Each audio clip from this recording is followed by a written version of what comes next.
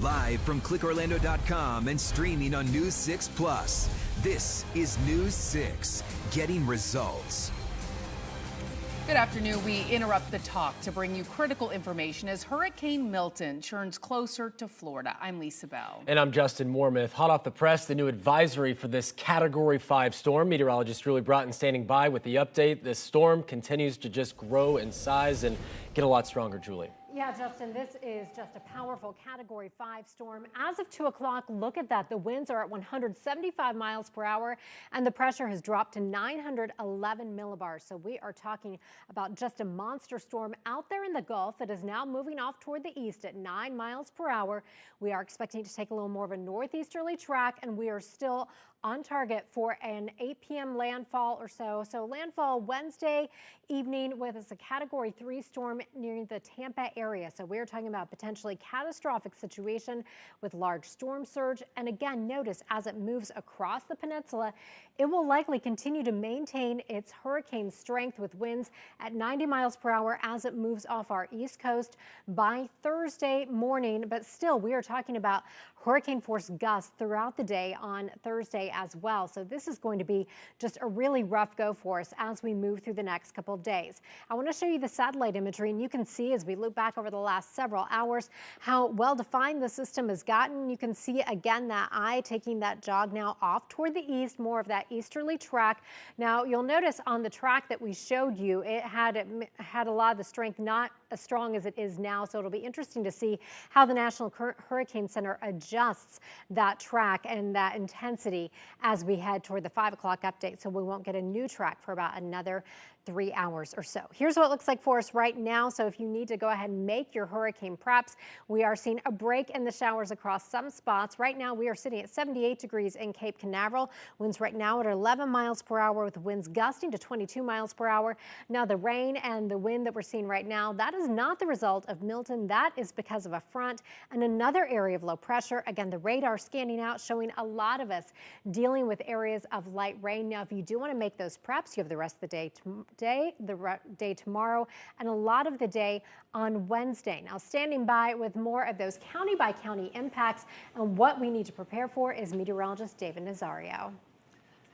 Thank you very much, Julie. I do appreciate it. So as we've already touched on, we have seen Milton rapidly intensify to a Category 5. This was definitely completely out of the realm of possibility for us. We weren't anticipating this. The models weren't really looking at this as well. We've already kind of more or less busted the actual projected window of movement and the expected forecast from the National Hurricane Center. So as you can see here, once we get into the hurricane watches here in a moment, if I can get this pulled up to cooperate for me real quick, going to get links 2 drawn up. Going to get this drawn up, folks. We're bouncing back and forth. We're having to adjust on the fly here. But anyways, as we get that rocking and rolling for you, hurricane watches have continued to expand into our viewing area. We're now encompassing Orange and Osceola County. Previously, they favored much of the west coast of Florida. They are now moving inland, and I do anticipate over the next 24 hours, they're likely to increase the coverage all the way to Volusia and Brevard County. As Milton continues to likely intensify over the next 12 hours, there we go, thank you very much, perfect. So you can see we are expanding that coverage all the way up into Seminole County, Orange County, and Osceola County. Those are the new areas there that we have highlighted for a hurricane watch. These are going to continue to multiply all the way through to the East Coast. With that being said, because of Milton's current intensity at 175 miles an hour, it's going to be very interesting to see at 5 o'clock exactly what Hurricane Center does to their forecasted track. The models are indicating this might be a little bit stronger upon landfall, so we're going to be adjusting that forecast for you as we speak. Back to you. All right, thank you, David. And now is a great time to download our free News 6 Pinpoint Hurricane Tracker app. You can get alerts about the storm and the latest track sent right to your phone or your tablet. It is a great tool to get updates, especially if you lose power. Just search WKMG in your app store. Right now, more than 50 counties are under a state of emergency in Florida. Governor Ron DeSantis says 5,000 National Guardsmen have been called in. Another 3,000 are on standby, ready for landfall. The state has deployed generators to special needs shelters. Tolls in many areas have been suspended, and Florida has a large amount of fuel in reserves. The governor stressing the brief port strike did not impact our fuel supply. Division of Emergency Management is busy facilitating hundreds of resource requests from communities as we prepare for the impacts. We've already sent major truckloads of food and water to Central Florida in preparation for points of distribution sites after the storm. We're also coordinating the deployment of more than 2,000 feet of flood protection systems and prioritizing critical infrastructure like hospitals, wastewater treatment facilities, and electrical infrastructure. The governor also addressed concerns about the number of power crews available because many of them had been deployed north to help with recovery after Hurricane Helene. The governor says all of the assets lent to North Carolina are now back in Florida. In fact, Duke Energy says 10,000 of its linemen are ready to help. The company says it is sending crews from Kentucky, Ohio, and Indiana to Florida for restoration efforts. Some of those trucks will arrive in the villages tomorrow. Meantime, Kissimmee Utility Authority says crews from Minnesota are headed to Osceola County to help with power restoration there. In the last few hours, Osceola County leaders give an update on the resources available for people who live there. News 6 investigator Mike DeForest is live in Osceola County for us with more on that. Mike. Well, at least anytime we have a hurricane or major rain event, storm, one of the biggest concerns in Osceola County is flooding. There are parts of town that flood, and we do see a little bit of flooding around the major lakes around here, including East Lake Toho. That's East Lake Toho, way off in the distance there. We are along the St. Cloud Canal. Now, right now, county officials, city leaders are making efforts to try to lower the levels of those lakes in anticipation of the hurricane coming this way. And as we can see, that water is flowing. It is heading south through these gates over here. County officials have asked for these gates to be open, made that request of water management officials, and we can see from right here, that gate right there is open. The water is flowing south into Lake Toho, and then will continue on all the way to Lake Okeechobee. County officials saying that Lake Toho, which is just downstream from here, the water level is currently about 4 feet below flood level. So they say there is plenty of capacity for whatever rainfall Milton may bring us. But nonetheless, they want to keep that water flowing to drop these lake levels down. Meanwhile, here in St. Cloud, just down the road along Lakeshore Drive, there are some ponds that are right up against the water, kind of separated from East Lake Toho. We saw some pumps out there today. They're trying to lower the levels of those ponds as well, just to alleviate any concerns of people who live along this stretch and who may face the water here. So county officials keeping an eye on it. Here's what else they had to say about flooding concerns. Currently, there are no evacuations in effect for Osceola County. However, residents who live in low-lying areas, flood-prone areas, and manufactured homes, partially with structural issues, should pay close attention to this forecast and close attention to our updates. And like pretty much anywhere in Central Florida, this storm is expected to bring strong winds, bring a lot of rain, and so everybody just needs to be prepared. Reporting live in St. Cloud, Mike DeForest, News 6. Back to you guys. All right, Mike, thank you. And we are continuing to get information about school closures. So here is where things stand right now. Brevard County schools will be closed on Wednesday and Thursday. Lake County schools will be open tomorrow, but all after-school activities, except for extended learning centers, are canceled. Schools will be closed on Wednesday and Thursday. In Marion County, schools will also be closed on those days. After-school activities are canceled tomorrow. Same in Orange County. All after-school activities except aftercare are canceled tomorrow. Schools are closed both Wednesday and Thursday. In Osceola County, schools closed both Wednesday and Thursday. The extended day learning program will operate as normal today and tomorrow. In Seminole County, all after-school activities canceled tomorrow. Schools will be closed there again Wednesday and Thursday. And in Volusia County, tomorrow will be an early release day. Schools will also be closed Wednesday and Thursday. Flagler County also just announced all school activities are canceled from tomorrow until at least Friday, and school is canceled tomorrow through Friday. In less than an hour, Seminole County leaders are expected to give another update on their hurricane preparations, and when that happens, we will bring it to you live on air. And a big concern in Seminole County ahead of the storm is flooding. News 6's Catherine Silver is live in Sanford, where people are getting some sandbags ahead of Milton's arrival. Catherine. That's right. This is the Boomba Sports Complex in Sanford. It is the county's free sandbag site, and I've got to tell you, I have not seen it this busy since before Ian 2 years ago. But all day long, we have seen cars lining up, pulling up to get their sandbags, and then filling them in the field just over here. We've spoken to so many people who are getting their storm preparations done today.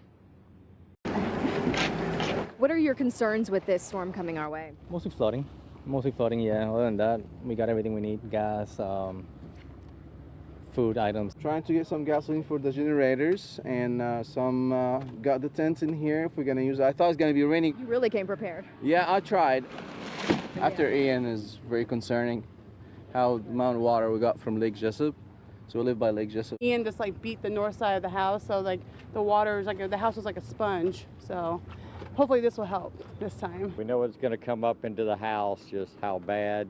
Everything's going up on the beds, sleep on top of it. My brother, he tried to go out in Orange County. It's a mess. 2 mile long lines. I came out here. Tell me what your concerns are with Milton on the way. Just a lot of water because the ground's so wet. A lot of concern about family that's over on the west coast of Florida already. And have you spoken to them?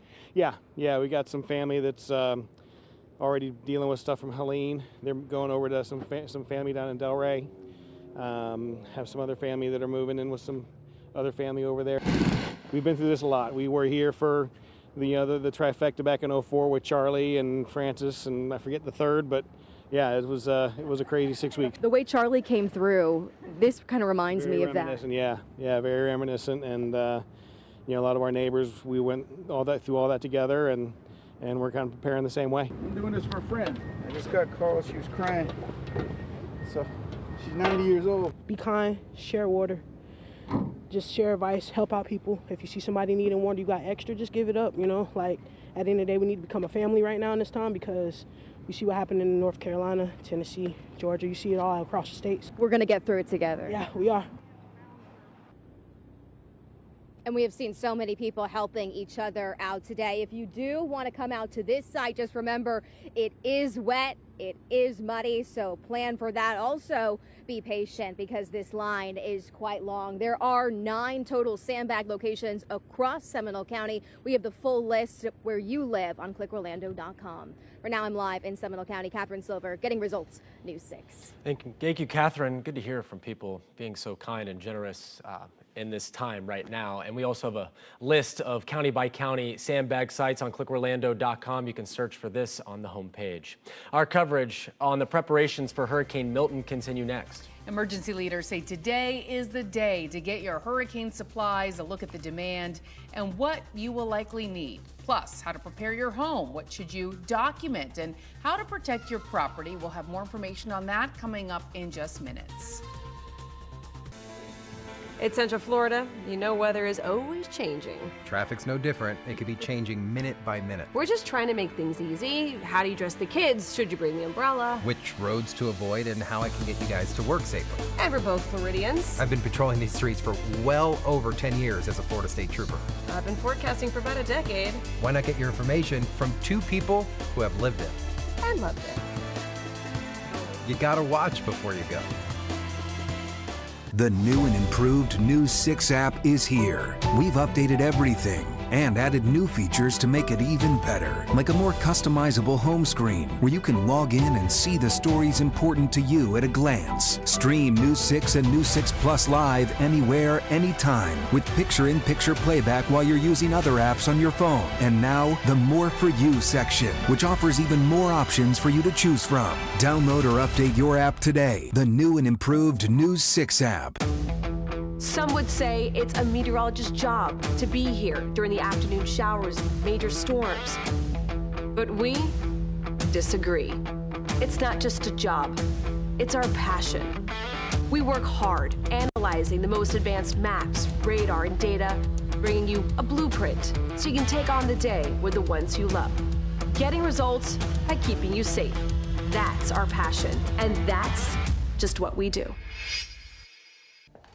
It's really about getting the truth, trying to dig down and figure out how this story impacts you. These stories matter not just to us, but to the entire community. We want to make sure you have everything you need to know, that we answer all of your questions. Now we're breaking down the whole story, what matters to you, and getting the answers you need.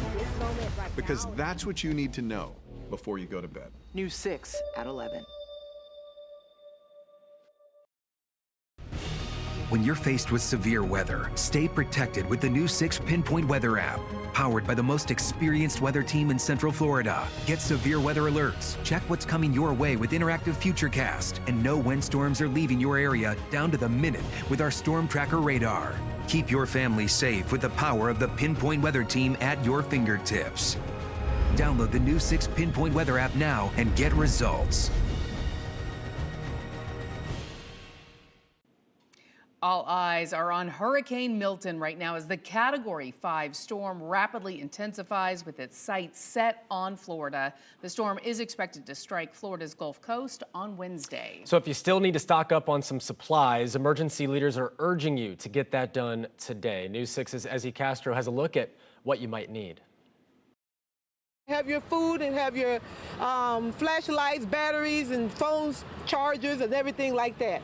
Better safe than sorry. Better safe than sorry. Ronera Cornwall came to Publix in College Park to grab a few more things as she and her family prepared to ride out Hurricane Milton at home. How was it inside doing your shopping? It was good for right now. It's slow, but you know, a lot of people might have to work this morning, but it's going to be like, you know, more quieter later. So maybe they'll have more stuff on the shelf later on. This is cell phone video from inside showing just what was left on the shelves. Outside the parking lot, we spoke to John, who managed to get a case of Evian water for $16. So did you come here thinking that there were going to be stocked in there with water? Well, I was hoping it was out yesterday. Yeah. But I got enough, but yeah, a little bit pricey.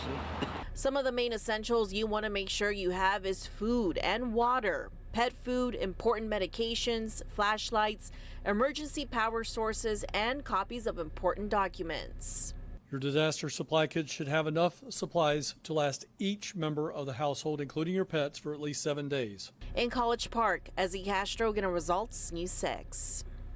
I was at that Publix yesterday, Yeah. and a lot of other stores. A lot of places already running out of a lot of supplies, but when it comes to water, there are a lot of things you can do. Just fill up your water pitchers, fill up your bathtub now, so you have, even if you can't buy bottled water at the store, you can still get some water now and hold on to it if you need it was pretty chaotic though last night. I mean, I walked into Publix and the first thing that people were asking, do you have water, do you have water? And they didn't have Well, fill water, up your so- pitchers at home. You have those, you can if you fill see them some up bottles now. lying around, fill them Fill up. up your, all of your Bingo. drinking containers, Now those important documents that Ezzy mentioned, keep something in mind here when it comes to, you got to keep them waterproof so they don't get damaged. Some people like to use plastic bags or freezer bags. It's a good option. Yeah, and if you already have a storm kit at home, double check the expiration dates on some of your items. Make sure your items last, like all of your canned food, and you'll want to keep them in a cool, dry place and store boxed food in closed metal or plastic containers. I had a bunch of snacks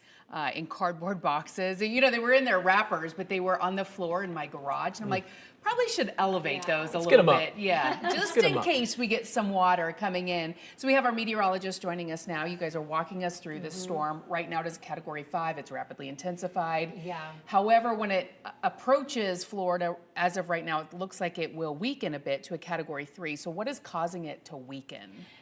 Well, the weakening hasn't Allegedly, happened yet. We're yes, hoping for yeah. that. Yeah. David and I were just discussing that back there. Right now, we're talking about winds at 175 miles per hour. The official track that came out at 11 has it making landfall as a Category 3 with winds at 125 miles per hour. It is going to take a lot of shear and a lot of dry air for us to see it weaken that much in the next 48 hours. We'll see if that happens.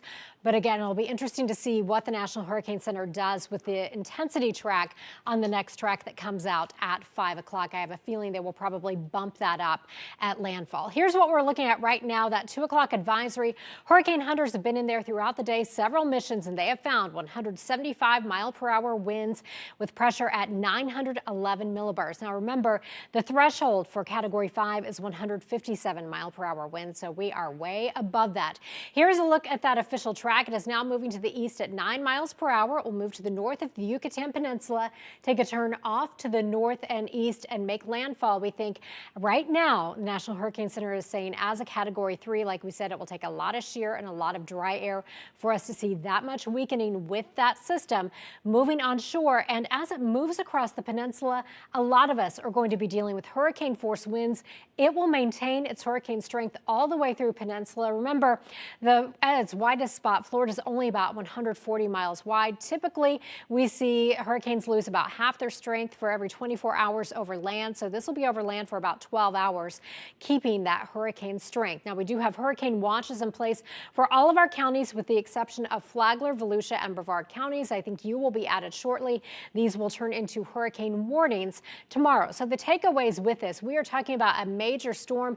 It is expected to maintain major hurricane status through landfall, which should be Wednesday evening. The models are coming into better agreement on landfall, ranging anywhere from just north of Tampa down toward the Sarasota area. The models are getting more tightly clustered, meaning that the confidence with this forecast is growing, and we will still be dealing with hurricane force winds possible from Wednesday evening through much of the day on Thursday. Even some of the models indicating hurricane force wind gusts Thursday afternoon. With more on the rainfall and the arrival of those winds is meteorologist David Nazario.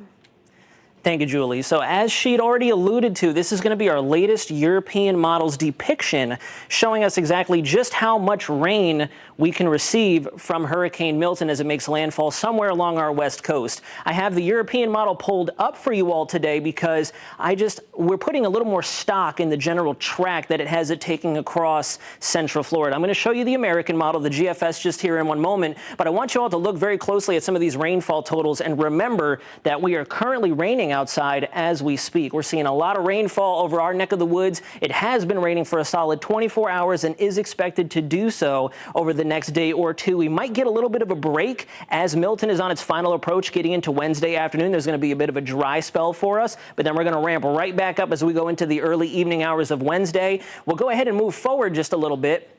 And I'll show you all that the GFS has kind of come into its own a little bit. We're starting to see it come into more of agreement with not only our internal models, but with the rest of our model suite. Let's go ahead and take a look. So right now we have a whopper of a Cat 5 just off the coast of the Yucatan. Not expected to make landfall down there. Unfortunately, a lot of us were speculating that that could be a saving grace for us.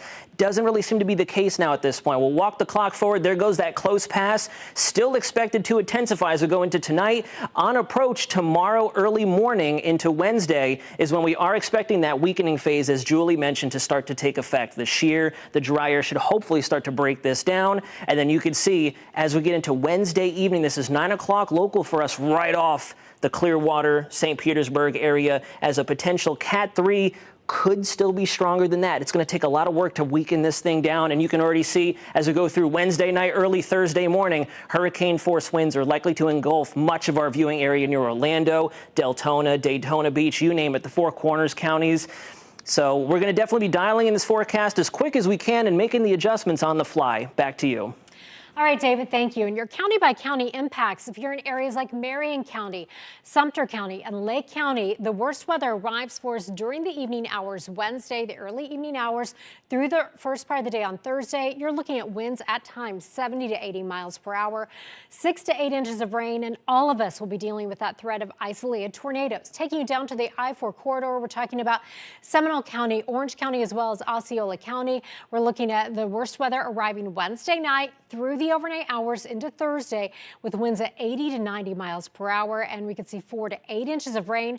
Our coastal counties, now we are concerned about storm surge for you because remember, as that storm moves offshore, winds will be coming in out of the northeast, and that's pushing all that water toward the coast. You could see 3 to 6 foot storm surge. We'll break down your 7-day forecast for you coming up in just a few minutes. We'll of course be here with you throughout the afternoon and evening, and we'll be right back after a short break. Some would say it's a meteorologist's job to be here during the afternoon showers and major storms. But we disagree. It's not just a job, it's our passion. We work hard analyzing the most advanced maps, radar, and data, bringing you a blueprint so you can take on the day with the ones you love. Getting results by keeping you safe. That's our passion, and that's just what we do. It's the latest stories that matter to you. That's what you need in the morning. Exactly. You're walking the dog, getting the kids ready. You want to know what's happening in your neighborhood. Plus the traffic situation. So we're seeing those slowdowns right around 5:35, so please be careful. And of course, is it going to be raining? We're looking mostly dry this morning, but the kids do not need the rain gear for now. You wake up, you can get what you need before your day begins. That's what News 6 Morning says every day. We've got your back. You got to watch before you go. Want the latest and most pinpoint accurate updates going on in the tropics? Then download the free News 6 Hurricane Tracker app. Sign up for push alerts with the most recent storm watches and warnings. Get instant live storm track models and local radar, all to help you prepare for what to do before, during, and after the storm. Tracking the tropics with News 6, and it's all in the palm of your hand. Just search WKMG in your app store. It's really about getting the truth, trying to dig down and figure out how this story impacts you.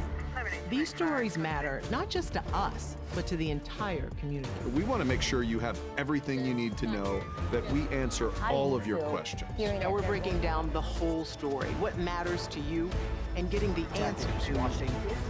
Because that's what you need to know before you go to bed. News 6 at 11. When you're faced with severe weather, stay protected with the new 6 Pinpoint Weather app. Powered by the most experienced weather team in Central Florida. Get severe weather alerts, check what's coming your way with interactive Futurecast, and know when storms are leaving your area down to the minute with our Storm Tracker radar. Keep your family safe with the power of the Pinpoint Weather team at your fingertips. Download the new 6 Pinpoint Weather app now and get results. Your home is probably your biggest investment, and now is the time to figure out which parts of your property need to be strengthened. Meteorologist Samara Coquino shows us what you can do before the storm arrives. Don't wait.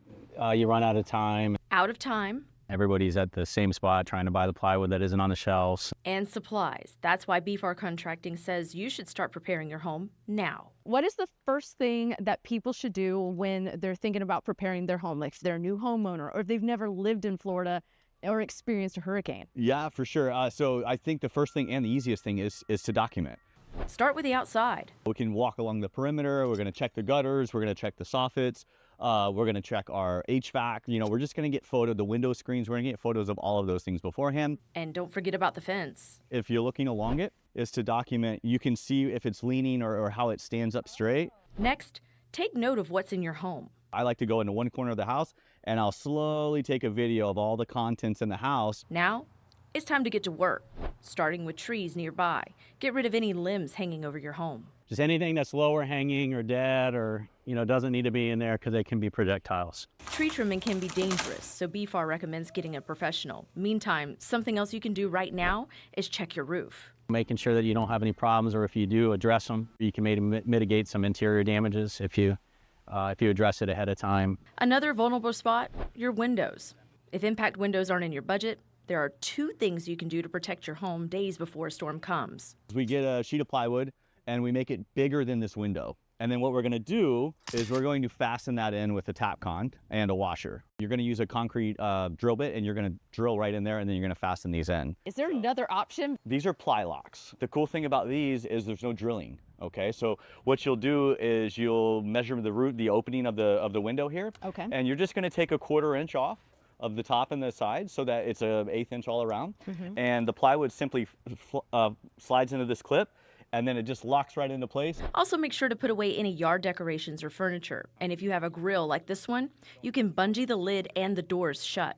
Some of the little small things are where you'll fail if you don't do it. Samara Kokinis, getting results, News 6. It's a lot to do. It's a lot to think about, but doing anything is better than doing nothing. And one of the simplest things you can do is record video of your property. Also, so take a you deep have breath. Absolutely. Important. Well, a major local airport is stopping operations when flights will stop going out of Orlando. That's next. Plus, a look at how counties and cities are preparing for the storm, what one city with a history of flooding is doing to make sure that it does not happen again. During severe weather, stay protected with the new 6 Pinpoint Weather app, powered by the most experienced weather team in Central Florida. Get severe weather alerts, check what's coming your way with interactive Futurecast and our Storm Tracker radar. Download the new 6 Pinpoint Weather app now. Some would say it's a meteorologist's job to be here during the afternoon showers and major storms. But we disagree. It's not just a job, it's our passion. We work hard analyzing the most advanced maps, radar, and data, bringing you a blueprint so you can take on the day with the ones you love. Getting results by keeping you safe. That's our passion, and that's just what we do. It's really about getting the truth, trying to dig down and figure out how this story impacts you. These stories matter not just to us, but to the entire community. We want to make sure you have everything you need to know, that we answer all of your questions. Now we're breaking down the whole story, what matters to you, and getting the answers you want. Because that's what you need to know before you go to bed. News 6 at 11. Download the new 6 Hurricane Tracker app. Sign up for push alerts with the most recent storm watches and warnings. Get instant live storm track models and local radar. Tracking the tropics with the new 6 Hurricane Tracker app. Just search WKMG in your app store. Time and accuracy are critical when talking about weather. A wrong forecast can ruin a lot more than your day. I know it all boils down to you, your family, and their safety. So when I can pinpoint a storm down to the minute, I know that I have been able to make one of our neighbors' day, maybe even help keep their family safe. Knowing how the weather will affect where you are or where you're going with pinpoint accuracy down to the minute, that's what News 6 can do for you. I'm meteorologist Jonathan Kegas on News 6. The new and improved News 6 app is here. We've updated everything and added new features to make it even better, like a more customizable home screen where you can log in and see the stories important to you at a glance. Stream News 6 and News 6 Plus live anywhere, anytime with picture-in-picture playback while you're using other apps on your phone. And now, the More For You section, which offers even more options for you to choose from. Download or update your app today. The new and improved News 6 app. Live from clickorlando.com and WKMG. We're getting results in your neighborhood now at 4:30. Hurricane Milton, now a monster Category 5 storm, the latest advisory coming down the last half hour. And as it gets closer to Florida, preparations are ramping up. We're walking you through what you can do now before it's too late. Thanks for staying with us. I'm Justin Wormuth. And I'm Lisa Bell. Our team of meteorologists have been keeping a close eye on Milton's track and the impacts this storm could bring to your neighborhood. Meteorologist Julie Broughton is standing by with the latest on the storm for us. Julie? Lisa, we are talking about just a monster storm out there. This is the latest information from that 2 o'clock advisory. And at that time, maximum sustained winds were 175 miles per hour. The hurricane hunters have been going in, checking out the system, feeding back data, and it is rapidly intensifying. Pressure at 911 millibars. It is now moving to the east at 9 miles per hour. So on that path, it will continue traveling to the east. Now, right now, some of the models are indicating this will move through an area with some upper level shear and some dry air. Both of those are elements that could weaken this system. As of right now, the official track brings it on shore as a Category 3 between Tampa and Bradenton with winds at 125 miles per hour. So still a major hurricane. Then it will move right across Central Florida Wednesday night into Thursday morning, moving out off our coast over the Atlantic with winds still at 90 miles per hour by Thursday morning. And remember, we'll see those winds wrapping around the backside of this, still gusting at times to hurricane strength as we see that moving out over the Atlantic. So all of us, with the exception of our coastal counties, are under a hurricane watch. However, I do think Flagler, Volusia, and Brevard counties will be added to that hurricane watch. This will turn into a hurricane warning during the day tomorrow as we get a little bit closer. And with Helene, we didn't see much rain. I do think this will be a big rainmaker, especially north of that center of circulation. Here's a look at some of our rainfall estimates. So we're looking at really anywhere from around 3 to 10 inches of rain, considering where you are. So areas like Marion County up into Ocala, you could see around 7.5 inches of rain, about 10 inches of rain possible in the villages, and about 8 inches of rain possible for those of you in Palm Coast. And we'll also be talking about hurricane force winds for many of us as we roll through the night Wednesday into Thursday. Now the radar force right now showing we're seeing some light rain. This is not related to Milton. And again, we're seeing some breaks in that rain. If you need to go ahead and finish up your preps, you do need to get those done likely by the end of the day tomorrow. Now standing by with more on the models, and the models coming into a lot better agreement for us as we move through the day today is meteorologist David Nazario.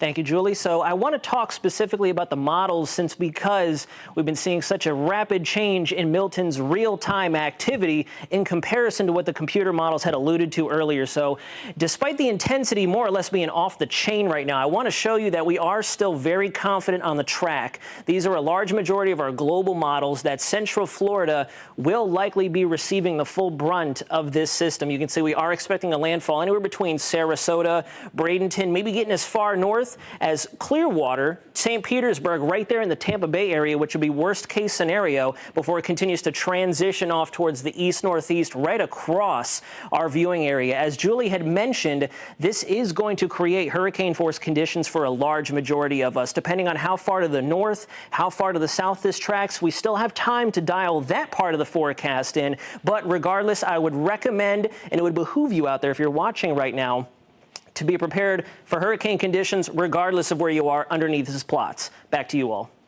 All right, David, thank you. And throughout the storm, David and meteorologist Jonathan Kegis will be live streaming on clickorlando.com, our News 6 YouTube page, and on the News 6 Plus streaming app for your smart TV. They will also answer any weather questions you may have. Right now, state resources are being deployed across Florida to prepare for the storm's hit and the aftermath. Governor Ron DeSantis says that the state has sent truckloads of food and water to Central Florida to go to distribution sites after the storm. Generators being sent to special needs shelters, tolls have been suspended, power crews that were stationed up north are now back in Florida as well, ready to help with restoration efforts. The governor says a big concern today is clearing debris left over from Hurricane Helene. My executive order requires debris landfill and dump sites to remain open 24/7 to accept debris from Hurricane Helene. We need as much of this debris picked up as possible. This creates a safety hazard, and it also will increase the damage that Milton could do with flying debris. And the governor also stressed that the recent port worker strike did not impact Florida's fuel reserves and that there's plenty of gas and diesel out there. If your car does not have a full tank, it might be a good idea to top it off today. And another thing that you might want to pick up are those sandbags. Counties and cities across Central Florida giving them out today. Yeah, we have seen some long lines for those sandbags. Deltona has seen some major flooding in recent years. News 6's Mark Lehman spoke with homeowners about their concerns. For the city of Deltona, there are a lot of areas of concern when it comes to Hurricane Milton, but perhaps none more than this spot here along Elkhorn Boulevard, right near this lake. The neighborhood nearby over here has had problems in the past with flooding, and now people who live here are worried about this storm's impact. You got some sandbags here. What other preps have you been doing to get ready for the storm? I have a lot of water, for example. You know, I went crazy buying water and stuff like that. And we have a lot of dry goods. Carlos Romero says he and his neighbors spent the weekend preparing for Hurricane Milton. Those along his street are especially worried after back-to-back hurricanes in 2022 flooded out the area for weeks. It seems like it might be a repeat for the people in this part of the state. It's enough of a problem that leaders in Deltona want to raise part of Elkhorn Boulevard at least 2 feet. It comes as the city has also been conducting a drainage study in areas around nearby lakes. Do you think raising the road would solve the issue? Definitely. Definitely will temporarily fix that problem. But the project is still in the planning process, and any changes are months, if not years away.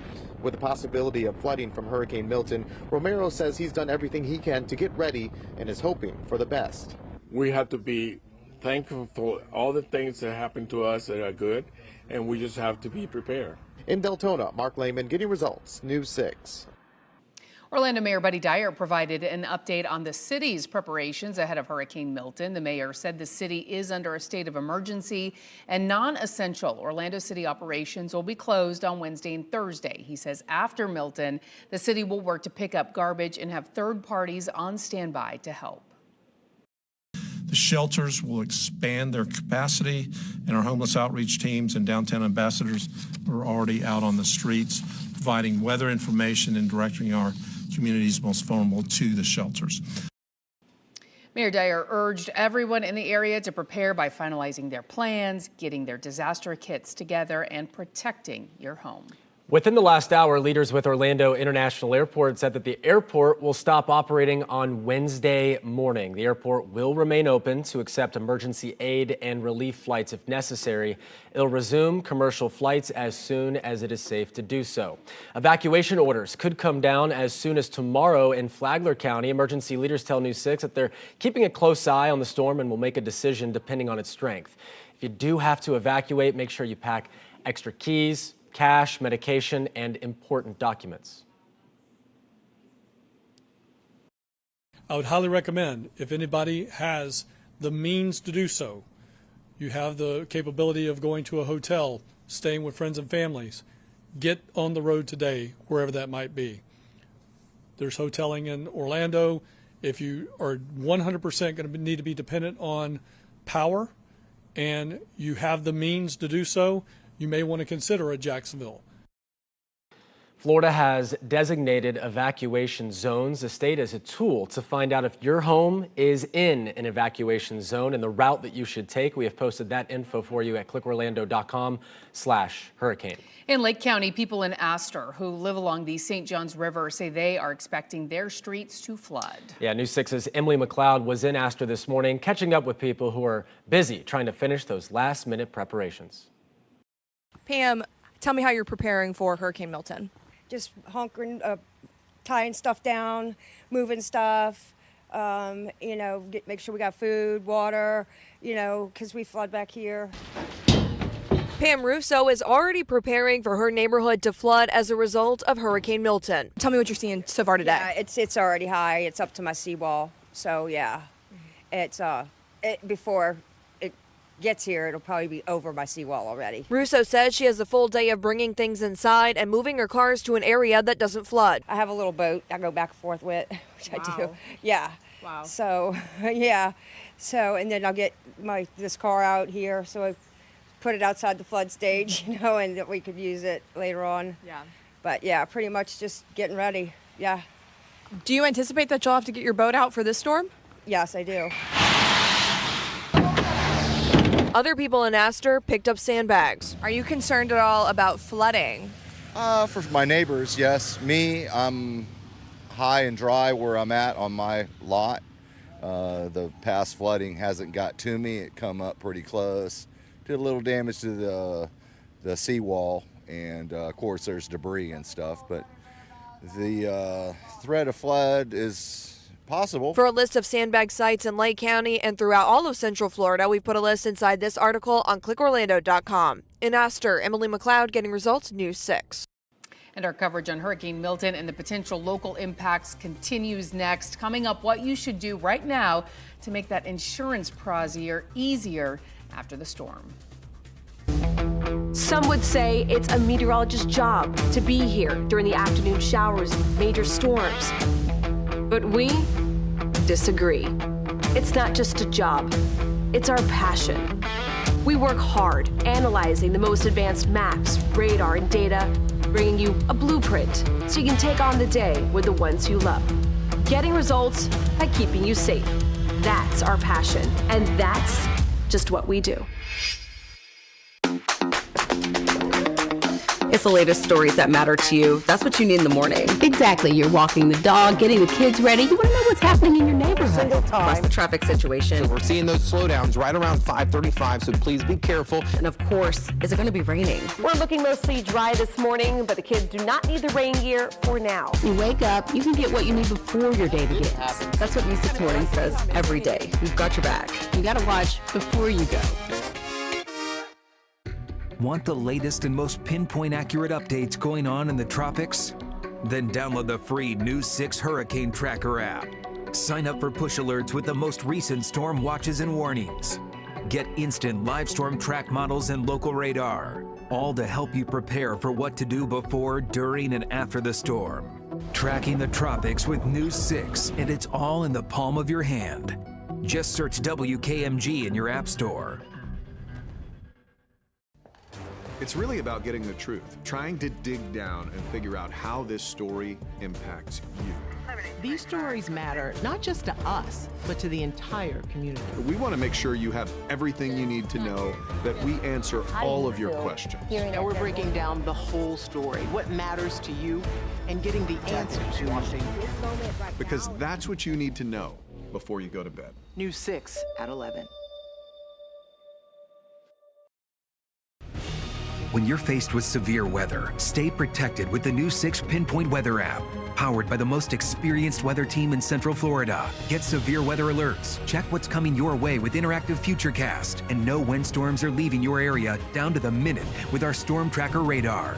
Keep your family safe with the power of the Pinpoint Weather team at your fingertips.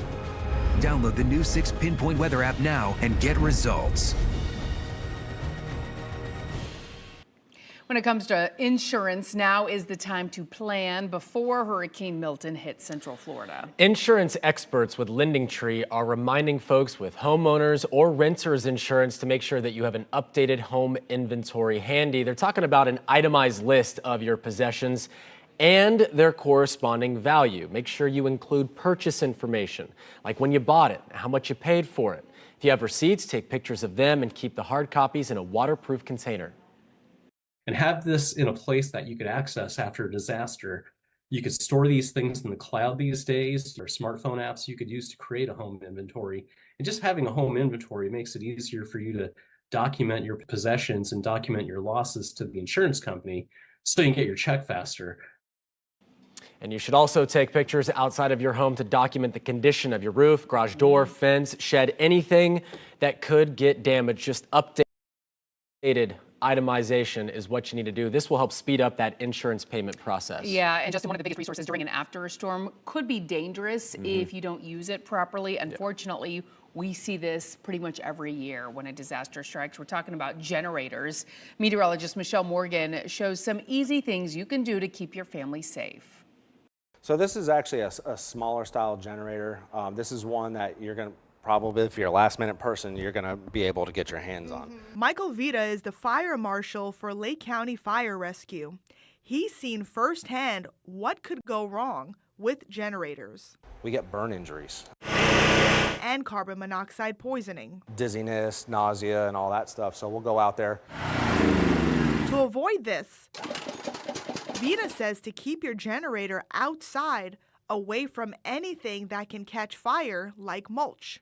And make sure the exhaust is pointing away from you and your neighbors. And what we see a lot of is people want to protect their assets. They bought it at a store, and sometimes they want to put it inside a garage with even the door open. You don't want to do that. One of the biggest mistakes you can make is putting your generator too close to your home. Your generator should be at least 20 feet away from any doors or windows. Don't buy a 20-foot extension cord. Buy a 30 or 40-foot. That way, and run it all the way out. That way you're a safe distance from the house. Use what you have. When it comes to extension cords, make sure you are using one that is heavy duty and can go outside. You don't want to use something that's frayed or wrong size gauge. If you're powering a bigger appliance, you don't want to go from a thin cord to a big cord. Once you've got your cord, plug your appliances directly into the generator. You just want to do point to point. So power strips are a big no-no? Big no-no. Okay. Yes. And those burn injuries Vita mentioned earlier can be avoided. People will use the generator, all day, let it run out, let the fuel run out, and then they go to fill it while it's hot. Give it a little bit. Your fridge is going to be fine. You can deal without lights for a couple minutes, let it cool off, and then fill it appropriately. Unfortunately, it does. We see this every year. Yes. Generator safety. I mean, we've also talked about how dangerous it is to get your house ready ahead of a storm. Also, post-storm cleanup. More people die after the storm. So just keep that in mind. We have our meteorologist here pinpointing the latest on Milton.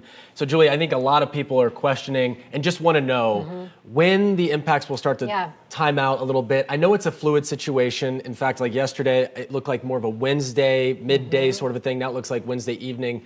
So this is a fluid thing that, I don't know, can you tell us when those will sort of line up a little bit more? Yeah, well, and you know, David and I were just looking at the 12Z model runs, and I just said, hey, look at this, they're slowing down. So now it looks like we're talking about more of a Wednesday, late Wednesday evening situation as far as the worst weather.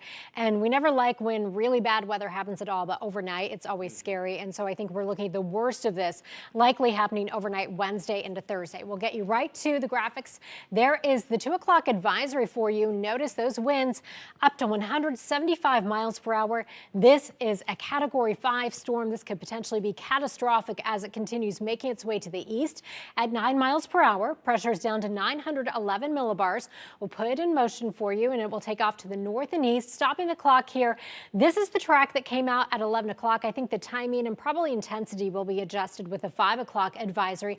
But as of the official track right now, it brings it onshore at 8 o'clock Wednesday evening as a Category 3 with 125 mile per hour winds, taking it across the peninsula, maintaining its hurricane strength, moving off the coast with 90 mile per hour winds. I think that could be bumped up.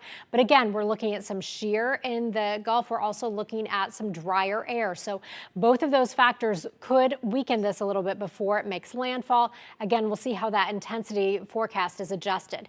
So again, we mentioned this has 175 mile per hour winds. The threshold to be a Category 5 is 157 mile per hour winds, so we are way above that.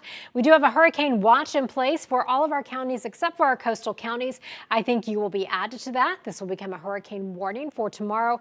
Your county by county impacts, I do think we will all be dealing with hurricane force winds at some point. Marion, Sumter, and Lake counties, you could be looking at 70 to 80 mile per hour winds. Again, the worst weather coming for us as we head into the late evening hours on Wednesday into the overnight hours. Seminole, Orange, and Osceola counties, you could see 4 to 8 inches of rain. We're looking at that potential of 80 to 90 mile per hour winds taking you along the coast. Flagler, Volusia, and Brevard counties, 70 mile per hour winds or higher with 3 to 8 inches of rain. Meteorologist David Nazario is standing by with more, and we're talking about, again, a lot of folks could really see a lot of flooding rain out of this. Big time, Julie, absolutely. So we're going to talk flooding here in a moment and rainfall totals, but I also want to show you very briefly exactly what is going on with our models. So as we've all been discussing so far, timing has been a sensitive topic with this system. We were initially early on in Milton's life cycle thinking an early Wednesday landfall event. That was bumped forward to a Wednesday afternoon, Wednesday evening. Now it could potentially boil over into overnight Wednesday into Thursday. I want to show you that there is confidence building. I have overlaid here these same spaghetti plots from earlier, and underneath it I've superimposed our in-house model. And as you can see, this is Wednesday at 7 p.m. So this is Wednesday night just after sunset. We're starting to see the sun going down a little bit sooner now as we get deeper into fall. You can see our models are now singing in unanimous agreement, more or less a little bit of a back and forth in terms of timing. But all in all, we are projecting this will almost guaranteed at this point be a Wednesday evening into Thursday type event. Unfortunately, we don't like events like these, especially significant hurricane events overnight where you can't see anything, especially as these winds work their way across our viewing area. We can expect widespread power outages across the board from Tampa all the way up to Deltona, Daytona Beach, Palm Bay, Brevard, and Volusia will be rounding out the life cycle of this storm over Central Florida. Here's our latest European model. I trust this model a little bit more. We've been talking behind the scenes in terms of confidence in the track. We are expecting somewhat of a right shift as it butts up against a frontal boundary that's draped over northern Florida. That's going to be guiding it generally off towards the east. And you can see overnight Thursday into Friday, as we see this system rock through our viewing area, we could see accumulations anywhere between, on average, 3 to 6 inches for our areas that have not received much rainfall up to this point, all the way beyond a total of a foot of rainfall along the north side of this system. As it does come ashore, it is going to feel a little bit of that wind shear. So a lot of the thunderstorms are going to stay predominantly to the north, and that's why any wiggling and wobbling it does on its way through our area is going to pay dividends for everybody in its path. Back to you. All right, David, thank you. And you mentioned those were the rainfall totals from the European model. I'm going to show you the European model starting at 6 o'clock Wednesday morning. Notice there is that center of circulation there riding to the north and east, making landfall again. This time is backed off a little bit. So we're talking about moving on shore if we go by this model around 11 o'clock Wednesday evening, and then still Thursday morning. Notice all that heavy rain off to the north of that center. Still Thursday, a lot of us dealing with those impacts as it moves offshore. And then by Thursday evening, starting to clear things out. But again, on the backside of that system, storm surge is going to be a concern for our coastal counties because we're talking about winds coming in against the coast. So all of that wind pushing that water up against the coast, we could see a storm surge in a lot of spots around 3 to 6 feet. Now, here's a look at your 7-day forecast. Again, go ahead and get those preps done today and tomorrow, and you'll still have a lot of the day on Wednesday. Now, Wednesday by the evening hours, we're bumping the rain chances up to 90%. I'm going to bump those up a little bit higher for Thursday as well. But by Friday, we clear things out and we are looking at a beautiful weekend. Stay with us. We'll be right back after the break.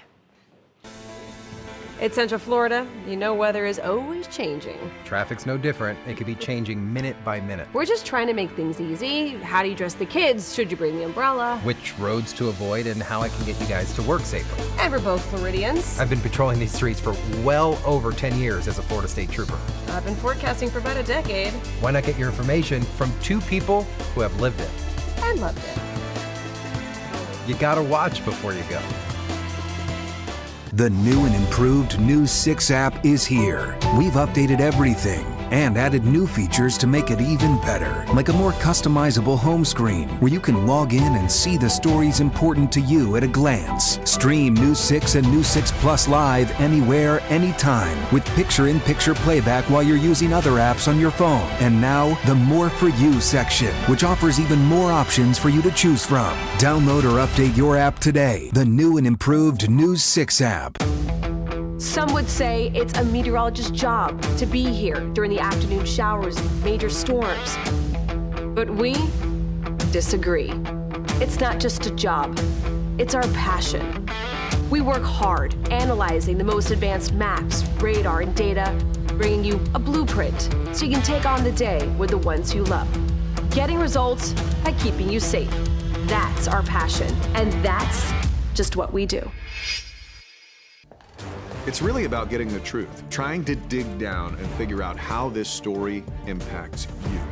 These stories matter not just to us, but to the entire community. We want to make sure you have everything you need to know, that we answer all of your questions. Now we're breaking down the whole story, what matters to you, and getting the answers you need. Because that's what you need to know before you go to bed. News 6 at 11. When you're faced with severe weather, stay protected with the new 6 Pinpoint Weather app. Powered by the most experienced weather team in Central Florida. Get severe weather alerts, check what's coming your way with interactive Futurecast, and know when storms are leaving your area down to the minute with our Storm Tracker radar. Keep your family safe with the power of the Pinpoint Weather team at your fingertips. Download the new 6 Pinpoint Weather app now and get results. And while you are preparing your house for the storm, you'll also want to search for a good spot for a hurricane safe room in case you need one. Very important, and it should be the most interior room in your home, fewest amount of windows, like a closet or a bathroom. Stock it with those hurricane supplies we told you about earlier. Make sure you have extra water in case you need to flush the toilet if the water gets shut off. Also, have a cooler for ice, medication that needs to be refrigerated, and make sure it's comfortable. Have those pillows, towels, blankets, some other cushion as well. We've posted more steps at clickorlando.com/hurricane. We do want to take a live look now from Seminole County, where leaders are set to give an update on their storm preparations. As soon as that happens, we will bring it to you live. We'll be right back. During severe weather, stay protected with the new 6 Pinpoint Weather app, powered by the most experienced weather team in Central Florida. Get severe weather alerts, check what's coming your way with interactive Futurecast and our Storm Tracker radar. Download the new 6 Pinpoint Weather app now. Some would say it's a meteorologist's job to be here during the afternoon showers and major storms. But we disagree. It's not just a job, it's our passion. We work hard analyzing the most advanced maps, radar, and data, bringing you a blueprint so you can take on the day with the ones you love. Getting results by keeping you safe. That's our passion, and that's just what we do. It's really about getting the truth, trying to dig down and figure out how this story impacts you. These stories matter not just to us, but to the entire community. We want to make sure you have everything you need to know, that we answer all of your questions. And we're breaking down the whole story, what matters to you, and getting the answers you want. Because that's what you need to know before you go to bed. News 6 at 11. Download the News 6 Hurricane Tracker app. Sign up for push alerts with the most recent storm watches and warnings. Get instant live storm track models and local radar. Tracking the tropics with the News 6 Hurricane Tracker app. Just search WKMG in your app store. Time and accuracy are critical when talking about weather. A wrong forecast can ruin a lot more than your day. I know it all boils down to you, your family, and their safety. So when I can pinpoint a storm down to the minute, I know that I have been able to make one of our neighbors' day, maybe even help keep their family safe. Knowing how the weather will affect where you are or where you're going with pinpoint accuracy down to the minute, that's what News 6 can do for you. I'm meteorologist Jonathan Kegas on News 6. The new and improved News 6 app is here. We've updated everything and added new features to make it even better, like a more customizable home screen where you can log in and see the stories important to you at a glance. Stream News 6 and News 6 Plus live anywhere, anytime with picture-in-picture playback while you're using other apps on your phone. And now, the More For You section, which offers even more options for you to choose from. Download or update your app today. The new and improved News 6 app. Live from clickorlando.com and streaming on News 6 Plus. This is News 6, getting results.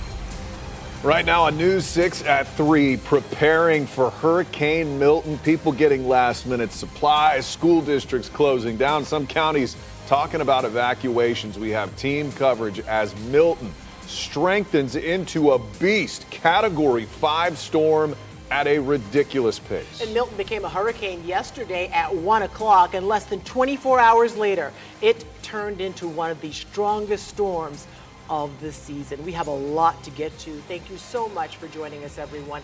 I'm Ginger Gadsden. Yeah, glad to have you with us. I'm Matt Austin. We have team coverage as Central Florida prepares for Hurricane Milton. But before we get to the team coverage, Seminole County is giving an update on their preparations. Let's listen in. They've been staging assets, reaching out to our partners. I also want to thank Governor DeSantis as well, who is staging fuel to come into these areas that are going to be well hit. Also, Senator Rubio, as well as our other senators and Congressman Mills, who have reached out to us to tell us if we need anything at the federal level, they're there and prepared to help us. Make sure we have about 2 days to prepare before this event is going to hit. Some of us have been through hurricanes such as Irma, Ian, and Charlie, who have lived here for a long period of time. However, we have a lot of new residents here in Seminole County, and I want to assure you that you're in great hands. Lean on your neighbors who have been in this situation. This is also a time to show some compassion and patience to your fellow neighbors. If you have elderly folks who live in your neighborhood or newer residents who've never been through this type of event, I would ask that you check on your neighbors, make sure that they're getting the things that they need. We also have a great deal of assets here at the county. You can find out a lot of good basic information at prepareseminole.org. That's prepareseminole.org. When it comes to patients, we know that there's a lot of groundwater that's laying around. We're getting a lot of calls. They're concerned about flooding. And we are monitoring the rivers and the lakes. Our public works folks are on the ground, going out, checking drainage ditches, culverts, and so forth as we speak. Unfortunately, Seminole County, like a lot of places in Florida right now, are seeing historically high ground levels of water, which means the water is not going to perk like it typically would. As far as closures, right now the Seminole County schools will be closed on Wednesday and Thursday. They will let school out early tomorrow afternoon. On Thursday, they will reassess whether Friday will reopen based on the impacts of this hurricane. County government will be closed on Thursday and Friday. We will be open tomorrow until after lunchtime, except for those employees who are essential employees to provide the services to the public. So with that said, I would encourage you to reach out to prepareseminole.org for information. You'll also find contact numbers for us opening shelters, and we also will have shelters opening that are pet friendly. So don't worry about you've got a pet, you've got a dog, you've got a cat, and you have to evacuate. We have made provisions for you to do that. Mr. Alan Harris will talk about that in just a few minutes. We also have to be aware, because of what has happened to our sister counties on the West Coast, we're going to have a lot of evacuees headed our direction. As of this morning, we had about 6,000 hotel rooms available in the Central Florida region. We expect that to evaporate very quickly.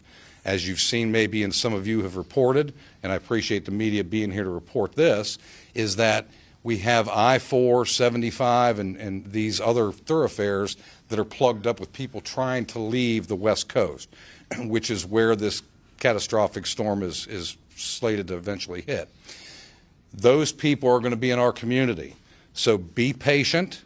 We know there's going to be traffic jams. We know things often don't happen fast enough. But please be patient and show some good Seminole County compassion for your fellow man. So with that said, Mr. Alan Harris will come up and give you some more information. Thank you for being here. Thank you, Chairman. Appreciate that, Chairman. As Chairman Zimbauer said, now is the time to prepare. The county's been preparing over the weekend. We've had sandbag operations open since Saturday. At those sandbag locations over the weekend, we've given out over 40,000 sandbags. Thousands more today. I know there was some considerable lines at the Boomba Sports Complex earlier today. There was a line that wrapped around the complex. And so we're continuing to give out sandbags throughout the day today. We also were able to keep the sandbags open a little bit tomorrow. The slowing of the storm has actually helped us a little bit community-wide, helps us to prepare a little bit more, give us a little bit more time to prepare. So we're going to keep sandbag operations open till noon tomorrow. So you can do some sandbagging tomorrow for those last-minute individuals that need to do that. Debris, our yard waste, that occurred over Hurricane Helene was a big thing. Here in Seminole County, that was a big concern for us. So regular solid waste garbage is scheduled for today and tomorrow. We're doing enhanced pickup of that, trying to get anything that's still out there from Hurricane Helene picked up so that we can make room and not have that yard waste moved around as Milton comes. If your yard waste is not picked up, we are asking that you try to get that to a secure location. So if by tomorrow, on Wednesday morning, you see that the pickup hasn't occurred, we are asking you to put that in a secure location. As the storm passes, we don't want that yard waste to move about the community. Right now, we are allowing individuals that would like to go ahead and just take it directly to the landfill to do that for completely free. So you can go to the landfill and go right in and drop off your yard waste there. We have worked with our debris contractors in preparation for coming to Seminole County, looking at the models. We do modeling on debris as well. So the models currently show anywhere from about 3 million cubic yards of debris to 10 million cubic yards of debris could occur during Hurricane Milton. To put that into Disney terms, that is 33 spaceship Earths at Epcot Center. All right, that's a lot of debris to pick up, 33 spaceship Earths. It is going to take us a long time to pick up debris. Plus, some debris teams are already busy in North Carolina, in Tennessee, and Georgia, and in the Panhandle picking up debris already. So we are getting those crews here, but just know that will take a little bit of time. Roads and Stormwater are prepping sites in preparation for a major debris, but it is going to be a long process. Over the last couple days, county workers have been securing government buildings, staging equipment, getting generators and pumps and shelters all ready to be opened. The shelters are on standby. As the chairman mentioned, we're going to have a special needs shelter, pet-friendly shelter, general population shelters. Those will all be announced when they open. So right now we have equipment that's staged. We need to get those as soon as school closes tomorrow. Those shelters will be prepped, and then we'll announce those shelter openings. If you are an individual that needs to come to a special needs shelter, persons that are on oxygen, require electricity to run a medical device or something like that, we ask that you sign up at for our special needs registry. You can do that through prepareseminole.org. Again, prepareseminole.org. Or you can call our Citizens Information Line, 407-665-0000, if you need assistance in registering. As we prepare the county, we ask that individuals do their part in preparing around the home. I have to do that to my home as well. So we're not asking you to do anything that I wouldn't do. I'm not going to ask you to do that. Residents should have several days of worth of food and water. We know that power will be out for a while. We know that communication systems may be down for a while. So please prepare the families. You can stay up to date on all things Hurricane Milton related for here in Seminole County, again, by going to our Prepare Seminole website. You can also register for emergency alerts by texting STORM 2024 at 888-777. So just text 888-777 and STORM 2024. Or you can again call our Citizens Information Line at 407-665-0000. I do want to reiterate, county government is closed on Thursday and Friday, so we're going to be open all day tomorrow. So Wednesday and Thursday, I'm sorry, I said that wrong, Wednesday and Thursday. So county government is closed on Wednesday and Thursday. We are open all day tomorrow, so if you have any things that you need to do with the county government, certainly please let us know. With that, I'd like to go ahead and turn it over to the Fire Chief, Matt Kinley.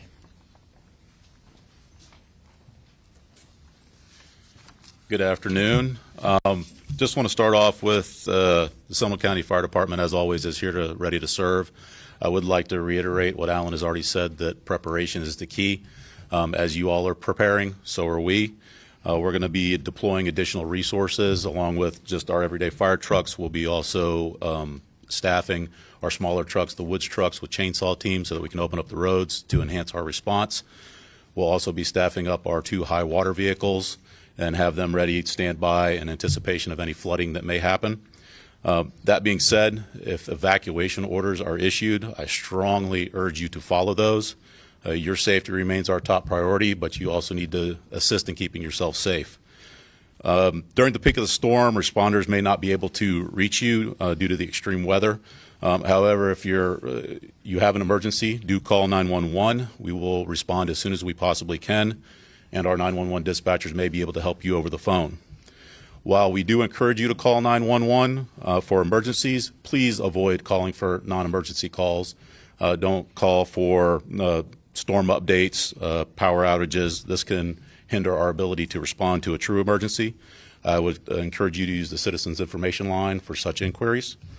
It's also important for the residents to know we do expect a lot of wind. When wind exceeds 70 miles an hour, our roadway operations will cease.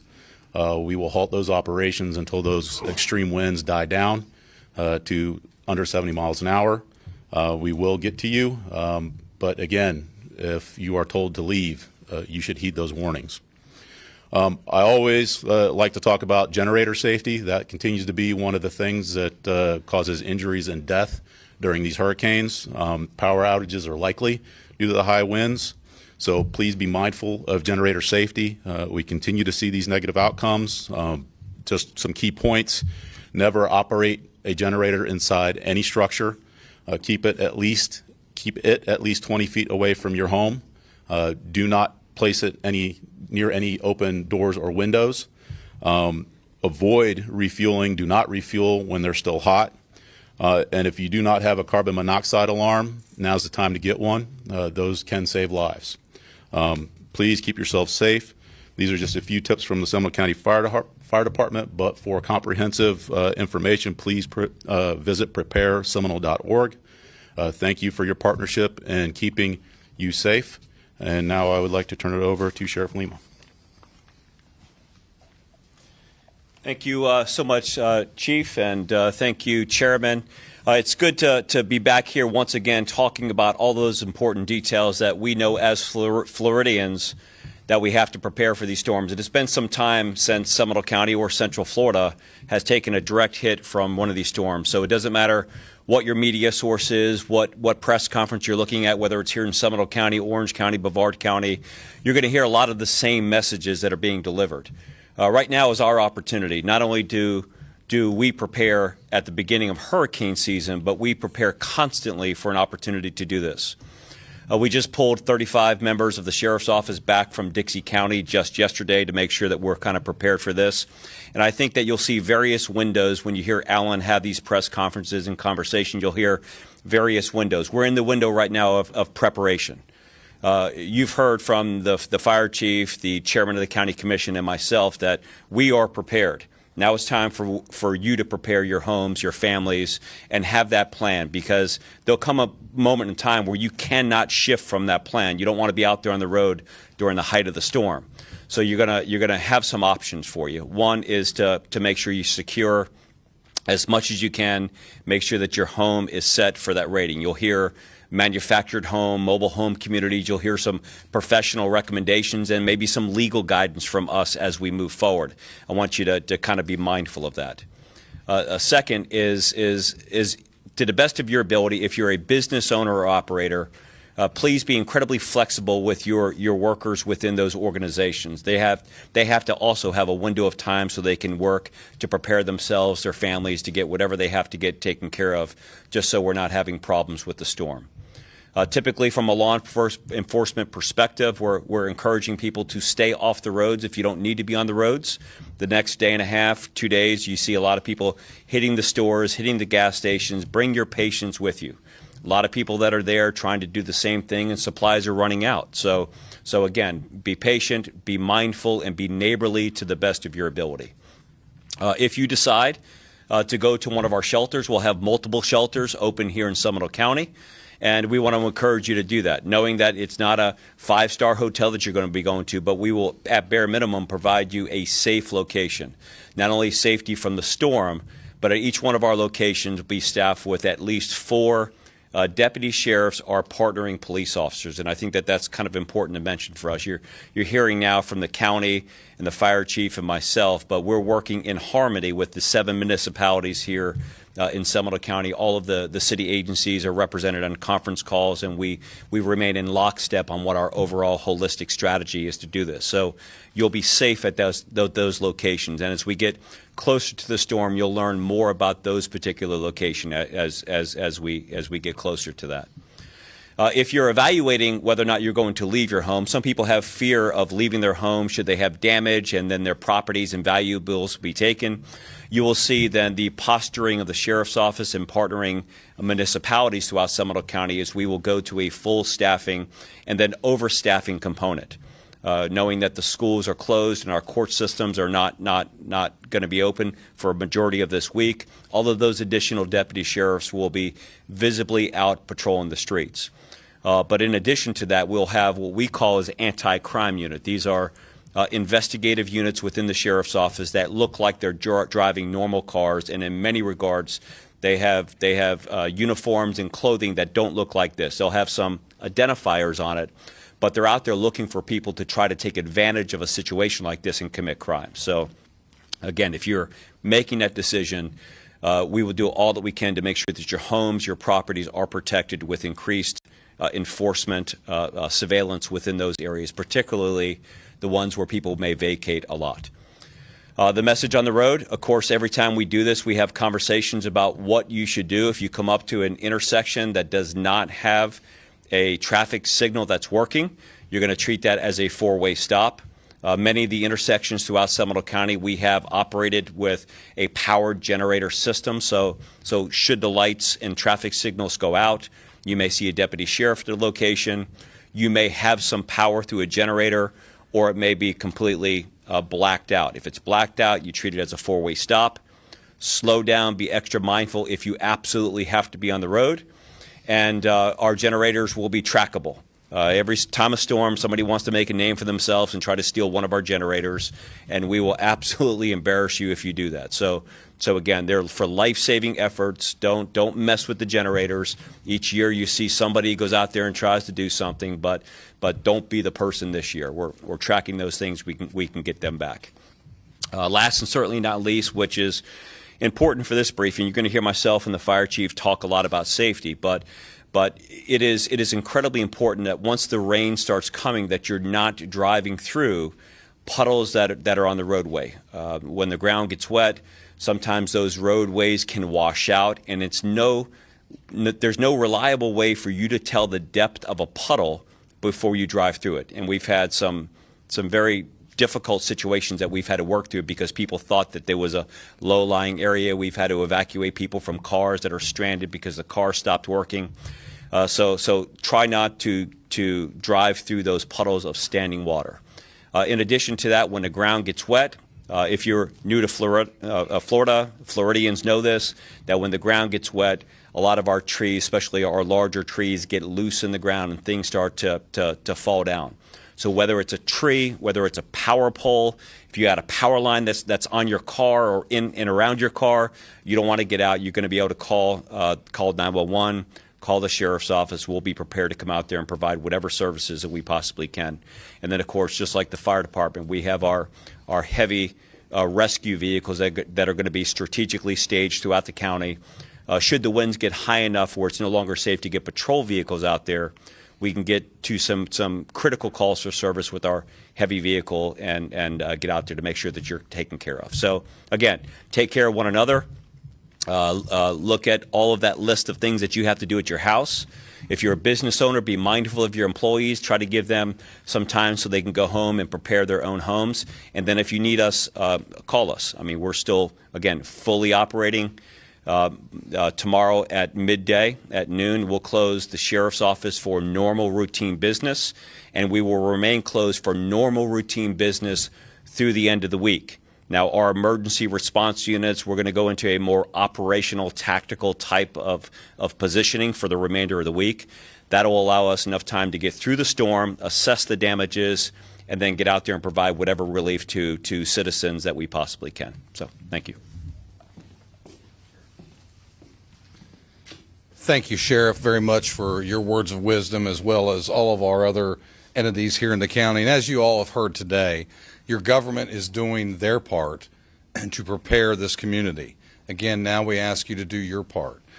Again, go to prepareseminole.org. You'll find a lot of assets there, including a checklist of items you want to make sure that you consider that your family has. It's all the obvious, but some of the obvious, which is often overlooked, which is food for your pets, medications for anybody in the household. Again, you've got about 48 hours to get those things worked out and handled. So we want to make sure that you're able to do that. I would also hope, as many of us like to do as Floridians, second guess the predictions of where this storm will go. And it's very easy for us to say, well, we've been through this before. It's not going to hit here at the last minute. It's going to go south or it's going to go north.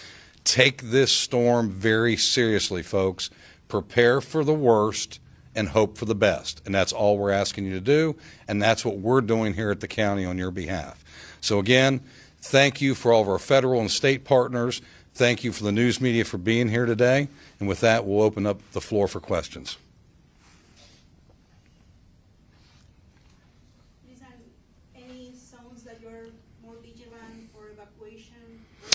Well, what I would say is, if you live in one of our low-lying areas and historically have lived there, and that's typically the Lake Harney along the Econ Basin or the St. Johns River Basin, as well as the Wekiva River Basin, if you've been there for a long period of time, you know what the waters do.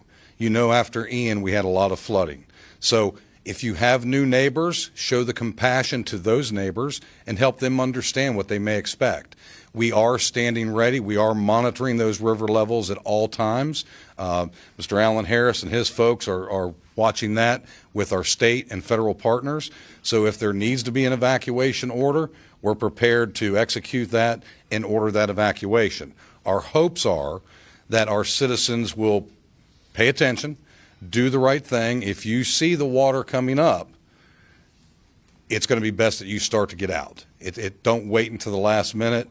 If you know you flood already, this next 48 hours is probably a good time for you to seek going to a friend's or a family's residence, or maybe take a short vacation for 4 or 5 days. But we don't want to run our assets thin, because if we have a lot of people to rescue in a flooding situation, we only have so many firefighters and first responders.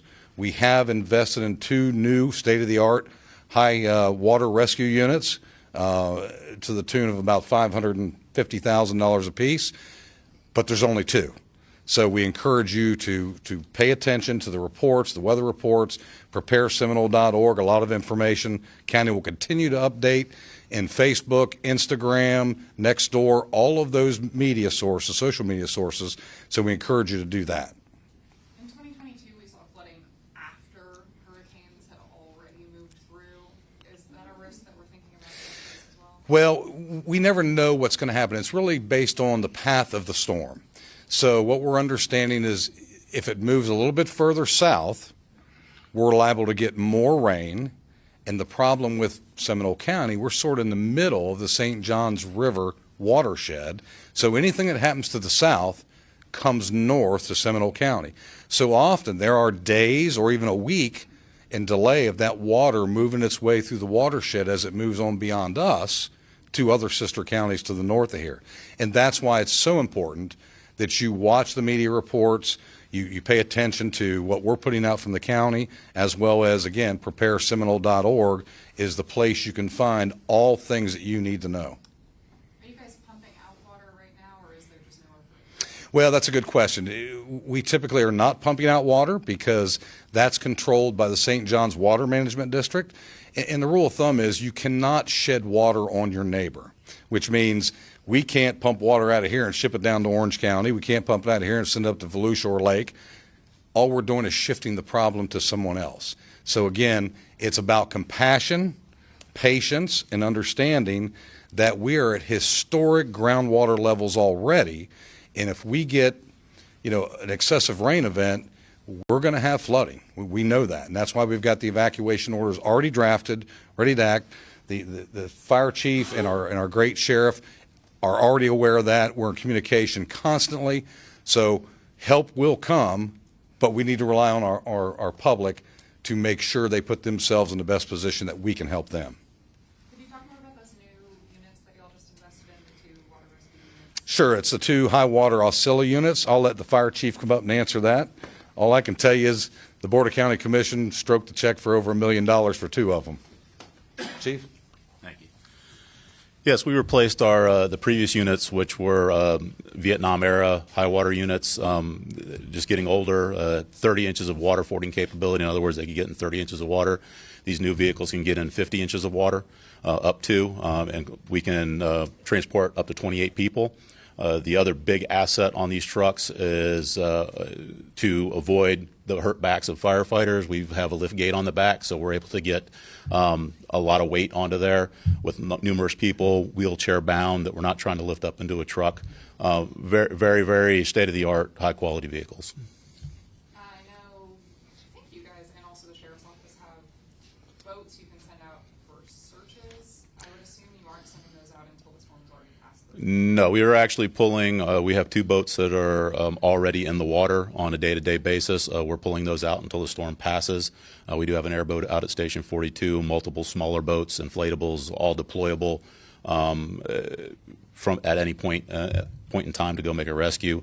But we will wait to deploy those if we need to. All of our assets that we already have in the water, we're pulling out.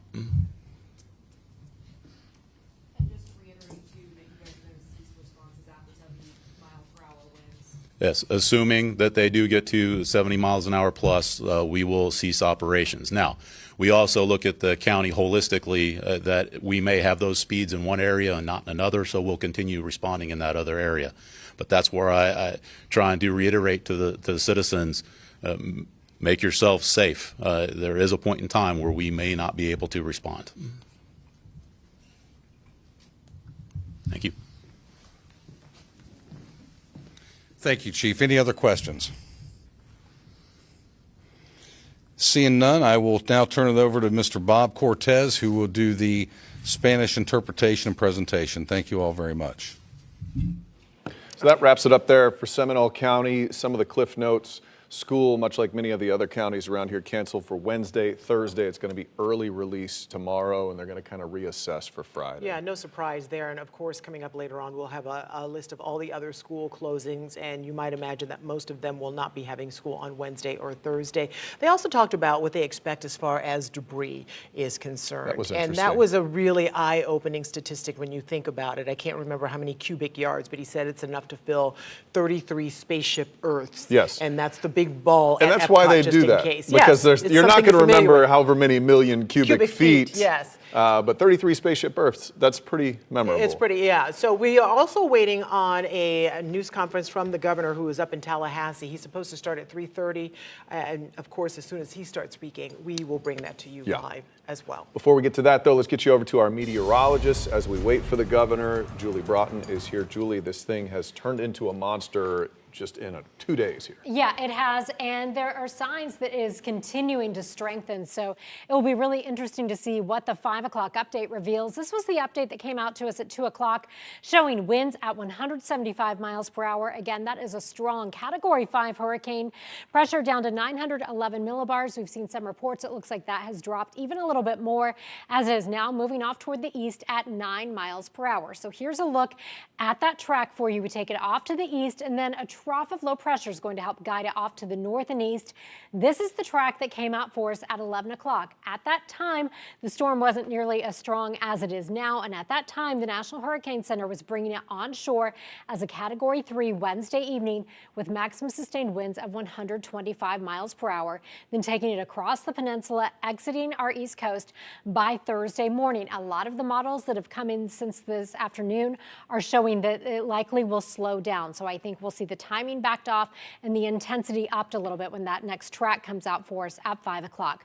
I want to show you the satellite imagery. This is the visible satellite imagery, so that picture develops as the sun comes up. You're noticing that eye is becoming more well-defined. You can see it going off toward the east. A lot of the showers and thunderstorms with this are off to the north. Matt was also asking about this, saying that it looked like a baby hurricane. It's actually an area of low pressure along with a front that is bringing us some of that rain today. So the rain that we're seeing out there today, not related to Milton. The showers from Milton will move in for us on Wednesday. Now, we are all under hurricane watch with the exception of our coastal counties. I think our coastal counties will be added to this.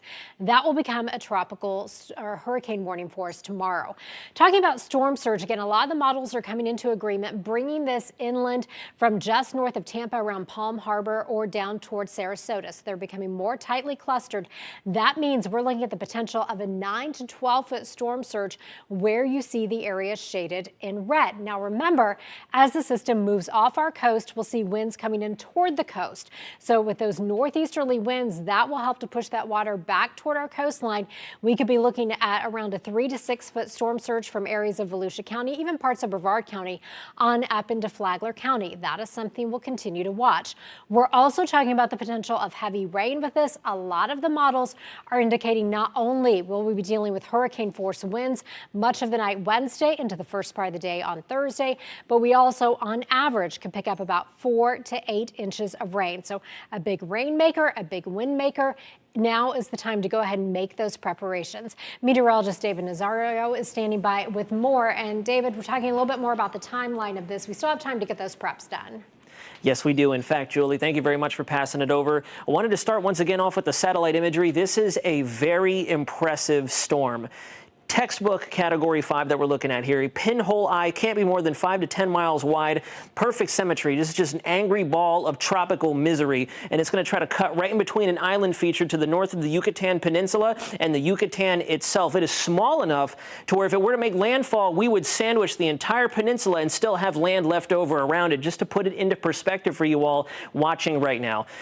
So, with that being said, as Julie mentioned, we're expecting this to track right over our viewing area. We can anticipate a lot of us are going to feel the effects of Category 1, if not Category 2 level impacts. What does that mean for you all? Numerous trees snapped and uprooted. We saw the briefing earlier mentioning that our grounds are saturated. It's going to be a lot easier for trees, loose plants, shrubbery, you name it, any loose objects outside to literally either be toppled or lofted. Significant power outages expected as we ride this out. Roads impassable, blocked. My natives out there recall back to Charlie in 2004. We're looking at a very similar setup here. Roofs, siding damage, significant damage to mobile homes. You really are not going to have a good time if you were trying to ride this out in a mobile home.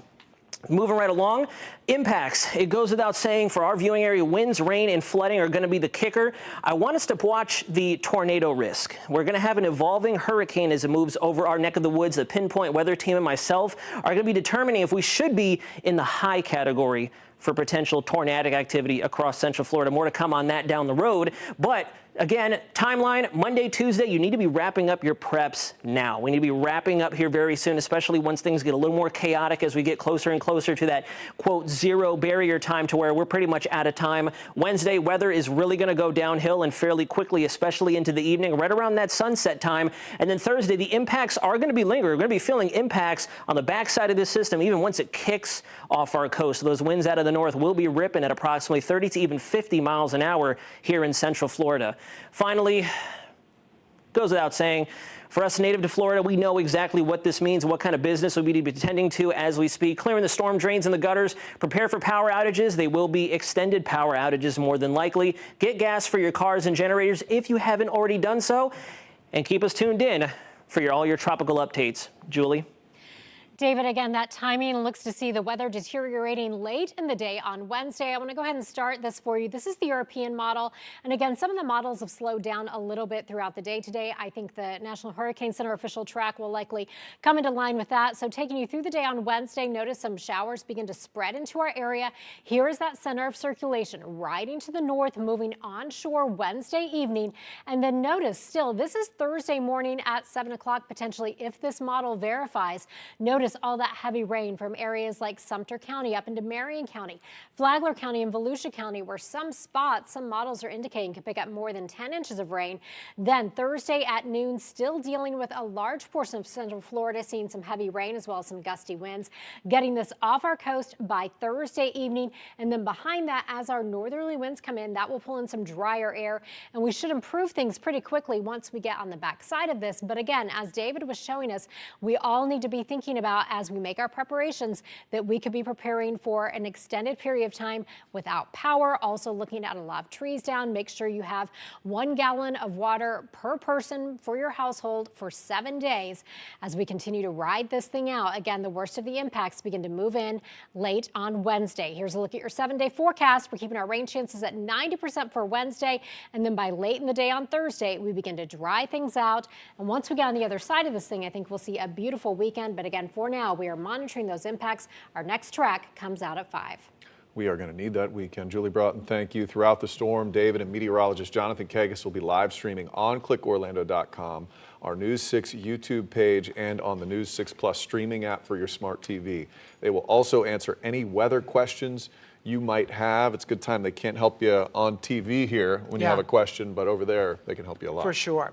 All right, once again, Governor Ron DeSantis is going to step up to the podium at any moment now with an update. He was due at 3:30, but we know he's getting briefed, so he usually is running a little behind. He wants to get the latest information for us. As soon as he arrives, though, we will bring it to you live. Osceola County says it will see a significant impact from Hurricane Milton. The projected path shows it moving over the area as a Cat 1. Osceola says more than 1,000 sandbags have been given out since yesterday. Supplies are still available, though. The county is also opening shelters as early as tomorrow afternoon. News 6's Mike DeForest is live near East Lake Toho in St. Cloud, where those lake levels are a bit of a concern. Huh, Mike? Well, Matt, we're hearing about people snatching up these sandbags, and that's why it's so critical here in Osceola County. Folks know that when we get hurricanes and big rain events, we see a lot of flooding. And so today, county leaders, city officials have been trying to get the lake levels down. We are on East Lake Toho. That's the lake way back there. We're along the St. Cloud Canal, and the Water Management District, along with local leaders, have been trying to drop the water levels, not just here in East Lake Toho, but all along the Kissimmee chain as well. And so the county and city leaders have been asking the Water District to lower the gates so that water can all flow southbound. And I can tell you, looking right there, that's one of the gates, and you can see it's open and the water is flowing. So we are seeing gallons and gallons of water moving south from East Lake Toho into Lake Toho and continuing on all the way to Lake Okeechobee. As of earlier this afternoon, the water levels in Lake Toho, which are just downstream from here, were at about 4 feet below flood level. So, in other words, plenty of capacity for the additional rain that's going to be brought by Milton, say county officials. And they also have other warnings for folks if you want to take a listen here. Currently, there are no evacuations in effect for Osceola County. However, residents who live in low-lying areas, flood-prone areas, and manufactured homes, partially with structural issues, should pay close attention to this forecast and close attention to our updates. And that's why no matter what water management officials do to drop the levels of the lakes, of the major chain of lakes here, it's those low-lying areas that are always susceptible to flooding here in Osceola County. In fact, just down the road here in St. Cloud on Lakeshore Boulevard, there are a couple ponds that run right along the road here between the road and East Lake Toho. We were out there earlier today and saw pumps. We don't know if the pumps were running, but we do know that St. Cloud officials are eager to get those pond levels dropped a little bit by pumping the water into East Lake Toho here just to create more capacity. So when that rain comes, and that rain is going to be coming, they want to make the effects as minimal as possible. Reporting live in Osceola County, Mike DeForest, News 6. Back to you. All right, Mike, thank you. Osceola County has a citizen information hotline. The number is right there on your screen. It's 407-742-0000. It's available 6 tonight, and starting tomorrow, it'll be 24-hour operations at 8 a.m. if you need anything. And as Central Florida watches Hurricane Milton gain strength and keep a close eye on its track, school districts are announcing closures. Lake, Seminole, and Volusia counties will have an early release day. This is tomorrow. School districts in Brevard, Flagler, Lake, Marion, Orange, Osceola, Seminole, Sumter, and Volusia will be closed Wednesday and Thursday. Several colleges and universities are also closing for Milton. We have a full list. You'll find it on our website. Head on over to clickorlando.com. Flagler County is making plans for Hurricane Milton's arrival. Officials already asking people to spend the rest of today trying to finalize their preparations. Yeah, it's a good plan. Milton is expected to bring rain to Flagler County, and some areas are seeing some flooding. News 6's Eric Sandoval is live in Flagler Beach. Eric, what are you seeing right now?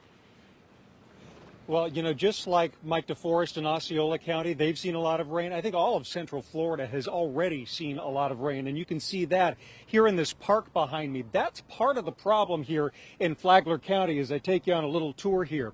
As you look down this street, you can see some of the cars that are going through standing water, some puddle.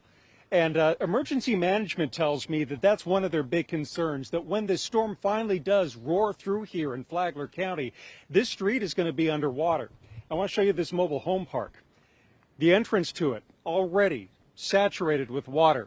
People who live here tell me that this basically happens every time it rains, but when a hurricane roars through, you know, News 6 has actually been here covering the aftermath. Homer, if we can show them straight up the line here where the street goes, that area is usually flooded with water. It happened when Hurricane Ian roared through here. It happened again when Nicole roared through here. The residents here are very concerned it may happen again. So you may be asking yourselves, are they going to leave? Most of them are telling us no. As a matter of fact, emergency management says that, maybe come this time tomorrow, they may have evacuation orders out for Zone A. Now, if you don't know what the zones are, Zone A is basically the barrier island here in Flagler County.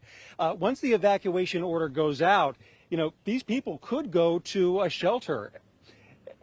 And I understand the governor is actually approaching the podium right now, so let's go to Governor DeSantis. Dave Kerner, Florida Highway Patrol, Major General Haas, Florida National Guard, and Director Roger Young from Florida Fish and Wildlife. Hurricane Milton is expected to make landfall on the west coast of Florida as soon as Wednesday evening. The storm has moved a little slower than projected, but remember, don't get wedded to the cone. There will be impacts far outside the cone, and these cones can shift.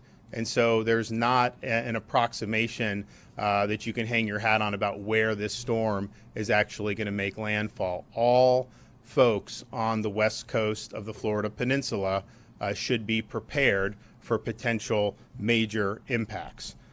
We have made a pre-landfall declaration request from FEMA for support, and the federal government has approved a portion of our request for pre-landfall items, and we expect the remaining parts of our request subsequent to landfall for debris and individual assistance once the storm hits will also be approved. We currently have 51 counties under a state of emergency.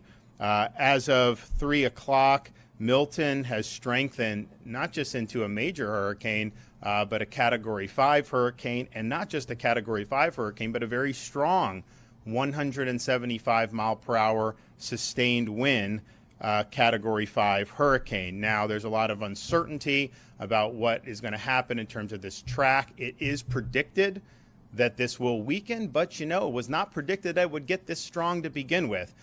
So we can hope and pray that it does weaken. But as of right now, this is a ferocious hurricane. It is currently a little less than 700 miles southwest of Tampa. Storm surge watch has been issued for the Florida Gulf Coast from mainland Monroe County to the Dixie-Levy County line. Possibility of 8 to 12 feet of storm surge is forecast from the Anclote River to Englewood, including Tampa Bay. 5 to 10 foot peak storm surge is forecast from Yankeetown southward to the Anclote River and from Englewood southward to Bonita Beach, including Charlotte Harbor. And those numbers can change and they can go up in certain areas depending on how the storm ultimately approaches the Florida Peninsula. Hurricane watches have been issued for portions of west central Florida and the Nature Coast. Tropical storm watches extend further south and north through southwest Florida and the Keys and along northern Florida. The Florida Division of Emergency Management is actively addressing storm-related resource requests. They're currently in the process of fulfilling 850 missions. They've deployed everything from sandbags to shelf-stable meals to tens of thousands of water bottles to thousands of tarps. We've already sent truckloads of food and water to Central Florida in preparation for points of distribution site subsequent to the storm hitting. We're also coordinating the deployment of more than 2,000 feet of flood protection systems and prioritizing critical infrastructure like hospitals, wastewater treatment facilities, and electrical infrastructure. We have generators deployed to support special needs sheltering. We also have Starlinks deployed in areas that have asked for that. More than 200 ambulances and more than 30 paratransits are in Central Florida, ready to support first responder operations as appropriate. State of Florida is amassing fuel reserves ahead of Milton and staging it to be utilized as needed. Those quantities include 415,000 gallons of diesel, 389,000 gallons of gasoline, and there is, as I mentioned this morning, an additional 1.5 million gallons of both diesel and gasoline that are en route to the state. Now, there is currently no fuel shortage in the state of Florida. Fuel continues to arrive at Florida ports. However, there are long lines at some gas stations, and because you've had a run on gas, there have been gas stations that have run out of fuel, but they are being resupplied with the fuel. So we're going to continue to ensure that we have fuel coming, but they're still coming with the ports. We have some coming on the ground, so people can go. You may be in a line, but if your gas station runs out, there's going to be more fuel on the way. As I've mentioned, we have ramped up support for county debris removal operations. We're working this mission to supplement their mission 24/7 around the clock, and we're going to continue to do that all the way until it is no longer safe to do so. Please, local officials, these vendors, there's been vendors that they don't necessarily do, and then when there's some sunlight and people see they're not doing, then they start to work really hard. We got to get this, as much of this taken care of as possible. I know with Kevin and with Jared putting the state assets to supplement, it has made a really significant difference. We want to continue to do that. Those barrier islands like Pinellas, Manatee that are under evacuation orders, people obviously should heed those. But once that deadline passes, we're still going to have the debris removal operations ongoing all the way until we start to hit tropical storm force winds. So that's all the rest of today through the night, all day tomorrow, most likely into the beginning of Wednesday morning. So I appreciate all the effort that's gone into that on the state. We have deployed just on the state side to assist with the federal, with the local debris mission, over 300 dump trucks to help with debris. And in the last 36 hours, state assets have been able to do 12,000 cubic yards of debris removed from communities and brought to landfill. That's 663 total loads. So that's been a good mobilization. It will make a difference, but we need to keep doing that to mitigate the harm that could happen once the storm goes. Florida National Guard, State Guard, additional FDOT personnel, and Florida Highway Patrol are all engaged in that debris mission. For the storm, we have 5,000 National Guardsmen that have been mobilized, and we will have, before the storm hits, another 3,000 National Guardsmen that will be on duty. We're also deploying major heavy equipment to assist with debris removal, and of course, National Guard will be a big part of any search and rescue that needs to happen, as well as helping set up our points of distribution. These debris and landfill sites are open, not just from state assets or from the local debris contractors, but for private individuals and citizens. And so if you've got a pickup truck, you can load debris up. We want you to go and do that. I know we've had issues with those sites being being closed when they should be open 24. We've opened them when we've seen that, but let's keep this going until it's no longer safe to do so. We're also coordinating the evacuation of pets from Pinellas, Manatee, and DeSoto counties to Walton County's temporary emergency animal shelter. Obviously, we expect Floridians to take care of their own pets, but you've got some of these pets that are in shelters, and we don't want to see them abandoned in areas that are very, very dangerous. We're also delivering a 2,500-gallon water tanker to Suwannee County Animal Control and coordinating veterinary assistance post-landfall for Hillsborough County. So the linemen that are being pre-staged, as is our practice in Florida, we will have over 30,000 linemen. Many are still en route. Some of them are coming from as far away as California. You still have ongoing major power restoration missions in states like Georgia and North Carolina. That has taken a lot of resources, but all of our companies are committed to utilizing mutual aid. And so you're going to end up having over 30,000, which is a massive number of folks to be staged. And of course, we're anticipating significant power outages. And so it's important that we do that. We have hundreds of state search and rescue personnel embedded in potential impact sites along the West Coast to begin immediate rescue operations as soon as the storm passes. We've established a temporary base camp at Tropicana Field in St. Petersburg to support ongoing operations, not just with the current debris mission, but also post-landfall first responder missions. So you should have a plan, and you should be executing your plan particularly if you're on the west coast of the Florida Peninsula. These evacuation orders have gone out in many of those places. I know more will be coming in areas that have not yet done that. Now's the time to do it. Storm's not going to hit today. Storm's not going to hit tomorrow. We may start to see some bad weather sometime on Wednesday morning, and then obviously we're anticipating sometime Wednesday evening for the storm to make landfall. So please, you do have time to get out, so please do it. Please execute that plan now at this point if you are in one of those danger zones. Gas, I know a lot of people have been filling up their tanks. You have seen some lines in places. I mentioned the fuel. Massive amounts of fuel are being brought in, but make sure you don't want to get caught on an interstate if you don't have gas in your tank. That's not going to be good, especially when so many people are using that.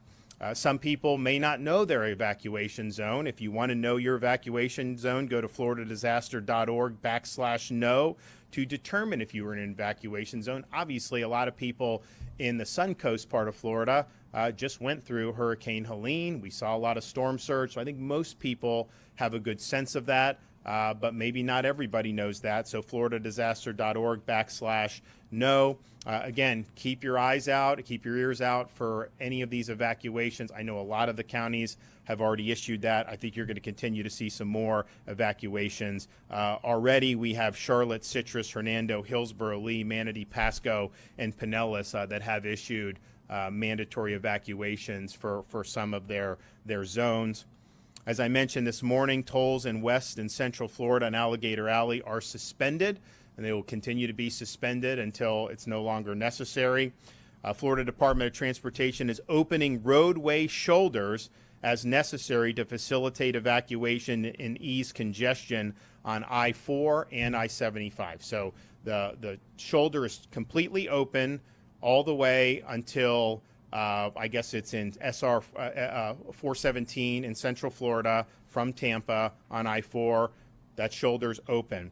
The shoulder started to be open from the north on 75, I-10 working south. It should be completely open within the next hour. And so those are two roads that can typically have traffic anyways. Right now, the usage on I-75 is about 90% more than what would typically be happening right now. So FDOT will have that shoulder open. That does help to ease congestion and keep it moving as best you can, but just be prepared that there are a lot of people on the roads right now. You got time. It's not as if you have a delay, it's not as if the storm's going to come tonight, but FDOT is doing what they can to ameliorate that and to be able to keep things moving as best as possible. Visit Florida has emergency accommodation modules on Expedia, Priceline, and Booking.com for those evacuating. These modules will continue to provide real-time hotel availability and lodging resources. We're working with the Florida Restaurant and Lodging Association to continue to, as is standard in these emergencies, encourage hotels to reduce prices. Floridians who are evacuating because of the storm, they typically will offer a distress rate. I know a lot of the properties have already published that. Rosen Properties, Red Roof Inns, Alofts, La Quintas, Motel 6, Best Western, Holiday Inn. And you'll get a better rate as well as waiving, in most of those cases, any pet fees.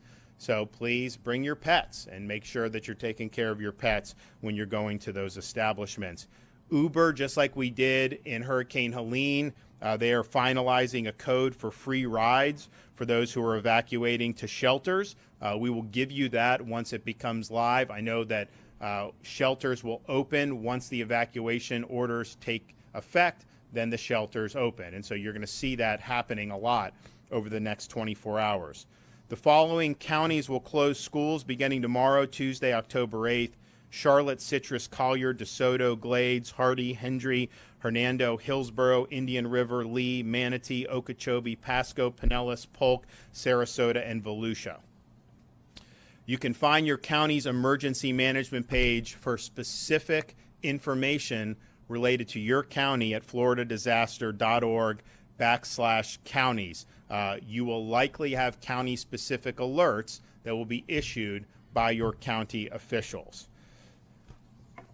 This is right now a storm that is stronger than what any of the models envisioned just 48 hours ago. And in fact, even the models that said it would eventually reach Cat 5 status had it at a relatively weak Cat 5. This is a strong Cat 5. It is intensified very, very rapidly. And while every projection is that it's going to weaken before it hits the coast of Florida, we can't necessarily bank on that. This will produce major damage, whatever ends up happening. But certainly at the strength it is now, this is a really, really strong storm. And the effects of that, not just for the storm surge, but for wind damage and debris, would be really, really significant. So you have time today to execute that plan. You have time to be able to make sure that you and your family and your pets are safe. So please do that. This is not a storm you want to take a risk on. As I've said many times over the last day or two, we can't guarantee where this thing is going to end up making landfall. And it is possible even a very strong storm makes landfall in one part of the peninsula. If you're in a different part, 100 miles north of where it goes in, maybe it's not catastrophic in that area, but there's no way of knowing that. And I would say anything south of where the storm hits is going to have major storm surge, even 100 miles away. So that's going to happen. So we just went through Helene. A lot of people on the Sun Coast saw some significant storm surge. This has the potential to be much more significant than that and life-threatening. I mean, we had loss of life because of the storm surge that affected the Tampa Bay area with Hurricane Helene. I would imagine that this one would be more life-threatening in many different respects as a result of the strength of this storm and where it may end up hitting ultimately. So please take the appropriate precautions. You got folks on the local level. I've been talking with a lot of the counties. People have been ramping up for this. Everyone was on edge after Helene.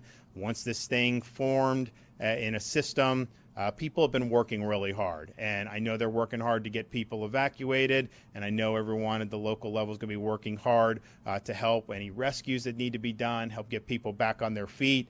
And there's a whole bunch of resources that are being amassed across all levels of government to be able to respond to this storm. We can't affect the track. We can't control how strong or how weak it gets. The only thing that you can affect is what you do and the decisions you make to protect yourself and your families. And so please execute your plan now. We'll hope and pray for the best, but we have to be prepared and we have to expect a major, major impact in the middle of this week. Okay, Kevin? Thank you, Governor. Always appreciate the governor's trust in the state emergency response team to get the job done and ensuring that we have all the resources we need as the state braces for yet another hurricane. As the governor has mentioned, we are fulfilling more than 850 mission requests. This afternoon, residents should be finalizing their disaster plans, and if your county calls you to evacuate, you need to do so. I'm actually encouraged by the amount of evacuation that is going on right now. Because what's happening right now, these are individuals that are either going to friends, family, or they have the necessary means to do something, and they're doing it well in advance of landfall in a very orderly fashion. They know that the traffic's going to be there. So again, this is actually a good sign that people are starting to get out of harm's way. People now will then start going to the shelters that are opened up at the local level. Please don't forget your pets, as the governor has said. Make sure that you have make sure you have supplies for your children, senior citizens, and people with access and functional needs in your home. If you have a person with access and functional needs in your home, you should have registered with the Florida Special Needs Registry at floridadisaster.org/SNR to provide that information to local first responders ahead of potential storm impacts. Those who live in the evacuation zone and depend on medication or electricity to use medical devices, please listen and evacuate now. If you lose power, there will be no way for you to use your medical devices. Storm surge values have gone up from this morning from 10 feet to now 8 to 12 feet. We had the visual this morning for those that weren't with us. We put that on the side wall over here of 5 feet, 10 feet, and then of course the roof is at 10 feet, 8 inches. So again, 2 feet above that is what we may experience. Several counties have already called for the mandatory evacuations, and I urge you to heed those warnings. I know I keep saying it, but this is very important. If you live in a condo or a high rise, you must evacuate. Please evacuate out and not up. If you evacuate up, you need to make sure that you have the ability to get up and down the stairs. The elevators will not be working. Visit floridadisaster.org/know and type in your address to determine if you live in an evacuation zone. 24 hours from now will be too late. As long as your gas tank or electric vehicle is halfway full or halfway charged, you should be able to evacuate tens of miles further inland to a safe location and away from the storm surge. The state has fuel and electric vehicle chargers pre-staged along the evacuation routes to support the evacuations if needed.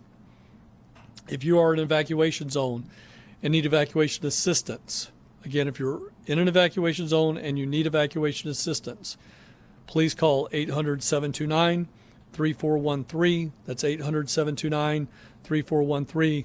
We do have buses running that will come in and supplement county and city pickups. The state has activated the State Assistance Information Line. Residents needing information and resources. Again, this is an information line. It is not I need help line. So if you need information, you can call 1-800-342-3557. That's 1-800-342-3557.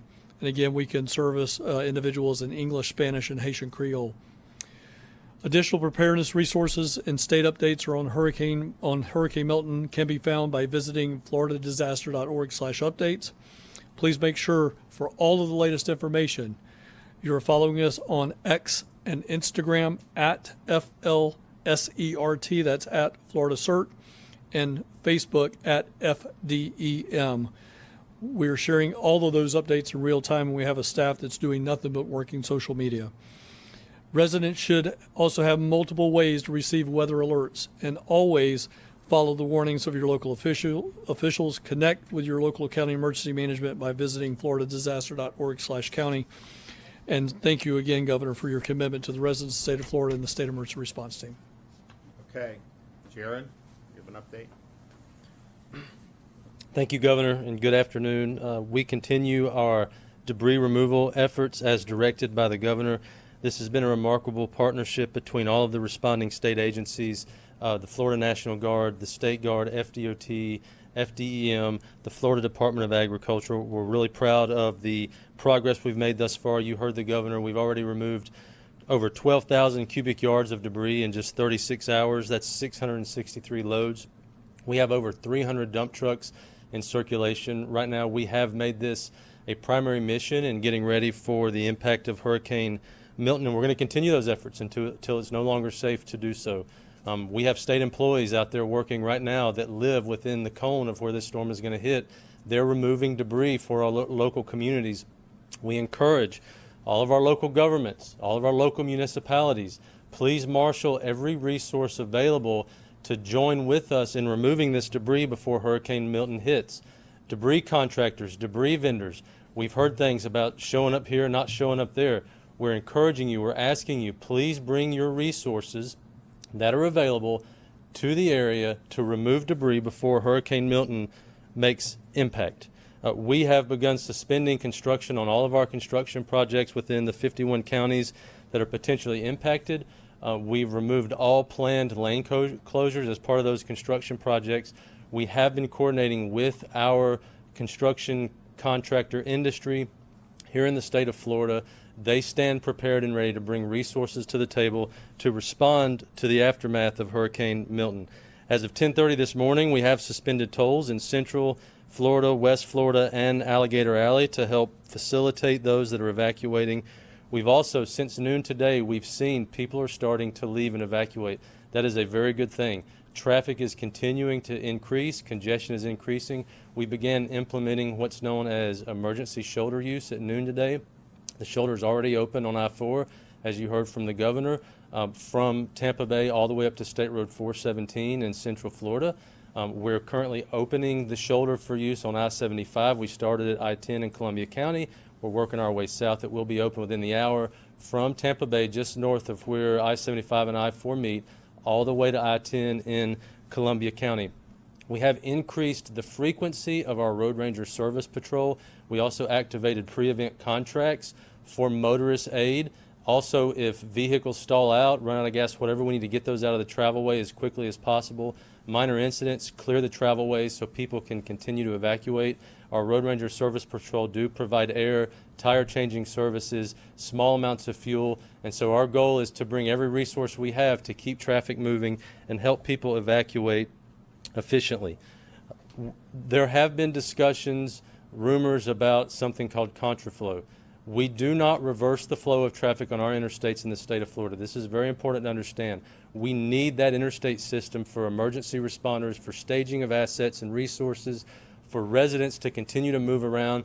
You've heard how evacuations happen here. It's get out of the storm surge area, get to a place of safety. We need access to remain for all of our facilities. We use what's known as emergency shoulder use. We used it during Hurricane Irma.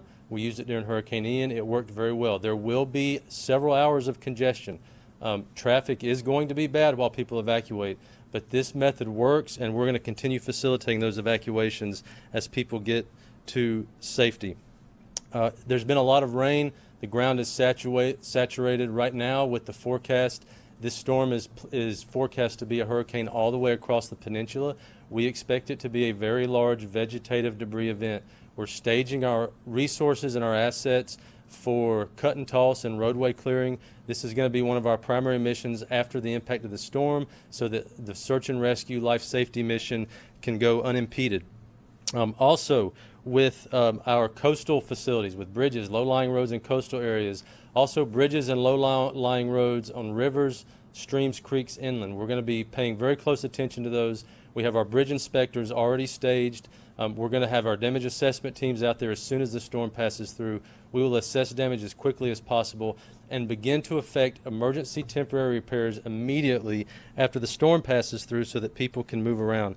We've staged over 1,000 generators, nearly 70 pumps to respond to this storm, and we are ready to go. We've been in very close coordination with our seaports and airports, specifically with Port Tampa Bay, which is a very important port with regards to fuel. They've continued to receive shipments of fuel. The fuel terminals have continued operating, and getting that port back open as quickly as possible after the storm passes through is definitely going to be a priority. Our 2,000 FDOT team members are committed. They've been activated since Hurricane Helene. They're going to remain activated through Milton, and they are going to be here 24/7 to support our communities and respond to this event.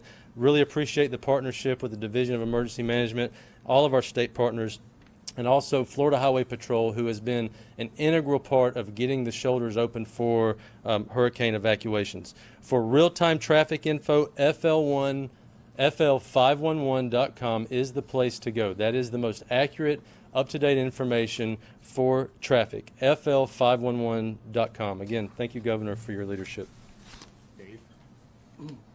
Thank you, Governor. Dave Kerner, honored to be here on behalf of the Florida Highway Patrol, and it's an honor to serve Governor DeSantis, but more importantly, I would say we appreciate, Governor, the ability that and the way that you empower us as agency heads to work together with our fellow agencies here in the state of Florida. I can assure you here in the Emergency Operations Center, all of the operational agency heads and departments are here working together. We work day in and day out together during regular times, and we work even more closely here in the EOC to make sure that we keep everyone in Florida safe. I'm going to give a brief overview of how the Florida Highway Patrol is fully activated and fully engaged. All nearly 2,000 state troopers are playing some important role in the evacuation process and also the debris removal. I can tell you that we've worked very diligently with the Department of Transportation on debris removal, particularly in Pinellas County. The governor mentioned earlier a scenario where one of the dump sites wasn't open during the evening or early morning hours, and unfortunately we had to break into that facility and open it up. And I would say to local governments that we have to have your cooperation, your continued cooperation in running a 24/7 debris removal and emergency operation here in the state of Florida in those affected areas. The ability for not just DOT contractors and DOT trucks to remove bulk debris, but also for our fellow citizens and residents, for them to be able to remove debris that is in front of their homes or businesses is a very important part of this operation, and it's an important public service. And I can promise you that if you're in a potentially affected area, there is going to be state troopers at those sites making sure that you can get into these facilities as quickly as possible, get out and return on your way, whether you're evacuating or you're staying in your home. We have 74 quick response troopers that have pre-staged in Orlando. They are going to be embedded into the affected areas as the storm hits or just prior to assist the state, the National Guard and the State Guard in rescue operations. We are working diligently with the Department of Transportation to make sure that the emergency shoulder use operation goes without any issue. I'm going to talk a little bit more specifically about that. We have our FHP air support staged and prepared to deploy when needed. Our FHP drone units are currently deployed over waste disposal sites, making sure that the traffic continues to flow, and our ground crews with the debris cleanup in Pinellas County as well. And FHP troopers are monitoring evacuation traffic across the state. I want to just hit 3 brief points before my time here is over. We are on scene at debris removal sites for the projected areas that are going to be impacted. I've talked about this just a couple moments ago, but it's important to highlight that we are also engaged not just in moving those DOT trucks around, but you're also going to see state troopers moving and escorting fuel trucks around as well. We will be, again, there to assist with traffic control to make sure that you get in. So please do not hesitate getting rid of dangerous debris that is in front of your home for fear that you're not going to be able to access one of these sites. Work with your local governments, find out where those sites are. They're county and city specific, but we will ensure that you have the opportunity to unload any debris that needs to be moved. Emergency shoulder use. This is not a new concept in the state of Florida, but it may be a new concept for residents that have recently moved here. We don't want any person to have any concern or any hesitation that they should hesitate because you may be driving on a shoulder. You may say to yourself, well, shoulders aren't designed to drive at highway speeds. If we're executing the ESU program, that means that there's enough congestion that we're not going to be at highway speeds. And I want to talk about making sure that we keep those shoulders open. If your car breaks down, the role of the Florida Highway Patrol is to make sure that we get there as quickly as possible with our DOT Road Ranger partners. We will work quickly and diligently to get your car up and running, whether it's a flat tire, if you ran out of fuel, or something to that effect. However, if it's a scenario where your vehicle is going to occupy that lane for more than 10 minutes, we're going to have to move that car onto the grass. We have to keep the roadways open, but we will work with you and we will guarantee that we will get you off the interstate system safely. You're going to see a high level of presence of law enforcement and state troopers as you go upon the roadways of the state, particularly where the ESU is in effect. The state troopers and other law enforcement are there to help. They're there to assist. Feel free to engage them if you have questions or concerns. If there's a problem with your vehicle, call STAR FHP. If there's any other concern that you see public safety-wise, call STAR FHP. A trooper will be to you within minutes. And then the last thing that I would say about evacuations, if you're in a potentially affected area, follow the directions of your local leaders about evacuation. But please do not hesitate to evacuate because you have some sort of concern about property damage or property theft. I can promise you on behalf of the Florida Highway Patrol and really all state law enforcement and our local law enforcement partners, during the run-up of this evacuation prior to the storm hitting, we will be in force in those communities making sure that your property is safe. The governor has emphasized and reiterated that this is a law and order state. We will not tolerate people that are looting, that are trying to take advantage of people that are going through an emergency. So do not hesitate to evacuate out of fear that your property will be damaged or stolen. With that said, it's an honor to serve the people of Florida in this time of emergency and need, and we will do our very best to keep everybody safe. Thank you. Okay, so we are, here we are Monday afternoon. I know a lot of people have already heeded the call in those vulnerable areas and have begun evacuating or evacuated already. I know more in the process of doing that. You have time to execute this plan now. You're going to have shelters available in your counties You do not need, we talked about using the shoulders on 75 and I-4, and obviously FDOT's going to be happy to do whatever we can to facilitate that, but you don't need to evacuate hundreds of miles. There'll be shelters in your county. Every county has a pet-friendly shelter, special needs shelter. We also have hotels, friends' houses, family members who may be in areas that are not susceptible to storm surge. Those are all viable options. And so don't think, because there's some people that, especially some of the elderly, they're like, do I really want to get on the road and be on the interstate for 150 miles in bumper-to-bumper traffic? And the answer is you don't need to do that. If you're in an evacuation zone, there are other places you can go to evacuate. That is not going to require that. And as I mentioned earlier, and once we get the code, we will publicize for everybody for the Uber. When counties under a state of emergency, when they do evacuation orders and they open shelters, you're going to be able to get Uber rides to go to the shelters as well. So not everyone has an ability necessarily to be driving a car right now. We understand that. So we're working on, and I know Kevin has worked with localities when they've requested for additional transportation support. But you have time to execute your plan now, but you got to do it now. We are going to have, probably tomorrow, there'll be a lot more work that's going to be done in preparation.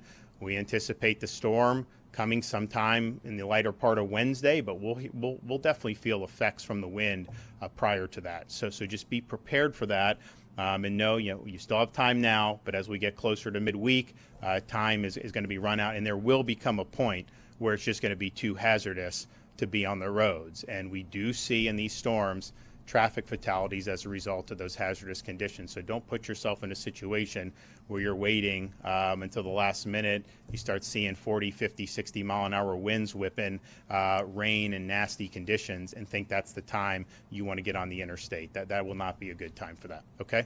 Governor, there's some reporting out there from Matt Dixon that you declined a call from the vice president. Is that true? And why? No, I didn't know she called me. I saw that, but I was not aware of that.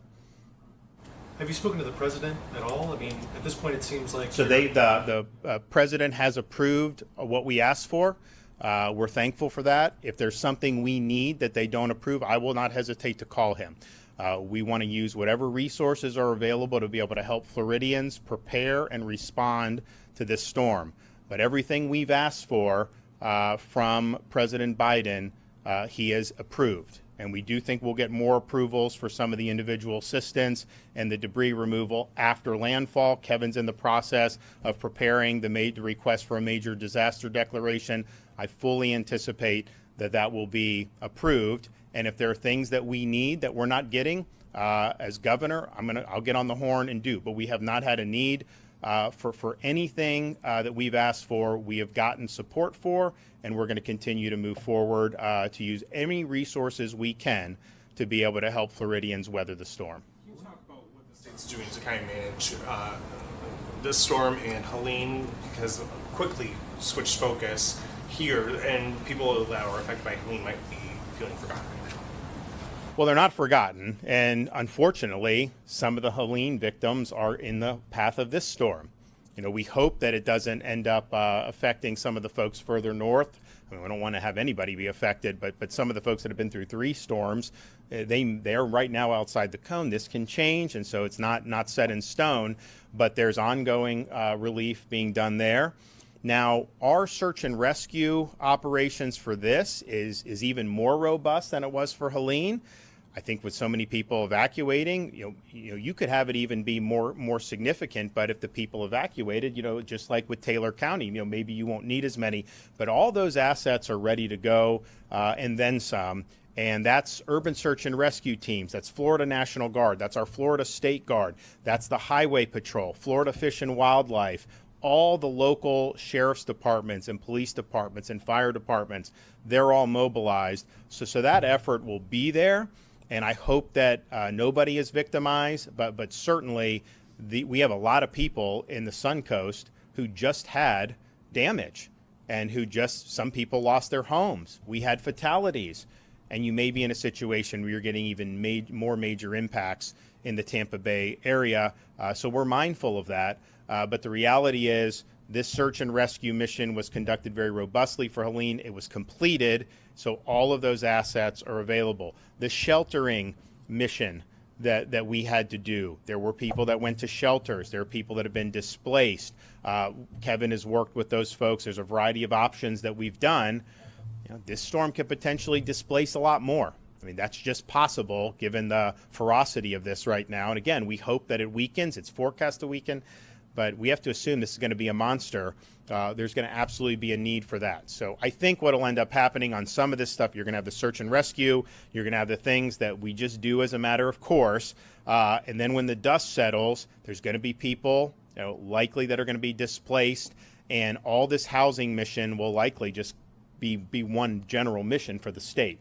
If you need a trailer, we're not going to discriminate between Helene or that. I mean, wherever the needs are, we're going to go and meet it. But obviously it's more challenging when you have a Category 4 storm hit, and then this will be not even 2 weeks, 1 day shy of 2 weeks, where you have this one hitting. That's a really, really significant thing. And it's happened before in Florida. 2004 season was very crazy. And there are some similarities to that. But the reality is we're just using whatever we need to do. We're going to put the resources on. But there are more, I think, Kevin, but there are going to be more staged for this than were for Helene. And Helene was a really robust response. And you didn't hear as much about Florida after a day or two because a lot of the focus was on some of these other states. So that was robust. We knew it could be major, and it did have major impacts. This one, I think we're going to have urban search and rescue all through from the Florida teams. They're all going to be ready to go. I think they're coming in from other states, California even, you name it. So they're there. We have more guard mobilized for this one than we did for Hurricane Helene, and there will be more linemen that are pre-staged for this one than is Helene. And look, how these things go depends on the path of the storm. You look at the Florida Peninsula, there's a track that takes it through Tampa Bay, up I-4 and out the Atlantic Ocean. There are millions and millions of people that be in the path of that storm. There's other paths which would have big impacts, but perhaps not as many population and not as many power lines to be knocked down, perhaps. We'll see. But there's a lot of resources that are being brought to bear. I don't know if you remember during Ian, there was a hospital in Port Charlotte that sustained a lot of damage and it had patients and I think they had to do search and rescue like the minute that they could to get the critical patients out. I don't know if there's been any changes to this hospital in Port Charlotte in particular, which is right in the crosshairs of the storm. I know other hospitals in terms of needing local evacuations and getting patients. Kevin, you want to address that specifically, but I know there's a major effort on the healthcare facilities that has been ongoing, and it will not be limited to that. Thank you, Governor Irek. We have numerous hospital facilities evacuating right now. I don't want to say this is the largest. I'll say it's the largest since I've been here in 2018 for Hurricane Michael and beyond, when I was the State Emergency Response Team Chief and moved into the directorship. But this is right now ongoing. Hospitals, ALFs, and nursing homes have certainly heeded the warnings that have been put out. And we are in the middle of there's 500 to 600 ambulances that are in active evacuation right now of medical facilities in the greater Tampa Bay region. We have requested even more rescue and ambulance units from FEMA. They have them staged up in the southeast United States, probably in the Atlanta, Georgia area. We're using buses for those that are, and I always get this backwards, ambulatory versus non-ambulatory, but if they can sit in the bus seat, we're getting travel buses and things like that. So we've got everything. It is literally all available resources to transport individuals in and out of the facilities, and we're taking them to their, each and every ALF and nursing home is required to have, and hospitals are required to have what we call a comprehensive emergency management plan that says they're going to move their patients from here to here. So what we're doing is we're helping supplement that plan by actually helping provide the transportation to get them there. But hundreds, nearly 600 ambulances and other vehicles are involved in that right now. Category 5. But what he said to us is that it will still be a major storm at that point, and that we should anticipate at a minimum hurricane Category 1 force winds, which is up to 110 miles per hour. That is significant. What that means to us is that our community is likely going to experience both power outages, trees down, and potentially even some localized flooding. Because of the amount of rainfall that is anticipated, it will not be uniform across our county, but there will be some areas that could experience 10 to 12 inches or more of rain. Other areas of our county, because of the size of our county, could experience less rain. But in either case, what we have been doing as a county is preparing for the worst case scenario. We have been working with our citizens by doing a number of things. Orange County is now also under a local state of emergency. We have been placed under a state of the emergency as well as a federal state of emergency. And so we're consistent at all levels of government at this point. What that allows us to do is to respond to operational demands and concerns from a fiscal perspective to take care of the needs of our community. As we have also learned at this point, due to the weather phenomena, Orange County government will be closed for normal business beginning on Wednesday, and that will remain through Thursday. We'll have to just see the impacts of the storm and make a decision perhaps as early as sometime tomorrow about whether or not we will be open for normal business on Friday. When I say normal business, what I'm saying is that our non-essential personnel, our employees who are deemed as such, would not come to work, that most of our offices would not be open for general public business. However, I want our public to realize that the remainder of our county employee will be out working in the community to ensure that our community is safe. That includes all of our first responders who will be all hands on deck for the remainder of this particular storm. I want to say thank you to our community for preparing. In fact, I'm told that at this point, we have given out in Orange County alone approximately 100,000 sandbags and counting. The demand for sandbags has been nothing short of extraordinary. Our citizens are preparing. You should prepare for your homes to potentially experience some localized flooding, and we need everyone to be engaged. And I, again, say thank you to our community for that. Also, as of 11 a.m. today, Orange County was placed under hurricane watch. We'll see how that shakes out. Also, like any of these major storms, the potential for tornadic activity also remains. The meteorologist for the National Weather Service made it clear to me that tomorrow, Tuesday, is a day of preparation for us. It's a day for us to continue our normal business activities as a division of government, but also a day for us to better prepare our citizens for what may come on Wednesday. In terms of the time, it's somewhat fluid, but he has said to us that we should particularly pay attention beginning at daybreak on Wednesday. He anticipates that the weather will deteriorate throughout the day, but by midday we should have sustained winds, perhaps at 70 miles per hour or greater, and significant rainfall by that time that will worsen as the day moves forward. The impacts will certainly be top of mind for all of us within this community.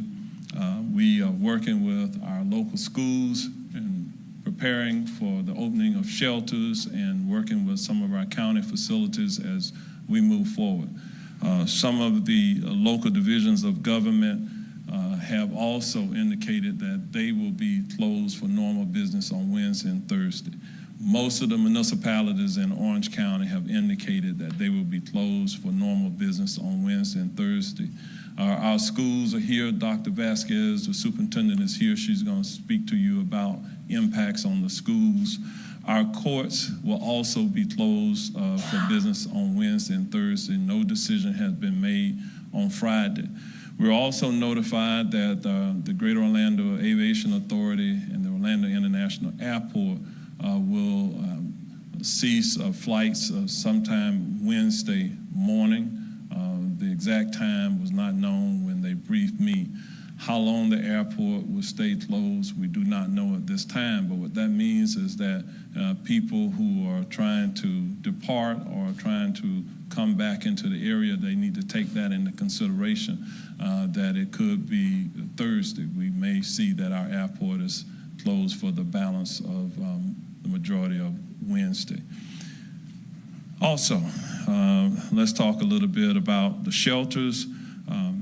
Orange County will be opening shelters for people with special needs tomorrow. We will make announcements about where the specific shelters will be located, given updates with the weather phenomena as today goes forward. It is our intention to open as many as 11 general population shelters during this storm. They will likely open at sometime Tuesday, tomorrow evening. We hope to get all of our general population shelters open by 6 p.m. Tomorrow, and they will stay open until we make a determination to close the shelters, and that will certainly be after the storm passes. 6 of those 11 shelters will be pet friendly. We'll make announcements about that later. We are partnering with Lynx, so tomorrow in preparation for the opening of the shelters, Lynx has agreed to persons who depend on public transit as their primary mode of transportation. They will be able to, without charge, get on a bus and wherever they are, make the appropriate connections to get to the closest shelter, and at that point, the shelter locations will be known. So look forward to that more tomorrow. In terms of our public works, this is going to be a public works phenomenon for us because of the heavy rainfall, the significant tropical force winds that we will experience. There's no question we are going to have power outages, and they will be significant. We will have trees down. We will have some damage because of the sustained winds that we will experience as a community. But our power and utility companies are present. They will share with you information about what they anticipate tomorrow. We have been working throughout the last several days now with our water management districts here within the region, that being the South Florida Water Management District and the St. John's Water Management District. We've been working with them where appropriate to lower water body levels, lakes, et cetera, within our county. We have to get their approval to do so, because it's just not as simple as removing a dike to allow water to go into another area. It could have impacts on other areas, so it does have to be a comprehensive approach that we use as a community with managing the flow of water in advance and during and after the storm as well. And so we have our partnerships. We're in communication across the region to make certain that we do not have adverse impacts on other neighboring communities. In addition, we are well aware that there are some areas within our county that are more prone to flooding than other areas, such areas as the Reams Road area. We have already worked with the water management districts, and we've deployed temporary pumps in the Reams Road area that is out in the Horizons West area. In addition, of course, all of you know what we have experienced with places like Isla Vista. We have worked diligently with our public works team to make certain that the capacity is what it needs to be. We believe that with the capacity that we have there, with all of the large retention ponds and other pumping operations that we have around the Isla Vista area, that we have sufficient capacity to deal with this particular storm. There are other areas of the county. If you know your particular neighborhood or location is prone to flooding with localized road flooding on a average day, then you can anticipate that there potentially could be some flooding in those particular areas. Everyone has to adequately prepare to have supplies, food, etc., medications on hand for multiple days. That is something that each person has a responsibility to do. In terms of whether you decide to leave your property or not is a decision that you have to make with full knowledge. If you know that you're in an area that potentially could flood, that's why we're opening up our shelter locations where you'll have a place to go. We are told by our various hoteliers here in the area that there are significant rooms that are available, and they have gone into a process now where they have lowered their room rates to something that is very, very affordable for people who may be coming into our county from other counties that may have more of a direct hit than we would. We happen to have more hotel rooms here than any other location, certainly in Florida, one of the highest number of hotel rooms available anywhere in the country. And so what I can tell our residents is that if your particular home, mobile home, etc., is one that is more likely to experience damage, consider leaving those areas, consider going to a hotel or shelter, or going to live with a family member who has more of a solid structure perhaps than you do. If your area is prone to flooding and you stay, it becomes a bit of a challenge even for first responders to go in and to try to retrieve you from that particular area. So we want you to take the caution in advance to do what you can to help yourselves, help us as well in that process, as we will be trying to manage through these processes. We've had the opportunity to meet today and have lengthy discussions, again, with all of our local partners, with all of our homeless shelters, with our schools, with our courts, even with our business community as we are going forward together during this particular storm season. And so with that, I'm going to ask Dr. Vasquez to come up and share any information with you about Orange County Public Schools. Dr. Vasquez. Thank you, Mayor Demings. I want to take this opportunity to tell our families and our employees to please take the storm very seriously and make the necessary preparations to be able to deal with the impact. My team is closely monitoring Hurricane Milton, and unlike Hurricane Helene, the storm has the potential for significantly greater impact on our community and on our schools. With that, tomorrow is a regular school day. However, we have canceled all after-school activities with the exception of after-school childcare.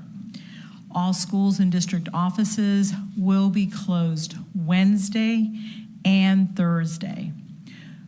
We expect to be able to assess the damage to our schools sometime Thursday, and at that time we'll be able to make a determination about Friday being able to reopen our schools and resume all extracurricular activities. Monday, October 14th, is a scheduled student holiday and teacher workday. This Friday is also the end of the first marking period, and with the closure of schools because of the storm, students will have the opportunity to make up work, and teachers will have until Friday, October 18th, to enter grades. We have also canceled the town hall that was scheduled Wednesday at Odyssey Middle School, and we'll be rescheduling that one. We will continue to update our families and employees through our phone calls, emails, and text messages as information becomes available and decisions are made. We also encourage everyone to follow OCPS on all of our social media channels and on ocps.net. I want to thank Mayor Demings and his incredible team for their partnership and collaboration as we navigate the potential impacts of Hurricane Milton. I also want to thank our media partners for helping us get the information out to all of our stakeholders. Thank you, and I pray everyone stays safe throughout the storm. At this time, I'm going to ask Audrey Stasko from Duke Energy to bring words and updates. Good evening. So Duke Energy Florida is committed to restoring your power as quickly and safely as possible following what will be a very major hurricane. We are mobilizing around 10,000 responders. This is line workers, tree trimmers, damage assessors, and support personnel at safe strategic locations across the state to respond as quick as possible. More than 8,000 of those resources will be staged locally at the Village's staging site and Ritchie Bros Auctioneers in Davenport. Once it's safe to do so, those crews will begin damage assessment and what we feel will be a lengthy restoration process based on the current projected path and intensity of this storm. We anticipate significant damage, widespread power outages to some of the most densely populated areas in our service territory. So we are preparing for more than 1 million power outages across the state. And just for perspective, we serve close to 1 million here in the Central Florida area with 430,000 electric customers right here in Orange County. So Duke Energy Florida is ready, but I can't stress it enough. There will be extended power outages. And so we ask our customers to plan now for those power outages. Something that we saw with Hurricane Helene was that, homes that weren't prone to flooding were flooded. Homes that didn't experience outages in previous storms experienced outages. Trees that remained during high winds were uprooted. And so we can't stress it enough. Take this storm seriously. Let's use the lessons we learned during Helene, apply them now, and plan ahead for an extended power outage. And this is especially important for those that are dependent on electricity with in-home medical equipment.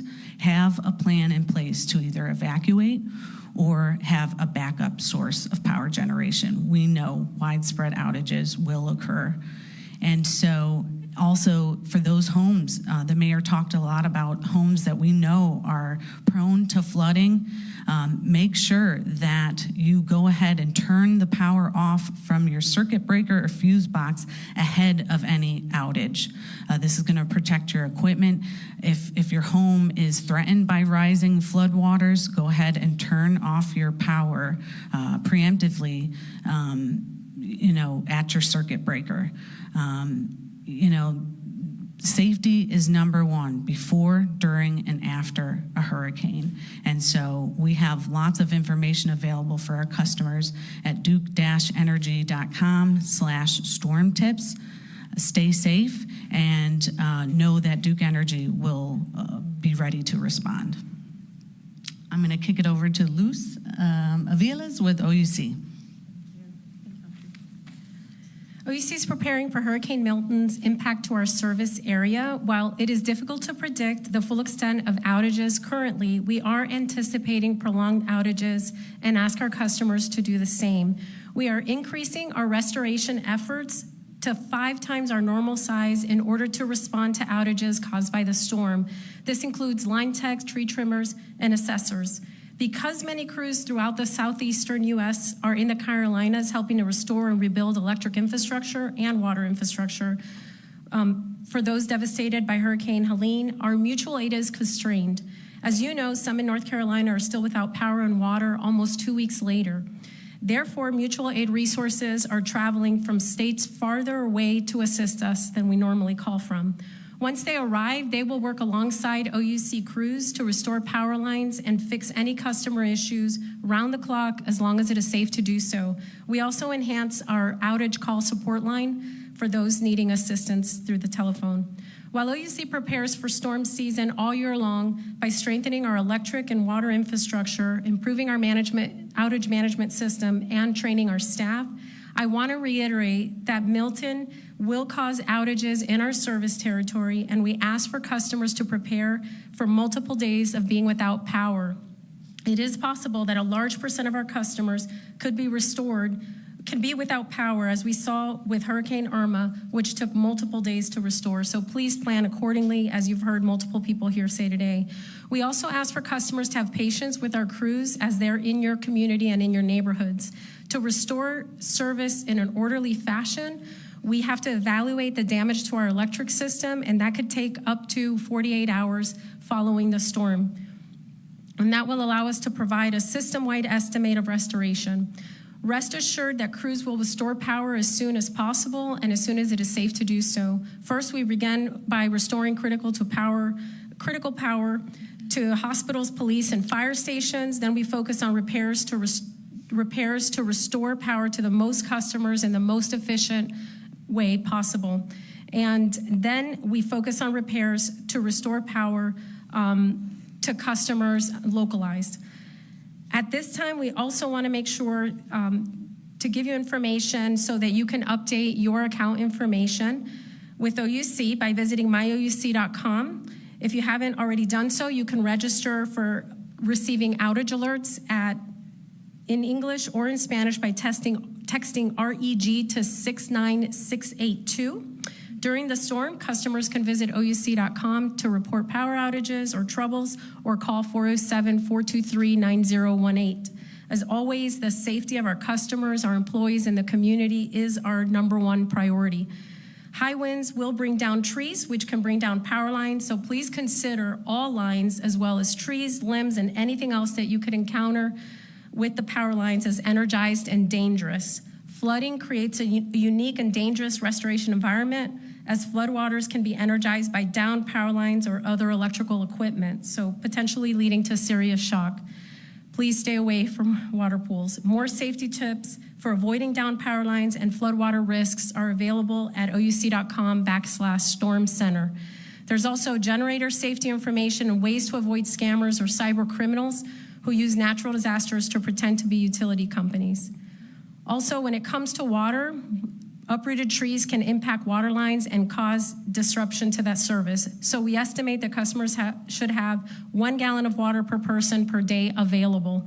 If you're unable to find bottled water, fill up empty bottles, cups around your home. You can also fill up your tub so you have water available to use for hand washing, flushing toilets, or whatever other needs you may have. OUC will notify customers of any boil water notices if applicable. On behalf of all of OUC employees, I thank you for your support and patience as we respond to any Hurricane Milton issues this week. Please stay safe. And now back to Mayor Demings. Okay, you heard it from our utility companies. One thing I didn't mention was that we intend to pick up in unincorporated Orange County regular trash and garbage pickups tomorrow on Tuesday. Because of the impact from sustained winds on Wednesday, we will be suspending our regular yard waste and garbage pickups on Wednesday and Thursday. We'll reevaluate whether we'll pick up on Friday or Saturday. But in the interim, we have made a decision that our landfill will stay open tomorrow. Our transfer stations will be open tomorrow.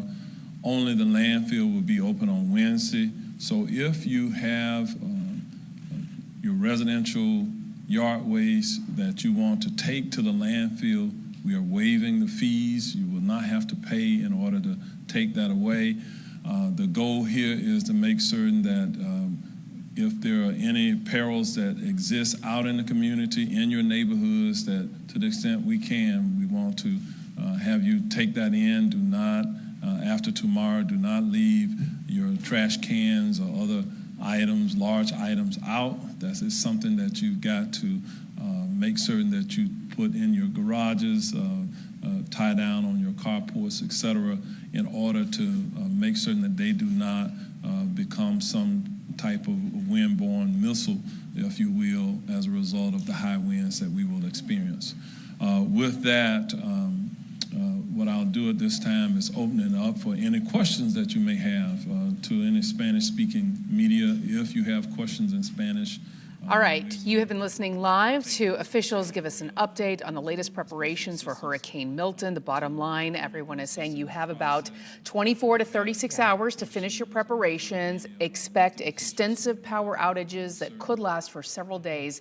Prepare now. Water, of course, is always one of the most important things, and I love that she reminded people, because many stores are now out of bottled water. A lot of people, yeah. You can still fill up jugs in your house or water bottles that you already have, your bathtub, so you still have access to that critical resource. Yeah, and the bottom line is, again, now is the time to get ready. We said do it over the weekend, but there are a lot of people who, quite frankly, had to work over the weekend and didn't have time. But you have probably the next 24 hours to get your house and papers in order. And we do want to give you a heads up. We have a phone bank going on right now with volunteers standing by to answer your hurricane-related questions. The number to call is 888-436-6665. Again, that number to call, 888-436-6665. There's so much information that's been coming in about school closures, shelters opening, other resources in the community, Sandbag locations. They should be able to answer all of those questions for you. Again, that number on your screen, 888-436-6665. Yeah, and keep in mind, so many people are new to Central Florida, and this is the first time that they are experiencing something like this, and they have so many questions. Now is the time to get those questions answered, and honestly, there are no stupid questions when it comes to something like this, because if you don't know, you don't know, and the information that you could get and you don't get could be a matter of life and death. And unfortunately, even if you are not new to Central Florida, this is going to be the first time most of us have ever experienced a storm like this. What's on the horizon, We have a team of meteorologists and journalists standing by helping you to prepare for Hurricane Milton. All right, so let's start now with meteorologist Julie Broughton. Julie, this storm is really concerning. It is, and we are waiting for that 5 o'clock update. It has not come out just yet. It should come out any moment, but look at this. As of about 1:50 this afternoon, 175-mile-per-hour winds. That is a strong Category 5. And to put this into perspective, if this goes in where we think it's going to go in near the Tampa area, a storm of this magnitude hasn't hit that area in more than 100 years. So we are talking about a storm that most of us have never seen the likes of. Now, here's a look at the track as of 11 o'clock. I think some changes will be made to the 5 o'clock track, but as of the 11 o'clock track, it was bringing the center of circulation in near Tampa around 8 o'clock Wednesday evening as a Category 3 storm with winds at 125 miles per hour. Notice it maintains its hurricane strength as it works across the peninsula, exiting during the day on Thursday with winds still of hurricane strength at 90 miles per hour. I think when we get that 5 o'clock track, I think it will delay the landfall a little bit to later in the evening on Wednesday and perhaps even make it a little bit stronger at landfall. Here's a look at the satellite imagery. This is the visible satellite imagery, so we see that picture developing as the sun comes up. Notice that pinpoint, that small eye there, and you'll notice over the last few frames, it is starting to move a little bit more to the northeast around a trough of low pressure, so we were expecting that. Now, I want to show you the water vapor imagery. A lot of folks have been saying, okay, this is expected to weaken before landfall. What will make it weaken? So it needs to see some dry air moving in as well as some shear. Now, it's going to take a lot of shear for it to weaken all the way down to 125-mile-per-hour winds. That is possible, though. A lot of the models are wrapping around some of this orange you see into that center of circulation right before landfall. We'll talk more about that coming up in just a few minutes. Let's head over to meteorologist Samara Kokinos. And Samara, we are talking about severe risk with this. Correct. So when we talk about when we're seeing that that weather go downhill, it's going to go downhill pretty quickly. We'll start to see those bands of storms rolling in, packing tropical downpours, but also packing a punch as they move across. So what we're talking about are strong gusty winds in addition to the tropical storm and hurricane force winds and winds gusts. But when we look at the risk for severe weather on Wednesday, notice from Marion County going back toward the I-4 corridor around a marginal risk for severe weather. Everyone from I-4 back to the south in and around the city as well has a slight risk. So we're talking about the potential to see, in addition to those heavy downpours, definitely some stronger winds. Look at for our northwest counties. So we're talking about Sumter, Lake, as well as Marion Marion County, winds at 70 to 80 miles per hour. There is that tornado threat as well, so we could see some brief spin-ups with rainfall amounts between about 6 to 8 inches. But when we look at the metro, you can see for Seminole as well as Orange, Osceola counties, we're looking at anywhere between 80 and 90 mile per hour winds with that tornado threat still there too, and rainfall amounts between 4 to 8 inches. I'll be back a little bit later to talk more about some more impacts, more coastal impacts that we could see, but for now we're going to go to break. We'll be back.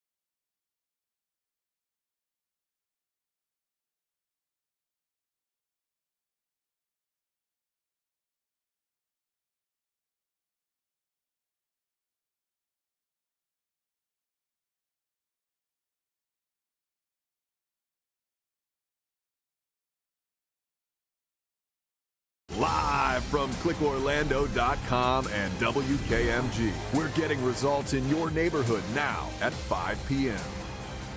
Right now at 5, we're keeping a close eye on Hurricane Milton as that storm rapidly strengthens in the Gulf and makes its way closer to Central Florida. The International Space Station flying over the storm as it grew to that Cat 5 earlier today. A little upside down look at that eye on this thing.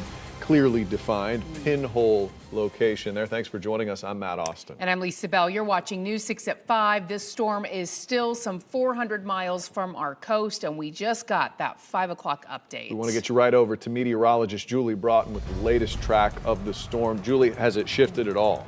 It really hasn't shifted much, but earlier, you remember, we were talking about a lot of the models coming in this afternoon were slowing down the landfall, so that has been adjusted. We'll show you the very latest information. It has strengthened a little bit more. Notice, maximum sustained winds 180 miles per hour. We're talking about a strong Category 5 storm. The pressure has dropped to 905 millibars, and it's moving to the east around 10 miles per hour, although satellite imagery appears to show that it is starting to move a little bit more to the north and east. Let's take you out again Thursday morning, 2 o'clock in the morning. Again, this is more in line with the trends we were seeing on the models this afternoon. Still bringing it onshore, somewhere between Palm Harbor and down toward Tampa, Bradenton area. So we are talking about 125 mile per hour winds at that time. That is still a Category 3 storm taking it across Central Florida with our roughest weather looking to come through the overnight hours and the first part of the day on Thursday off our east coast by Thursday, 2 o'clock. Now remember, Once we get this off our coast, and remember there's a counterclockwise circulation, that will push those winds back toward the coast. So that means we could see storm surge, especially across our northern coastal counties as we head through the day on Thursday and into Friday. Here's a look at the European model as we take you through. Again, this is one of the models we feel like has been doing pretty well so far with the storm. So the official track does appear to be a little bit more in line with this as far as the timing. And notice a lot of the heavy rain is off to the west and to the north of that center. So Thursday morning, we are still looking at some very heavy rain bands across areas like northern Lake County, Flagler County, Volusia County, Marion, and Sumter counties. We'll talk more about the timing of all this coming up. But first, I want to head over to meteorologist Samara Kokinos with those county by county impacts. Right. So the time still needs to be adjusted on a few of these graphics, but I'm going to go through it with you really quick here. As we look at our coastal zones, Flagler, Volusia, and Brevard County, it says the worst weather is expected to arrive Wednesday night going into Thursday morning. And we agree that, yeah, it could arrive then, but I think it's going to be pushed more into a Thursday event. But again, we're not going to rule out completely Wednesday night too, because again, with those track differences and the model differences, they're going to get a little bit better, of course, but they're not going to change too much. But still, the timing could be adjusted on that as well. So wind gusts up near 70 miles per hour or higher. That tornado threat still a thing for our coastal zones. And then we'll also see rainfall anywhere between about 3 to 8 inches. Looking back here across the center portion or northwestern counties, Marion, Lake, and Sumter County, we're looking at 70 to 80 mile per hour winds. Again, this is going to be Wednesday going into Thursday. And then that tornado threat still a thing. So we can't rule out isolated spin ups. They're usually small, brief, but still causing those damages. So just be ready for that. Rainfall anywhere between 6 to 8 inches for our north and western zones of I-4. So when we look here for Seminole, as well as Osceola going into portions of Orange County, Wednesday night going into Thursday, again, still the big timing here. Winds at 80 to 90 miles per hour. Tornadoes, still can't rule that out completely. Rainfall amounts between about 4 to 8 inches. So these are just ranges that we could see. We could see isolated maximums up in the 10 to even 12-inch range, just depending on where the system makes landfall and where all that heavy rain is packed. Guys? All right, Samara, thank you. Julie, Samara, and our entire team of meteorologists will send you the latest updates as they come in through the new 6 Pinpoint Hurricane Tracker app. You can download it right now for free on the Google Play and Apple App Stores. Hurricane Milton is already impacting schools across Central Florida this week. Hopefully you're up to date on your kids' school. All public schools across Central Florida are closed Wednesday and Thursday as of right now. Flagler County is the only district also closing Friday already because of the storm. Lake County already had a day off planned for Friday before the storm materialized.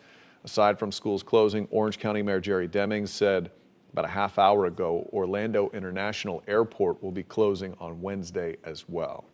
And while we have eyes all across Central Florida as we prepare to feel Hurricane Milton's impact, we also have some crews on the Gulf Coast which will feel the brunt of the storm when it makes landfall.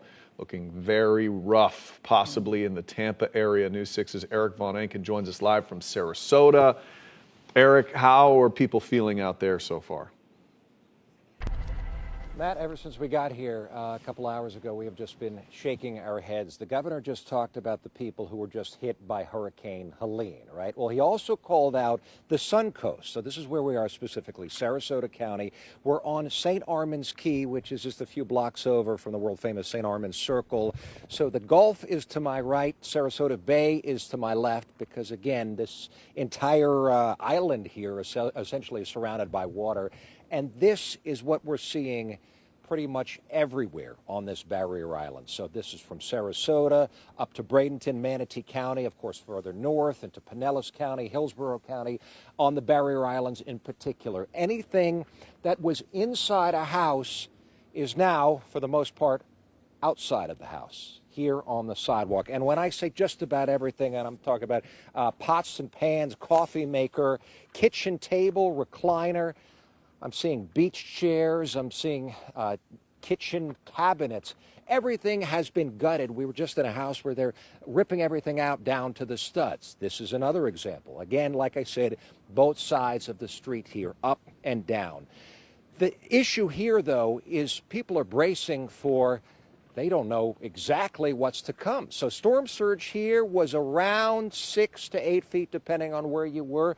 If this verifies and they get storm surge up to 12 feet here, so, you know, kind of a good ways up that palm tree, all of this stuff is either going to be flying or floating, as the emergency management director was just talking about. So they've done things to encourage people to get some of this stuff out of here, like removing dump fees, hoping that people will take this stuff and get it to the dump. But let's be real here.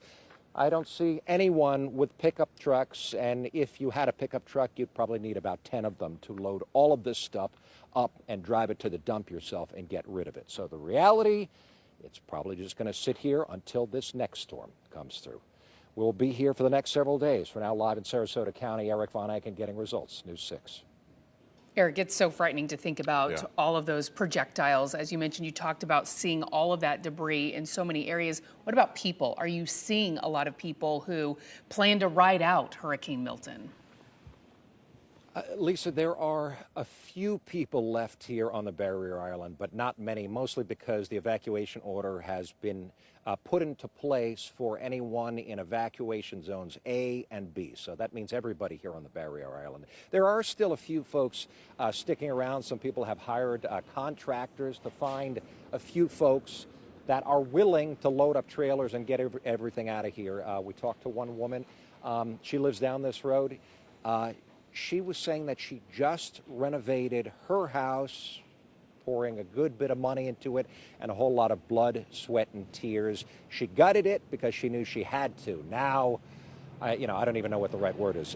Beyond devastated, because everything she just did is not going to make this next storm any better for her. Sure, she has nothing inside the house, but it doesn't get her any closer to starting over again. Yeah, well, I hope she gets out of there. Eric Von Eycken, thank you very much for the update. We'll check back in with you frequently.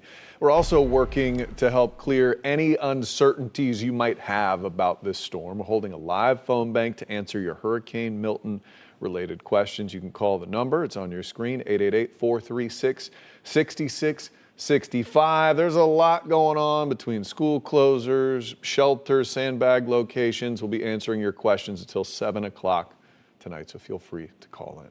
In Volusia County, people who live in Edgewater are preparing for more potential flooding from this storm. It is something that's been an ongoing concern for neighbors there recently, especially in the Florida Shores community. News 6's Molly Reed shows us the water pooled up in neighborhoods. This was last week. She has the latest on the work to prep for the hurricane tonight. Even before Hurricane Milton became a storm, the city of Edgewater here was getting ready to declare a state of emergency because of the ongoing flooding. That's why the residents in city here are now on even higher alert. Now, on the other side of this dirt berm city crews built today is several feet of flood water. I was here just last week on Thursday. This is what it looked like. This was after just 2 to 3 hours of steady rainfall overnight. This is what's happening all over the Florida Shores neighborhood here. There isn't many places for the water to go after even smaller thunderstorms. While the city is focusing on long-term goals to address the flooding issues here, right now today they are switching gears to try and prevent any severe flooding from a hurricane. I have to say I am nervous. The city of Edgewater is preparing for the worst and hoping for the best. They're making sure everything is flowing correctly. They're cutting down trees on top of roadways to make sure we're not going to have that problem in high wind. They're making sure culverts are flowing. They're going to homes. They're making sure that there's no canal washouts. Mayor Diesel Depew says crews are working around the clock right now, going hand in hand with long-term efforts to fix the flooding. I'm glad we have a change in city management. He has a wonderful plan. Right now we have 2 8-inch pumps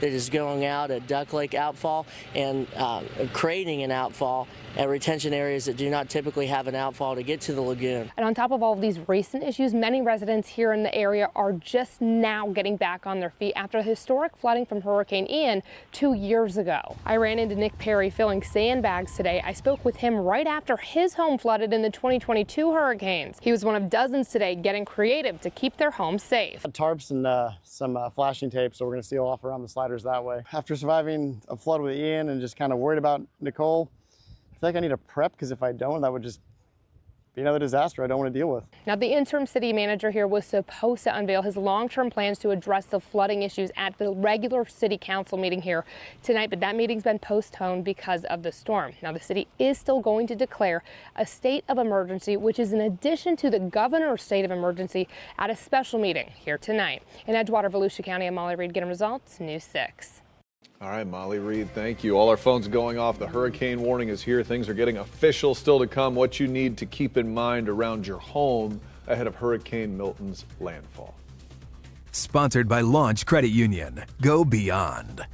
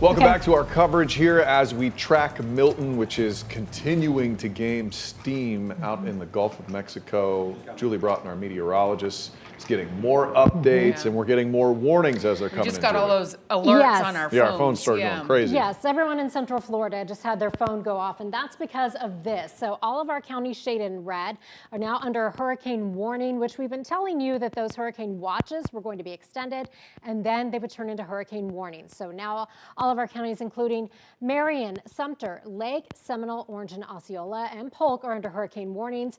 Flagler, Volusia, and Brevard counties are under hurricane watches. You will likely also be under hurricane watches. So again, our latest advisory with Hurricane Milton for you now, showing it was with winds at 180 miles per hour.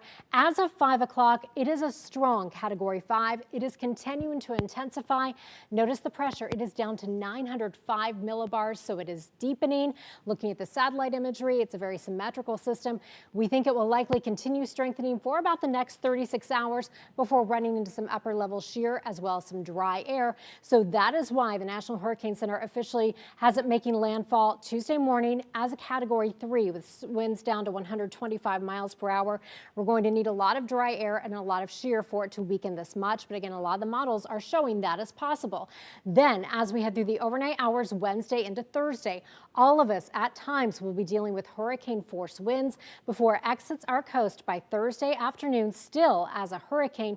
So we are talking about all of us needing to plan for extended periods of time without power. I think we will see widespread power outages. So as you are making those plans, go ahead and plan for that. Also, this potentially could be a pretty big rainmaker for us. This is the European model, which we feel like has been doing a good job with this system. We still could see some rain moving into our area during the day on Wednesday. But again, the heavier activity doesn't come until late Wednesday evening into the overnight hours Wednesday into Thursday.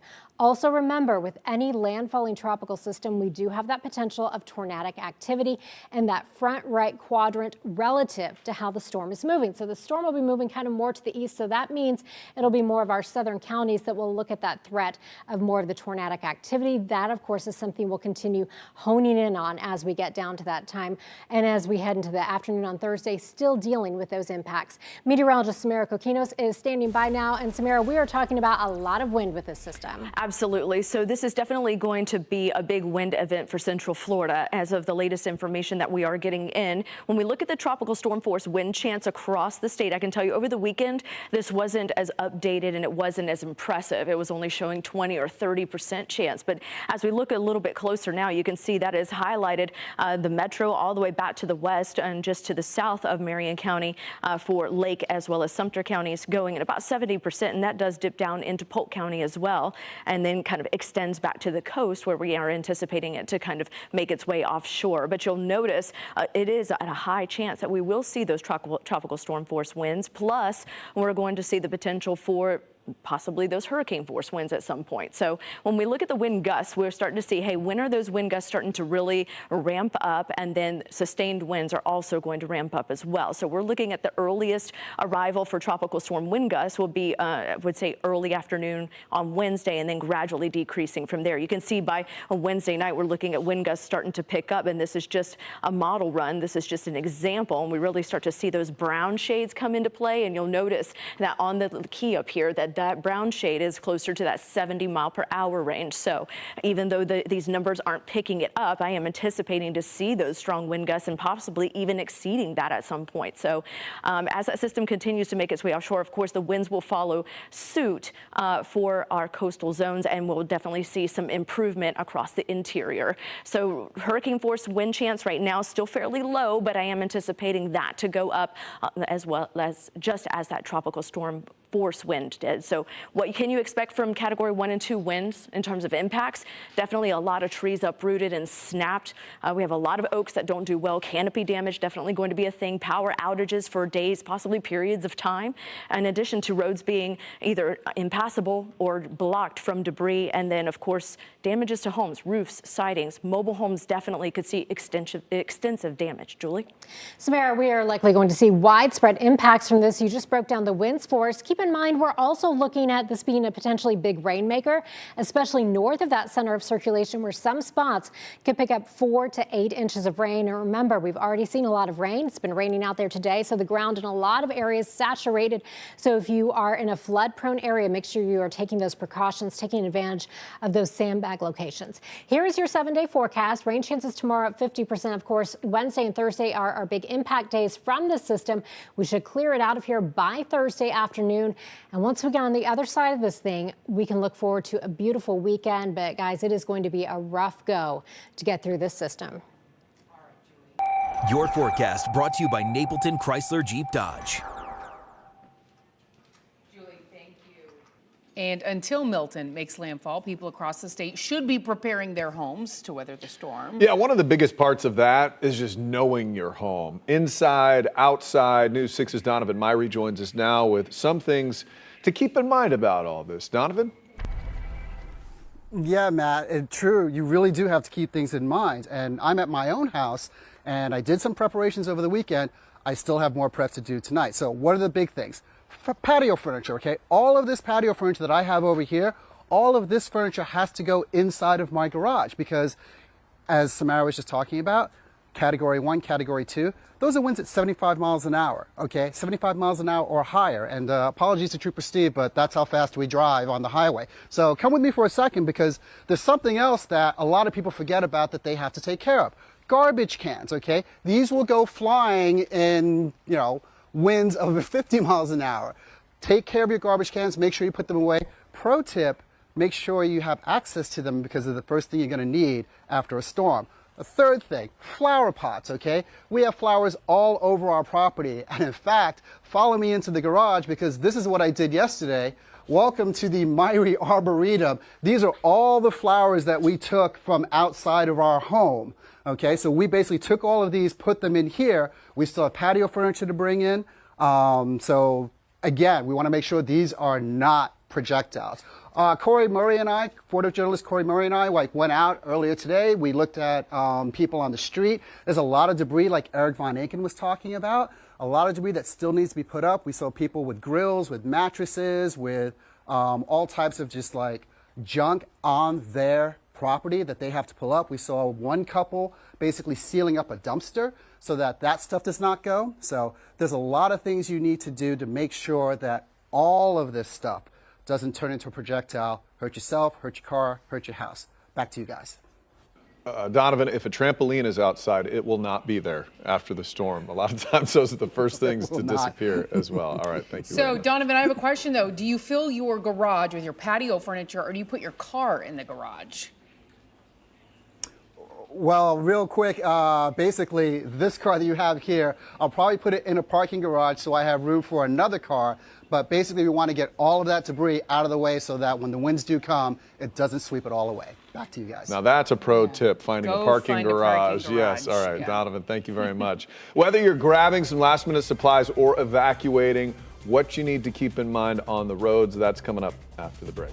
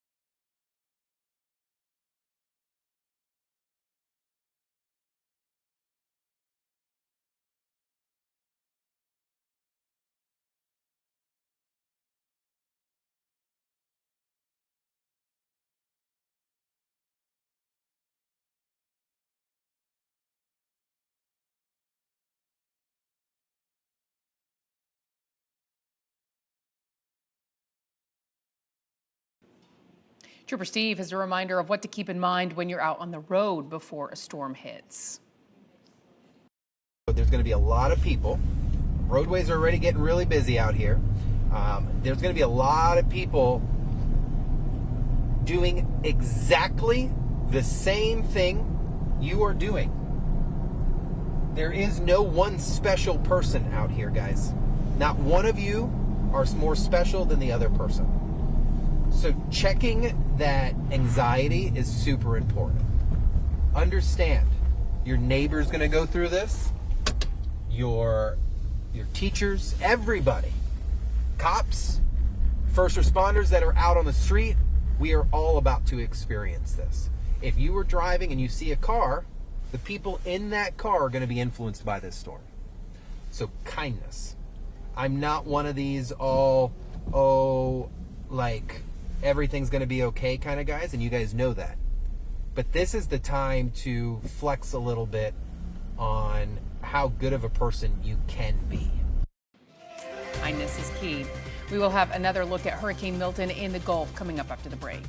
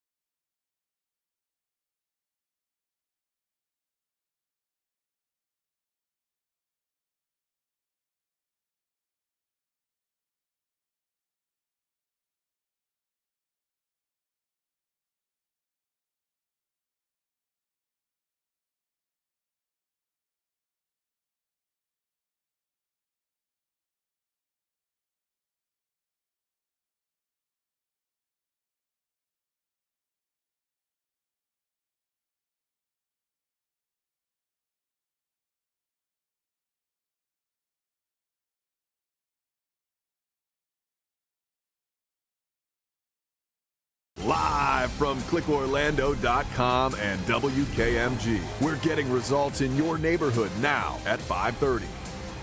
Now at 5:30, Hurricane Milton continuing to churn in the Gulf of Mexico with Florida right in its path. The storm is still hundreds of miles away from central Florida, about the distance from here to Atlanta. So you still have about 24 to 36 hours to make any final preparations before it is expected to arrive here. Glad you're with us. I'm Lisa Bell. Yeah, thanks for joining us today. I'm Matt Austin. You're watching News 6 at 5:30. So officials are urging everybody to do just that, because when this thing lands, it is expected to hit hard. Meteorologist Julie Broughton is pinpointing the latest on this storm tonight. Julie. Matt, this thing is still strengthening out in the Gulf. Here's the very latest information. It came in at 5, and we'll get new numbers coming out at 8, a new track at 11. But as of 5 o'clock, maximum sustained winds were at 180 miles per hour with that pressure really low at 905 millibars. This is a Category 5 storm. To become a Category 5 storm, the threshold is 157 mile per hour winds, so we are way above that with this one. Now notice as we take you through the next 24 to 36 hours, by tomorrow afternoon, looking at winds letting up a little bit, and that'll be the trend during the day tomorrow into the overnight hours into Wednesday. That's because a lot of the models are indicating as Milton moves into this area of the Gulf, it will encounter some upper level shear and some drier air. It's going to take a lot of shear and a lot of dry air for this to weaken it significantly, but we are still looking at a Category 3 landfall. Now the timing has been slowed down a little bit. A lot of the models were trending that way throughout the day, so this really wasn't a surprise for us. We're looking at landfall around 2 o'clock Thursday morning as a Category 3 near Tampa with winds at 125 miles per hour. But again, remember, the entire state of Florida is only about 140 miles wide. We're expecting this to be moving at a pretty decent pace. That means this will maintain its hurricane strength all the way across central Florida, exiting by Thursday afternoon. Still a Category 1 hurricane with winds at 85 miles per hour. So that means we're all going to be feeling big time impacts from this. If you noticed your phone going off about 15 minutes ago, that's because we now have hurricane warnings in place for all of our counties except our coastal counties, but our coastal counties, including Flagler, Volusia, and Brevard counties, you are now under a hurricane watch. We're also looking at that potential of a 3 to 6 foot storm surge along our east coast. Meteorologist Samara Kokinos is standing by, and Samara, we're talking about this also being a pretty significant rainmaker. Absolutely. So in addition to the damaging winds that we are anticipating to be anywhere between Category 1 and Category 2, we're also anticipating quite a bit of heavy rain. We've had substantial rainfall in the month of September, and then what we're dealing with leading up to this is that additional moisture from that weak wave situated to our south. So we have a flood watch still in place for all counties through Thursday, depending on where you live. The western half will start to see that flood watch go away about in the morning time, and then closer to the coast will be closer into the evening. So looking at comparisons in models, we're talking about the European model, which Julie just showed you that run where it had that storm really packed with a lot of moisture leading up and during it actually moving across the state. So when we look at estimated rainfall totals by 11 o'clock on Thursday night, we can be anywhere from 3 inches up to 8 inches or even 9 inches. And that's exactly the range that we've been preparing you for over the last several days. We've been saying 4 to 8 inches with isolated maximums up near 10 to 12 inches. So looking at the GFS though, look at this. This particular model has been taking this system a little bit closer, I would say north. But the thing is, it's also accounting for dry air intrusion. So they're anticipating a little bit more drier air to move in, keeping rain chances anywhere, or rainfall amounts anywhere between about 2 and 5 inches, but notice that big dark purple area to the north, anywhere between 7 and 8 inches. So the overall gist for this is be prepared. There's definitely a lot more rain on the way, and it's going to arrive starting on Wednesday. It'll be a lot more steady heading into that night. Matt? All right, Samara, thank you. And our entire team of meteorologists is going to send you updates, always the latest. They come through the News 6 Pinpoint Hurricane Tracker app. You can download it right now for free on the Google Play or Apple app stores. I genuinely use this probably 20 times a day right now. Click on that. And then you Only just 20? Click on Milton, at least 20 minimum. Right, yeah. I'm a little obsessed with watching this thing. Milton may have its eyes set on the west coast of Florida, but areas along the east coast are also expecting to be impacted. That's right. We could see a lot of rain, some storm surge. News 6's Eric Sandoval is in Flagler County. And Eric, at 4 o'clock today, you showed us the rough surf that was out there already, and that is not the only issue that's facing that area. Yeah, definitely not. But I do want to show you that rough surf that we're still experiencing here. You know, the tide has gone out a little bit, so it's calmed down a little bit. But if you look in the distance, you can see some surfers really taking advantage of this. Back here on the beach, I want to show you part of the problem. This surf has really started eating away at the sand here. This is a ridge that the water has just basically eaten out of the beach. No evacuation orders have been ordered so far, but that could change here over the next 24 hours. We actually spoke to somebody who lives in a mobile home complex on the other side of A1A here. His complex has been repeatedly flooded. We asked him if he was going to leave. Listen. I've been through 5 hurricanes here and Andrew in Miami. So you know a hurricane? Yes. So if the evacuation order came from Flagler County to get out, because you're in a mobile home, you're on the barrier island. I don't leave. I stay here. They can't make you leave. No. Well, why don't you want to leave? Because I ain't got no other place to go. Really? Yeah. Even a shelter? I'd rather stay here.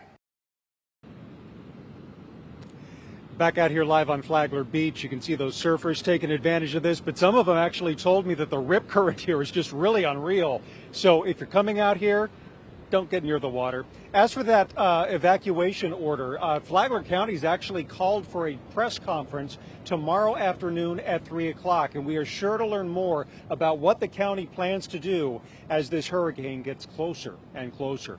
For now, we are live in Flagler Beach. Eric Sandoval getting results. News 6, back to you.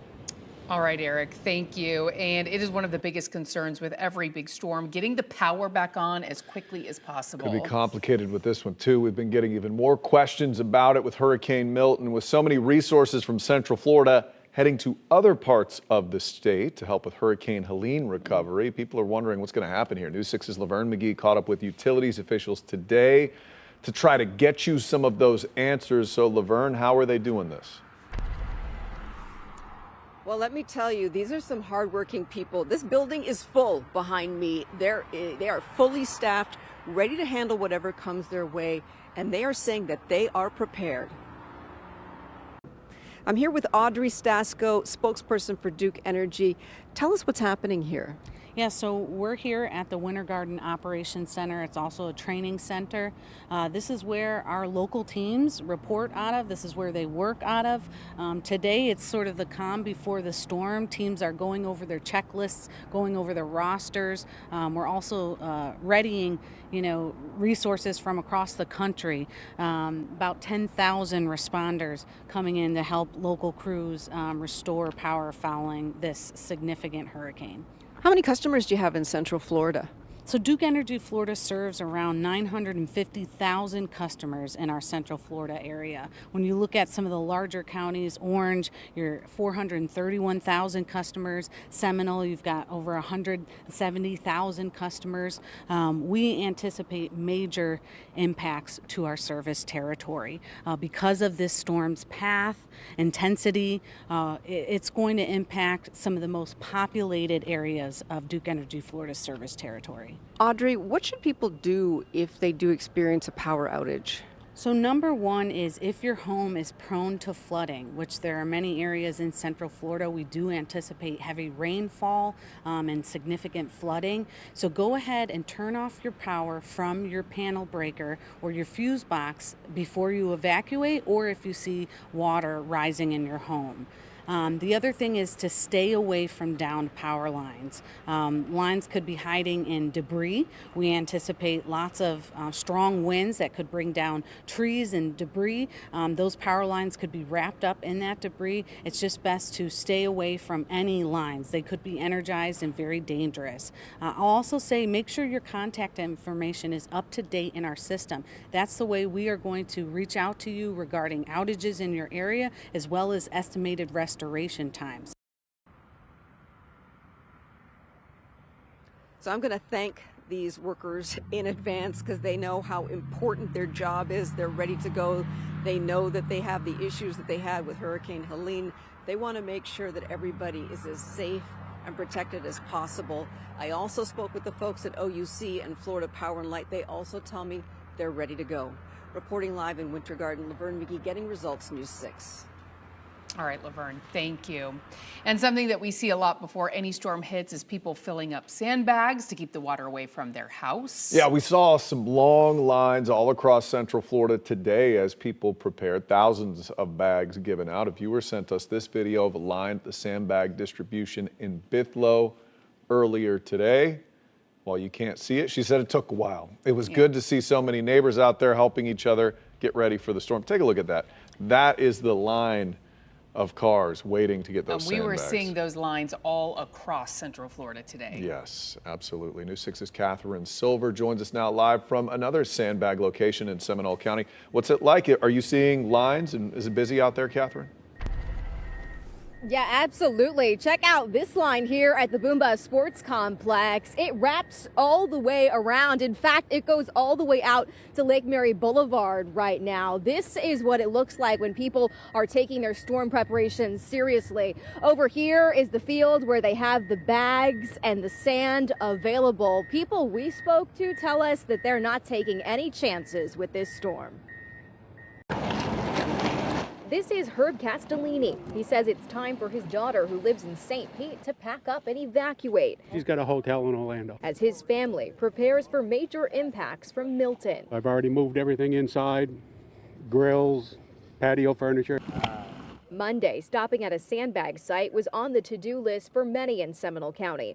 So many people live on or near the water here. What are your concerns with this storm coming our way? Mostly flooding. We have a stream in the backyard, so yeah, it already flooded the last time just a little bit. After Ian is very concerning, how the amount of water we got from Lake Jessup. So we live by Lake Jessup. And they're not alone. The line stayed long all day as people helped themselves and their neighbors. I'm doing this for a friend. I just got called, she was crying. So she's 90 years old. The ground is already so saturated. We are at historic groundwater levels already, and if we get, an excessive rain event, we're going to have flooding. We know that, and that's why we've got the evacuation orders already drafted. Seminole County is already loading gear and getting shelters ready to open, clearing out debris that could end up clogging storm drains. This certainly reminds me of Charlie 20 years ago. What does your gut tell you about this storm? So this does look like a Hurricane Charlie for us, which was Category 1 when it came over Seminole County. The difference between this one and Charlie is this is a longer duration hurricane for us. This one, we're going to have hurricane force winds for quite a few hours, potentially. So we're going to have power loss, we're going to have communication issues. We're going to have a lot of debris. Emergency Manager Alan Harris says they are ready to respond, and people should get ready too. We got a little bit of an extra window with this hurricane track slowing down a little bit. So what we thought was going to happen tomorrow night, now it's into Wednesday. So use those few more hours. Time just by the numbers. There were over 6,000 hotel rooms available across Central Florida this morning, according to Commissioner Zembauer. Those are filling fast with evacuees from the Gulf Coast. We could see up to 10 million cubic yards of debris from this storm. That's according to one estimate from Seminole County's models. And they have already given out more than 40,000 sandbags. That number is certainly growing. This site will be back open tomorrow until noon. If you do want to stop by, you should swing by in the morning because it is very busy. For now, I'm live in Seminole County. Catherine Silver, Getting Results, News 6. Catherine, thank you. 10 million cubic yards. You don't know what that means. Apparently, it's 33 spaceship Earths over there at Disney. So that's a lot of debris they're expecting. Thank you. Still to come, what items you need to make sure you have in your house before this thing hits. This portion of the news is sponsored by Good Greek Moving and Storage.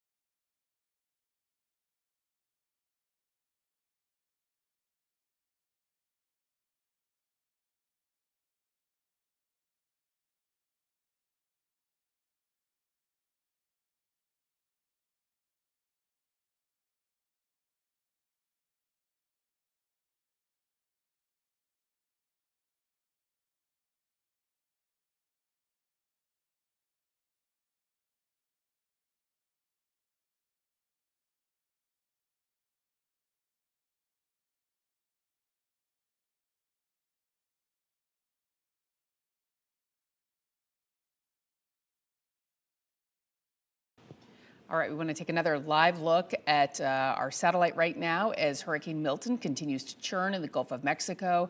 Again, still hundreds of miles away from Orlando, so you have time to prepare, but this thing looks very nasty. It looks evil, for sure. It really does. Meteorologist Julie Broughton has been standing by. Julie, you've been covering the tropics here in Central Florida for 20 years now, and I don't recall us ever facing something like this before. Right, and we're talking about a major hurricane potentially making landfall near Tampa. The last time that happened was 1921. So we're talking about an unusual situation, especially with it also going more from west to east across the peninsula, likely maintaining its hurricane strength. Here's what we're talking about as far as those stats as of 5 o'clock. Maximum sustained winds were at 180 miles per hour. This is the satellite imagery for you. You can see it's going a little more east. The last few frames, it's starting to take a little bit more of a turn to the north and east, which is what we expected around a trough of low pressure. Pressure is 905 millibars. So we are talking about a powerful Category 5 storm. The threshold to become a Category 5 is 157 miles per hour. So we are well above that. Here is a look at the track. I know this is what a lot of people are interested in. If you've been with us throughout the day talking about the timing of this, we were saying through much of the afternoon that we thought with the 5 o'clock track we would see the timing slow down. That is what has happened. So here's what happens as we take you through the next couple of days toward landfall. Notice it continues to the east, then begins to take a turn to the north and east. Notice as we head through the day tomorrow, we're looking at a little bit of weakening. Of course, when we're talking about a Category 5 storm, we're still talking about a Category 5 storm tomorrow or Wednesday morning with 160 mile per hour winds. Then as it begins to approach land, we're looking at winds down to 145 miles per hour. And we're still talking about a major Category 3 storm moving onshore near Tampa. Again, the center could go anywhere in this area you see, but a lot of the models are honing in right near the Tampa area as far south as Sarasota is still making landfall, again, as a Category 3 storm, maintaining hurricane status as it travels across Central Florida through the overnight hours. So a lot of the worst of our weather will happen overnight before it moves off our coast by Thursday afternoon. We do have those hurricane warnings in place for everyone except for Flagler, Volusia, and Brevard counties, and you are under hurricane watches. We will all feel impacts. Now, a lot of you have been asking what is expected to happen for this storm to weaken some before landfall. So we need to see some upper level shear and some drier air aloft. This is what it looks like right now. You can see all of that orange well above us, but the models showing that we are expecting some drier air to work into the system as we move through the day Tuesday into Wednesday. So we are certainly hoping that happens. Meteorologist Samara Kokinos is standing by. And Samara, a lot of the models are becoming more tightly clustered, showing confidence with this forecast. That's right. So when we started out over the weekend, we saw a big spread in a lot of these spaghetti models. But now when we're looking at the latest set that have been released, we're looking at the majority or the bulk of all of these models still putting it over the Central Florida area like the way it was trending toward over the weekend. So we only have a few outliers there that keep it a little bit more to the south. So at this point, we're talking about, yes, we're definitely going to feel those impacts. And even depending on exactly where that track ends up or where that landfall track actually ends up, we're still going to be feeling impacts well outside the center of this storm, folks. It's going to continue to grow in size. So as we head into tomorrow afternoon, notice that we continue to see a lot of this moisture starting to stream in, and then it really picks up on Wednesday. So as you get ready for the day on Wednesday, just to kind of stay at home at this point, we're anticipating that to happen. Winds are already going to start to be to pick up. We're also going to see the rain really start to come down in heavier amounts, and then even as it gets closer to that landfall potential Wednesday night going or early Thursday at this point, based on the latest track, what Julie showed you, you'll notice that the bulk of that rain still stays good across Central Florida for a good portion of it. So there are other model runs that are showing slightly less with a little bit more dry air intrusion, but for the most part, this model has been pretty favorable. It looks by 7 o'clock on Thursday morning, we're still dealing with a lot of that rain through at least the afternoon, and then it'll start to clear out later Thursday night. So definitely going to be a rainmaker. We're talking about 4 to 8 inches of rainfall accumulations, up to 10 inches, possibly even 12 for those isolated maximums, in addition to the potential for those Category 1 and 2 hurricane force winds. Julie, it's definitely going to be a mess out here. It is, and we need to plan for extended power outages. So as you're making your preparations, you have much of the day tomorrow and a lot of the day on Wednesday that you can get things wrapped up. Again, I was showing you this, the moisture levels aloft. This is about halfway up in the atmosphere. And again, as we take you into Thursday, a lot of the models are indicating some drier air could wrap into the system. So we need to hope for a lot of wind shear and a lot of dry air, because that's what it will take to weaken this some. Now, here's your pinpoint accurate forecast. Your forecast is sponsored by Publix.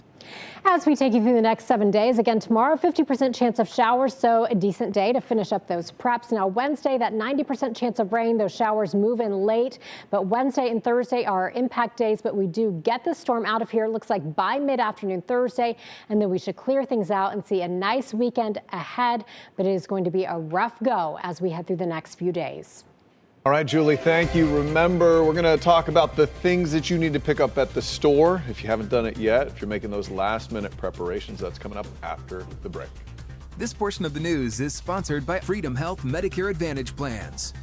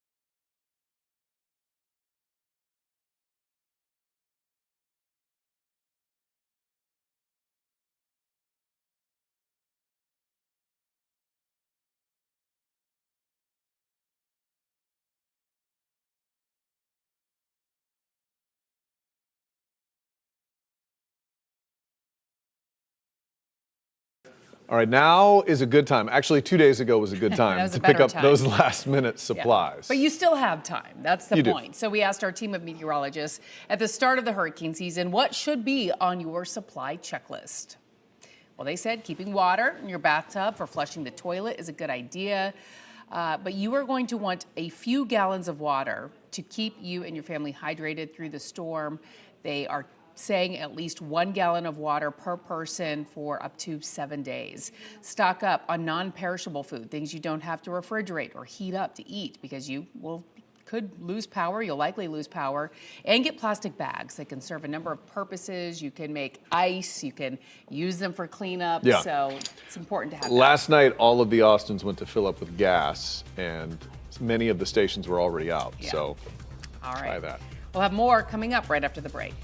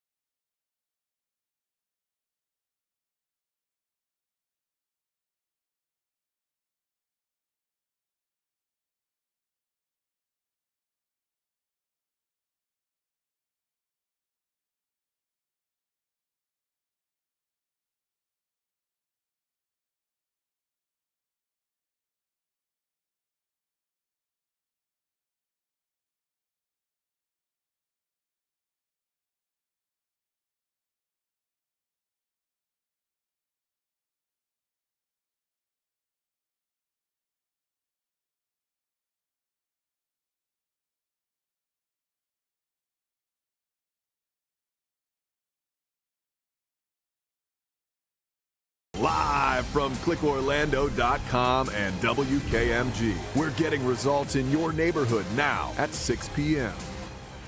Now at 6, we are tracking Hurricane Milton and the impact it will bring to our state as Florida's West Coast braces for a potentially historic storm surge. Plus, new advice from local officials after the intensity of the storm causes the governor to declare a state of emergency for more than 50 counties all across the state.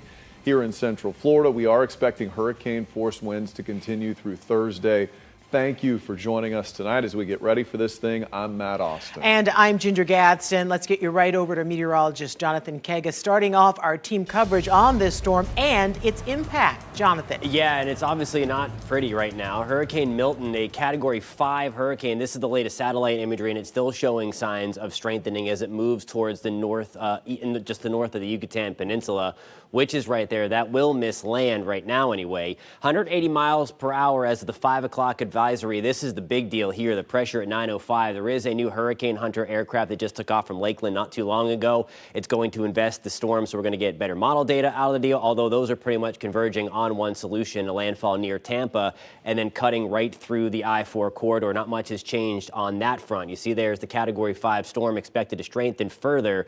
You see the peninsula all lit up with the warnings that are in play. The red here, the hurricane warnings pretty much for all interior Central Florida. Along the coast, we just have hurricane watches for the moment. That means hurricane conditions are going to be possible within the next 36 hours there, so we're watching that closely. Official forecast has this coming through Tampa as a Category 3 storm, and there's likely opportunity for that to be stronger as well. We'll talk much more about that in a couple of minutes. Still, the center can bounce anywhere from north to south in that cone, but the convergence has been really between anywhere from Sarasota to Bradenton to maybe to Newport Richey in that northern extent. That's where that convergence has been in the models really for the last day or so. And then you see exiting still the Atlantic side of Florida as a Category 1 hurricane. So we're talking potentially Category 2 over downtown Orlando and then working its way out over the Atlantic Ocean. That would be the strongest forecast kind of ever issued there by the Hurricane Center as well. Here we go, taking you forward. That's 6 o'clock in the morning on Thursday. This is when the center starts to come ashore. Now, this is some of the things we're going to talk about over the next few days. Some drier air starts to punch up into this thing. That's one of the reasons why it may slightly weaken emphasis on that. We're going to talk much more about this coming up in a couple of minutes. And as we take a look at the potential for, I'm talking about perspective in historical wind gusts in storms. We're talking about at Orlando International, we have seen recorded during Hurricane Charlie wind gusts up near 105 miles per hour. That was the official reading in 2004 for the highest wind gust during that storm. Orlando International also caught 100-mile-per-hour wind gusts with Donna in 1960, 79-mile-per-hour wind gusts in Irma in 2017, and then 71 miles per hour in Jeanne in 2007. So this is just to give you perspective of what we are anticipating. I mean, it could actually exceed the 2004 Charlie storm. So that is something that we'll continue to watch and monitor, of course, with all of the model consensus. And as the storm really develops and gets closer to the peninsula, those things will become more clear. But what I can tell you with Category 1 and 2 wind in potential across the state, what we're looking at are numerous trees, definitely with damages, talking about snapped and just really uprooted. Power outages could last for periods of time. They could be extensive as well as roads being blocked or impassable due to debris, and then some roof siding damages on homes, but mobile homes could see some really extensive damage, guys. Samara, thank you. And you know what? Now is a really good time to make sure you have our free Pinpoint Hurricane Tracker app downloaded, because if you lose power, you're not going to lose contact with us, and this thing is a lifesaver. Our team of meteorologists will constantly update any storm's projected path. Search WKMG in your app store. So right now, the entire state is preparing for what could be the biggest evacuation since 2017. Officials are issuing both mandatory and voluntary evacuation orders for at-risk areas, especially in the southwest region. I have the State Emergency Response Team preparing for the largest evacuation that we have seen, most likely since 2017 Hurricane Irma. I urge Floridians to finalize your storm preparations now, enact your plan. I highly encourage you to evacuate. Center warns flooding could threaten millions of neighbors in this state since the ground is already saturated from areas from Hurricane Helene. Now, one of the most at-risk areas is the Gulf Coast, where Milton is expected to make landfall. News 6's Eric Von Anken joins us live from Sarasota with more. Eric. Ginger, it is hard to believe that this was somebody's bedroom where I'm standing. In fact, look at the corner here. You can see where the water got in. So that means either the storm surge came up this high or the thing fell over and floated around the bedroom. This is just one sidewalk on one street here in Sarasota County. Look down the road. This goes all the way down this street, down all of the other streets. So many of the barrier islands here in Sarasota County, Manatee County, Pinellas County, where Clearwater and St. Pete Beach are, look like this. And this is the first step to cleaning up after Hurricane Helene. So because so many of these houses flooded, so much of the inside of the house was underwater, they just threw everything out on the front lawn or on the sidewalk like this. They've started gutting their houses. So the second step, after gutting the house and throwing everything away that's ruined because several feet of water was in all of these houses, the second step is getting rid of this stuff, getting it off the front lawn. That's the big problem, and that is the major danger. That's what the governor mentioned in the past hour when we heard from him. Now, getting this stuff away from here so it doesn't become part of the bigger problem of this incoming storm, this impending storm Milton. This is the third trailer that these folks have filled up already. So I talked to mom here, Judy Heath, and her son, Lance Heath. Fortunately, they have connections because they do some property management, so they were able to get this crew out here. They had a horse trailer here in the last few hours. They filled that up. This is, like I said, the second and then the third trailer that they have put stuff in. If they do not get all of this cleaned up, you can imagine what happens when as much as 12 feet of storm surge rolls through here. It's either going to be in the water or it's either going to end up in the air. All of these barrier islands are under a mandatory evacuation order, so that's why either people have left or they left after Hurricane Helene because their houses, as you see, are already destroyed. For now, we're live on the Sun Coast in Sarasota County. Eric Von Aken getting results. News 6. It is just devastating when you show us what is out there. Eric, thank you. Now, this storm is intensifying rapidly over the warm waters of the Gulf, leading Governor Ron DeSantis to declare a state of emergency for all of Central Florida and most of the western coast. Now, right now, more than 50 counties are under the advisory, with an emphasis on the potential for major surges along the western side of our state. And you can see in this map, all of Central Florida's jurisdiction is shaded in orange there. But we want to break down what it means when you hear us say a state of emergency has been declared. It means these areas have a lineup of state resources to respond to rescue, recovery, or evacuation operations. And local leaders are working to ensure people in these areas are prepared as they can be. Now, this is extremely vital with the timing of Hurricane Milton because a lot of areas are still recovering from the storm's aftermath. We're talking about Helene, especially when it comes to debris left behind. We need as much of this debris picked up as possible. This creates a safety hazard, and it also will increase the damage that Milton could do with flying debris. And Governor DeSantis has ordered all local dumping sites stay open 24/7 to handle the offloading of debris ahead of Milton.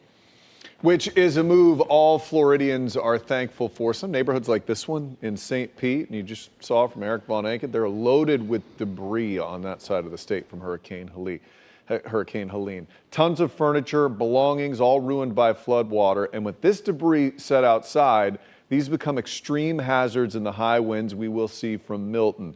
Now, even though here in Central Florida, we didn't see quite the drastic impact from Helene, some things outside can still be dangerous. Flying objects when the storm hits can be a real hazard. News 6's Donovan Myrie joins us live with ways you can protect your home before this storm hits. Donovan?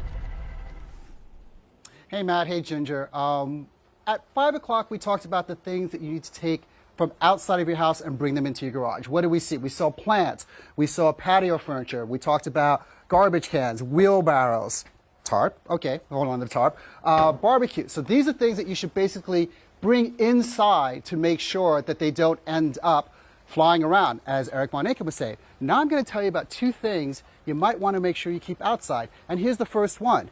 Your generator, okay? We have generators. We have people who may lose power. We have people who are going to be using generators. Generators do not go in the house. They do not go in the garage. You keep them outside because you want to keep those fumes away from you, because unfortunately, tragically, we hear about people every year that basically die because of poisoning. Now, here's the second thing, and this is probably going to surprise you. EVs. This happens to be a Tesla, but we're talking about all EVs, anything with a battery. And let me tell you why. I don't say don't leave it in your garage, but what did we see last week? We saw in Sarasota a video of a Tesla in a garage. Salt water came up under the Tesla and the Tesla caught fire. So if you own an EV and you are anywhere near salt water, or there's a possibility that salt water will come into your house or into your driveway, you probably want to take your EV and you probably want to get it to higher ground, to a parking garage or something. So again, if you have an EV, and this is not just limited to Teslas, but you probably want to keep your EV away from salt water, because as we have seen, EVs, batteries, salt water, they really don't mix. Getting results in Winter Park. Donovan Myrie, back to you guys. All right, some good advice there, Donovan, as you prepare your house. Thank you very much. All right, coming up, preparations across Central Florida continue tonight as we count down to when we will see that storm make landfall. You know, the timeline has shifted a bit, how leaders in Osceola are preparing for any power outages. You're watching News 6 at 6, getting results for all of Central Florida. We'll be right back. This portion of the news is sponsored by Advent Health, helping the communities we serve to feel whole.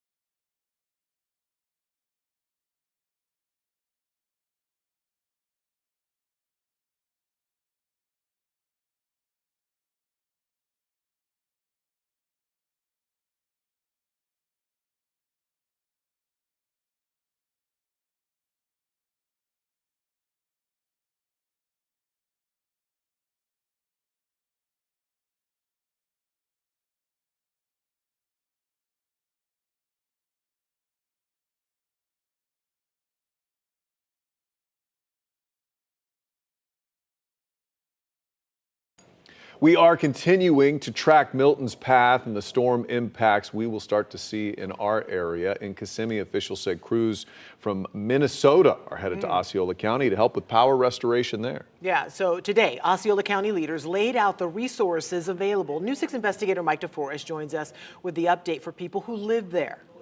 Whenever a hurricane passes over Osceola County or any type of significant storm, the biggest worry is flooding. And that's why, in preparation of Milton, county officials, city leaders have been working with the Water Management District to try to lower the lake levels. We are along East Lake Toho. That's East Lake Toho back there. And right now, as this storm is approaching, all efforts have been to try to lower the lake levels, not just here, but throughout the Kissimmee chain of lakes. We are on the St. Cloud Canal, and we can tell the water is already flowing. It is moving south here. And as we head over here, we can show you, we know that local leaders have urged the Water Management District to lower the gates to allow that water to flow through. That's one of the gates back there. We can see it is wide open. We can see the water flowing, gallons and gallons heading south from East Lake Toho to Lake Toho in continuing all the way on to Lake Okeechobee. So county leaders, city officials trying to lower the water levels of the lakes, but there is still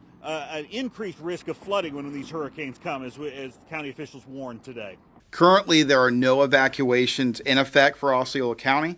However, residents who live in low-lying areas, flood-prone areas, and manufactured homes, partially with structural issues, should pay close attention to this forecast and close attention to our updates. Again, back to the lake levels. Lake Toho, which is just downstream from here, we're told the water level is about 4 feet below flood level. So that means there is plenty of capacity for when Milton comes and drops all that rain on this part of Osceola County, but we still could see significant flooding, particularly in those low-lying areas. Reporting in Osceola County, Mike DeForest, News 6. Yeah, Mike, 4 feet on top of Lake Toho. That is a lot of water because that's a huge surface area. And it is there. exactly what we do not need. I thought the rain would never stop over the weekend. And that's just not even kept going. associated with what we have coming. Meteorologist Jonathan Kegas joins us now with a look at what's happening out there. Jonathan. Yeah, guys, and if we can hop over to the other weather computer, I want to show you what's going on with the hurricane right now. This is, of course, Hurricane Milton. We are tracking, again, this system that is a Category 5 Hurricane Hunter aircraft heading into this thing. The pressure, that's the big key here. It's down to 905, down from 911. The millibars continue to drop. The pressure continues to drop, still signifying that the thing is strengthening. So I want to take it through the next few days. Again, if you're working on getting things cleaned up around the yard, that's what you need to be doing right now, because we are going to have the hurricane force winds at the very least here. We could potentially be pushing winds of 100 miles an hour or greater by the time we get into Wednesday into Thursday morning. So that is 9 o'clock, just dealing with a few gusty showers out there. And then once we get into the morning on Wednesday, this is where we start to see the direct impacts from Milton. First with a few outer bands, and just like with hurricanes in the past, these outer bands are all going to have the potential here to contain tornadoes. So that's going to be our first go, but just like in and out of those outer bands might get crazy for a little bit and then back off for a short time. And then it's once we get into Wednesday afternoon and especially the evening. This is where things really start to ramp up when we're talking about the hurricane. So again, you see all the darker reds and these kidney bean shaped guys all over the place. The tornado threat is going to be sky high with this as it starts to come through. Still by 8 o'clock. The center is closing in on the west coast of Florida. There's Tampa, Bradenton's coming in somewhere around those lines. Notice we get a dry punch of air, so we keep all the heavy rain mainly northwest of I-4 by the time it's 11 o'clock. Still, though, the winds with this thing are going to be cranking. So while you're making your plans as we go through the next couple of days, there's tomorrow at 4 o'clock. It is going to be gusty out there. Certainly not tropical storm force gusts just yet, but they're going to get close as we get into Wednesday morning. So there's 9 o'clock in the morning on Wednesday, 20 to 30 mile per hour gusts in interior central Florida. And then you see things start to happen on the west coast, gusting to potentially 90, 100 miles an hour. And then the center here works its way right on through the I-4 corridor. We're talking about at least wind gusts, 70 to 80 miles an hour. And then you see the center go through. There is going to be a big-time wraparound effect with this. Still, New Smyrna Beach, even into Lake County, we're talking wind gusts 90 to 100 miles an hour. For more on the timeline of this, we'll send things over to meteorologist Samara Coquino. Right, I just wanted to take back a lot of that information that you just gave, Jonathan, and really kind of recap it for everybody at home. So today we've already seen our hurricane watches and warnings go into place along with our flood watches as well. And then when we look at the scattered rain, you got to take it back. I think your battery died. All right, so as Samara was talking about here, I also want to talk about the storm surge here for our friends along the Flagler and Volusia coast. This is going to be key, too. You saw how strong the winds were as the storm started to pull away. Storm surge watches are in effect as well for the northern side of Brevard County into Volusia, into Flagler, and then also for the St. Johns and Astor. We're going to get that northeasterly wind to push back on the St. Johns as it's trying to drain. So just keep that in mind. In terms of how much we're expecting here, the darker yellow represents 3 to 6 feet of storm surge, really from Volusia, Brevard line, all the way through Daytona Beach, New Smyrna Beach, Palm Coast, into Beverly Beach as well. And then you see that orange speck closer to Mims there, right into just inside the barrier islands of Brevard County. We can get up to 6 to maybe even 9 feet. So this is something that we're going to be watching evolve depending upon where the actual center goes. If it goes further up toward I-4, then all of this will be kind of displaced to the north a little bit. or if it goes a little bit further south, closer to Titusville, then we will see more surge again further down the coast of Brevard County. But that's going to be a big time deal as the storm exits on Thursday. Now here's a look at your pinpoint accurate forecast. Temperatures over the next few days. Sponsored by Strata Air Conditioning and Heating. AC emergency? You ought to call Strata. Temperatures will be back into the lower 80s. Of course, the rain chances are going to ramp up, as you might imagine, on Wednesday with a hurricane approaching. You see the hurricane flags there. That's when we're going to be in it for especially Wednesday afternoon through about Thursday afternoon. Things get much, much better on Friday and through the weekend. Sunshine comes our way on Saturday and Sunday, but it is going to be a rough go of things, guys, as we move into Wednesday and Thursday. It sure is, Jonathan. Thank you. Now, we have spent this entire day laying out ways for you to get prepared for storm impacts. Yeah, and if you're not quite set for the hurricane, there's still some time to get your home and yourself ready. More on the Central Florida areas working to help you get prepared and the ways we're working to help you get results.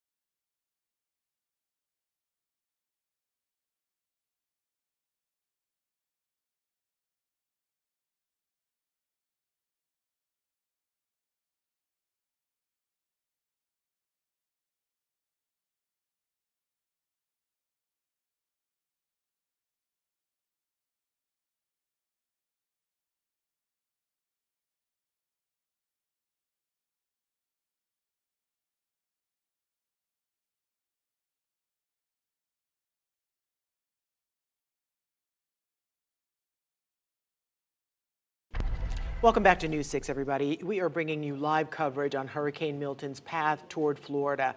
And we're holding a live phone bank right now where members of our team are answering whatever questions you may have. You can call the number you see on your screen.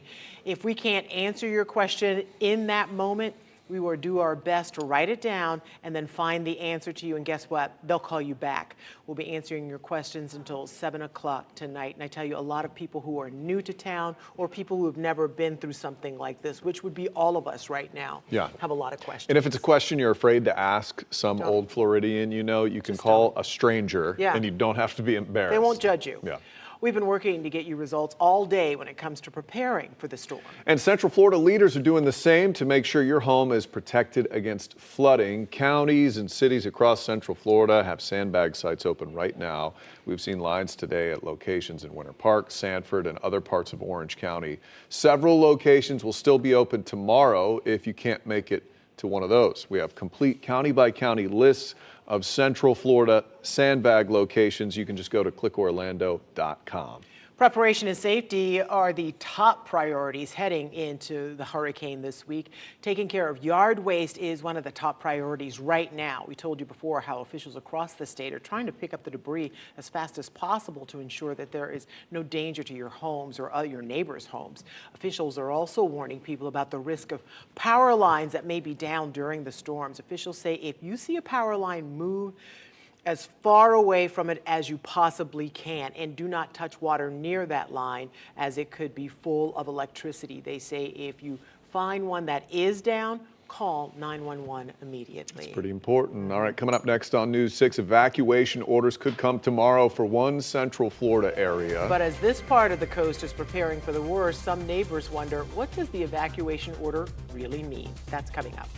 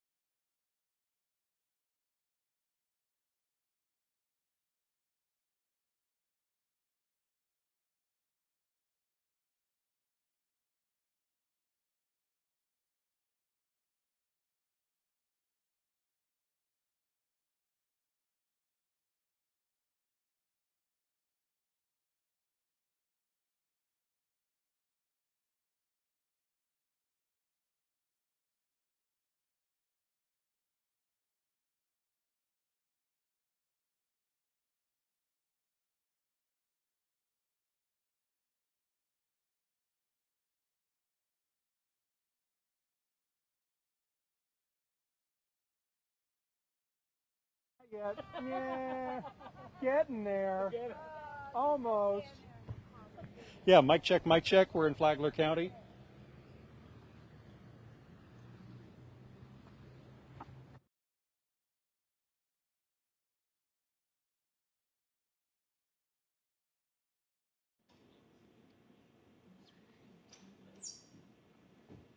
Mic check, Justin. 54321, 54321.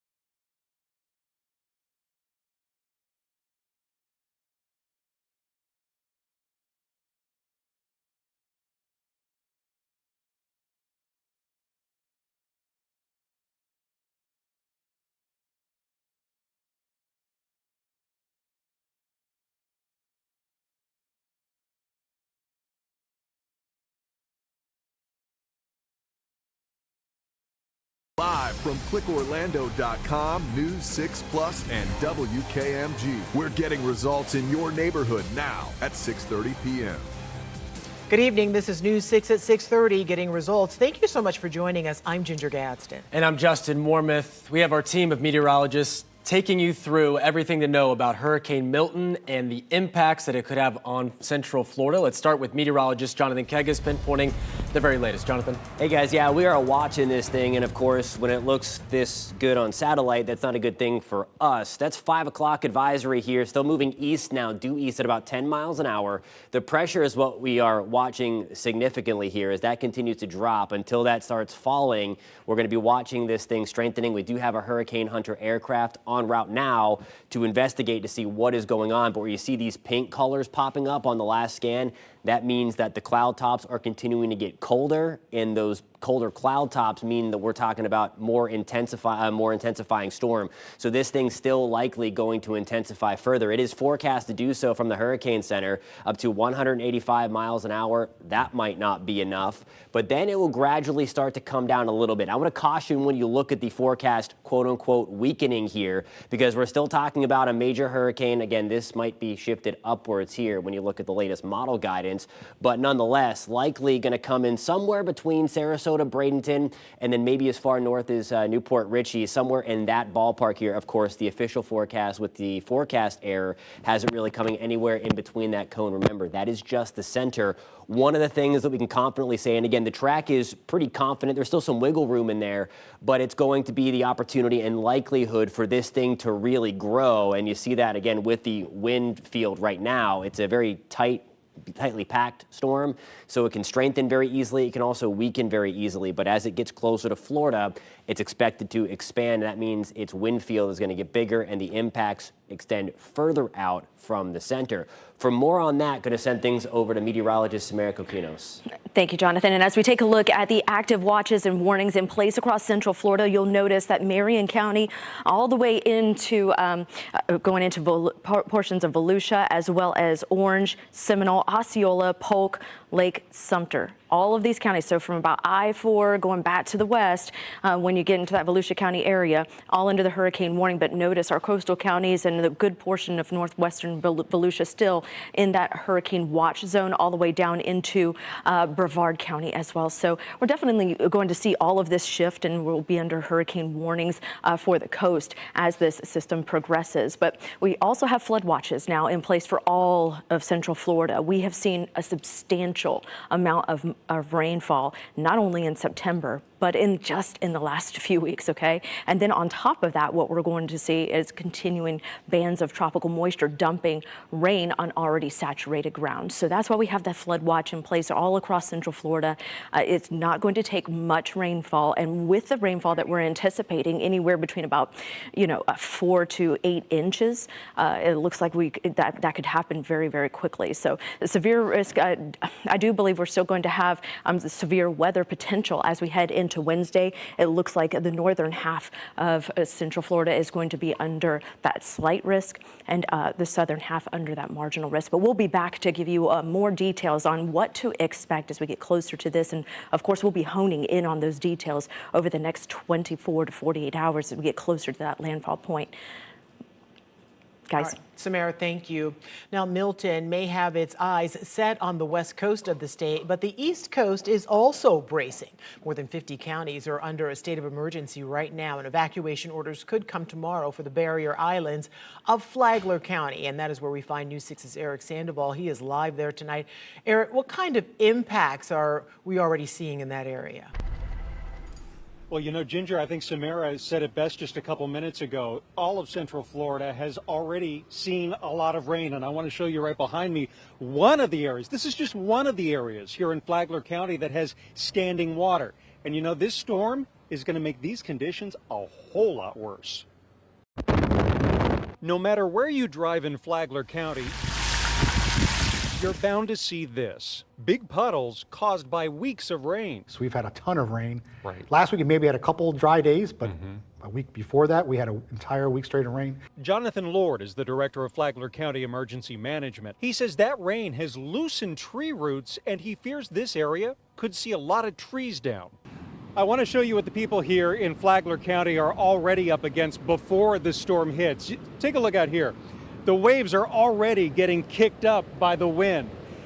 and it's already creating a lot of beach erosion here. Look, this is a cliff down here that the ocean, whoa, it's literally eaten away here at the beach. Add to that hurricane force winds, and the officials here are estimating anywhere between a 5 or 6 foot storm surge. That's not good news for Flagler Beach. Those, particularly on the easternmost side of our community, be prepared for an evacuation. I've been through 5 hurricanes. Craig Peters has lived here 33 years. So if the evacuation order came from Flagler County to get out, because you're in a mobile home, you're on the barrier island. I don't leave. I stay here. They can't make you leave. No. Well, why don't you want to leave? Because I ain't got no other place to go. Really? Yeah. Even a shelter? I'd rather stay here. Okay, so here's the thing. Whether you live in Flagler Beach or any barrier island up along, Volusia, Flagler, Brevard County, when the winds reach 40 miles an hour, they're going to shut down the bridges that connect the mainland to the barrier island. So 40 miles an hour is the key gust of wind or sustained wind that you need to look out for. As for Flagler County specifically, Flagler County's called a press conference for 3 o'clock tomorrow afternoon, and it's then that we expect to learn a little bit more about any curfews or any calls for evacuation. Of course, we will be bringing you that live on clickorlando.com. For now, we are live in Flagler County. Eric Sandoval getting results. News 6, back to you. And thank you for that update, Eric. And something a lot of you have been wondering is what the evacuation order means. Once a mandatory one is in place, they range from A to F. Generally, Zone A is the most vulnerable, most likely to be evacuated first, while Zone F is most likely to be evacuated last. Now, if you do have to evacuate, make sure you pack extra keys, cash, medication, all those important documents as well. Also, fill up your car with gas and bring a full gas can just in case. Florida has designated evacuation zones, and now is the time to check to see if you live in one. If your home in Florida was built after 2004, you're most likely at 115 or 125 mile an hour sustained winds. Therefore, if we have a hurricane that is less than that, you don't need to evacuate. You would only then need to evacuate for water. An evacuation zone is different than a flood zone. The state has a tool to find out if your home is in an evacuation zone and the route that you should take. We have posted that info for you at clickorlando.com/hurricane. Yeah, and all new right now at 6:30, Volusia County just activated evacuations ahead of Hurricane Milton. The order begins Wednesday morning at 8. So all of the East Coast and the intracoastal waterways are included in this, all mobile homes, all low-lying areas and areas prone to flooding, and for all campsites and RV parks as well. For areas not evacuating, making sure your home is secure is certainly a top priority. It certainly is so important. We saw some long lines at Sandbag sites across Central Florida today. News 6 reporter Catherine Silver joins us from one in Seminole County. And Catherine, it has been very busy.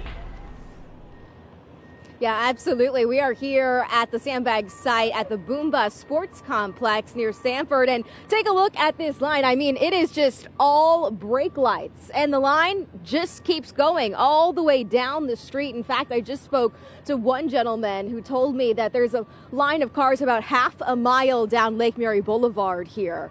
This way in the field is where they actually have the sand. You can see the truck right now backing up, getting ready to add more sand because so many people have been stopping by. We met people today who told us they are taking this storm very seriously.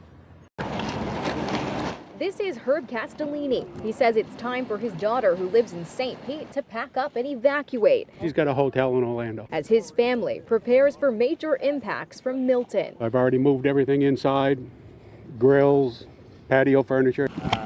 Monday, stopping at a Sandbag site was on the to-do list for many in Seminole County.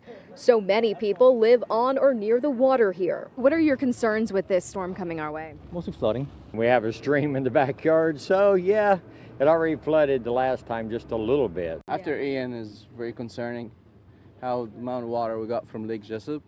So we live by Lake Jessup. And they're not alone. The line stayed long all day as people helped themselves and their neighbors. I'm doing this for a friend. I just got called, she was crying.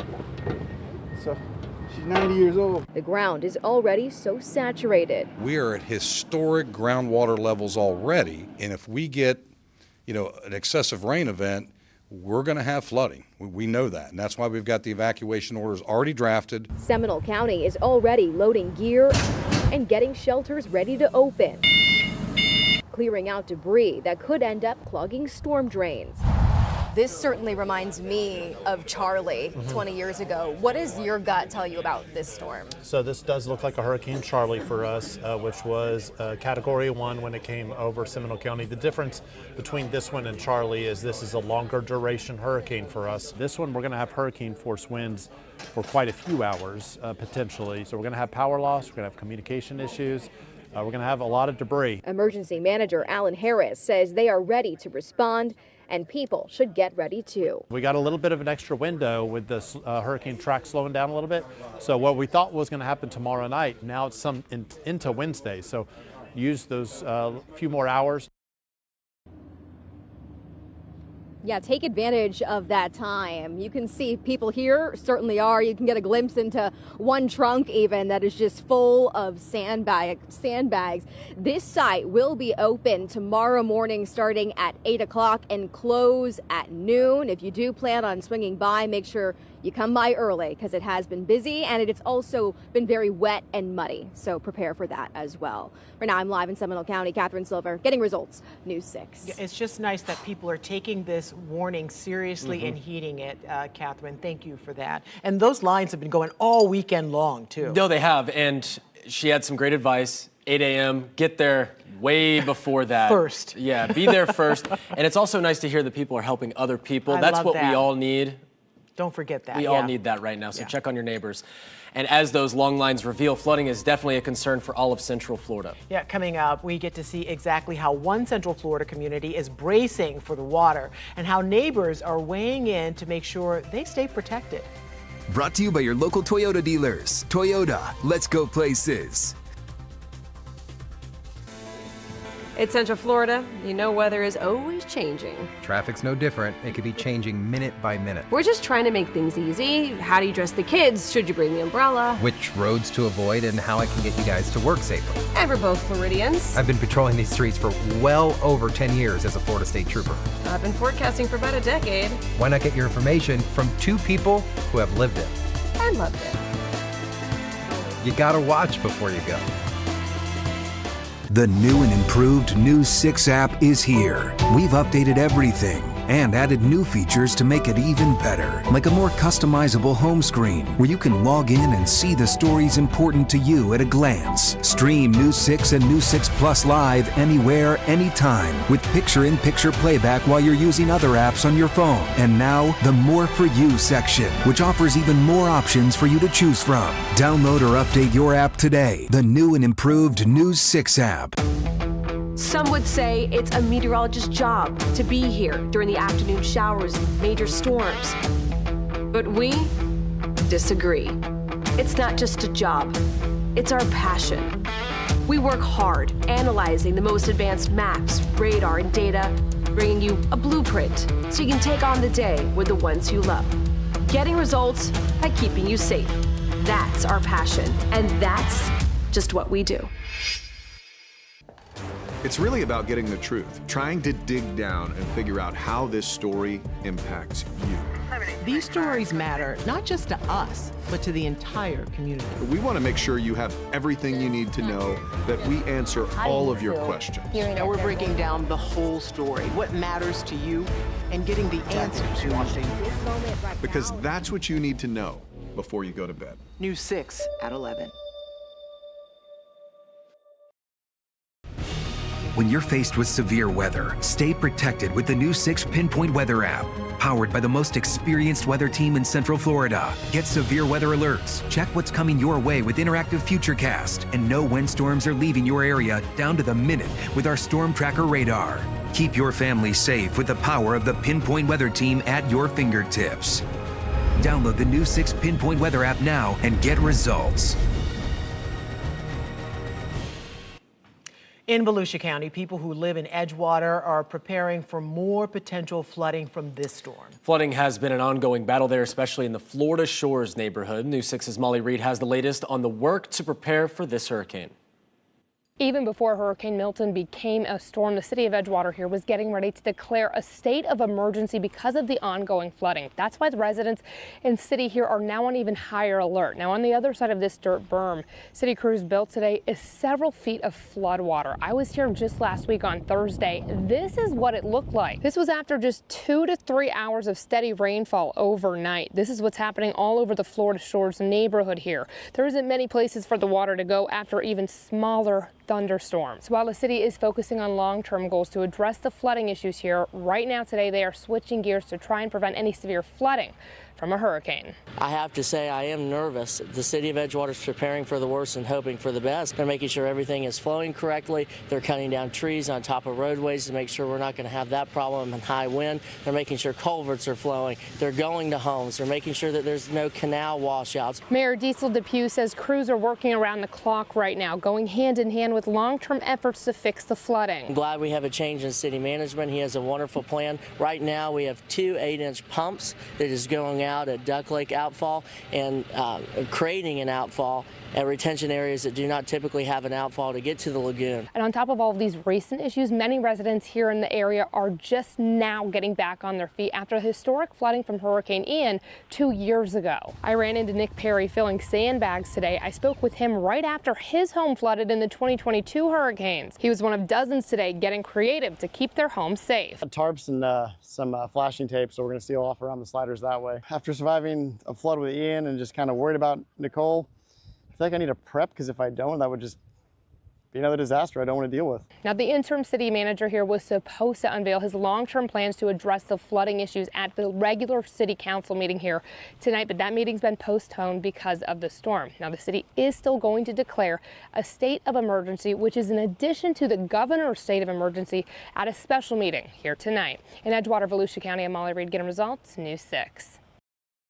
All right, and as we get ready for this storm, we have to keep in mind people who aren't leaving or aren't heeding evacuation orders are saying, oh, we've been here before, but we really haven't. No, I mean, when we talk about this storm and the trajectory that it's on, where it is going to perhaps enter this state. And the looks of it. It's very close to Central Florida. I mean, a couple of counties away, and we're going to get the latest now from our team of meteorologists standing by. Let's start with meteorologist Jonathan Kegas.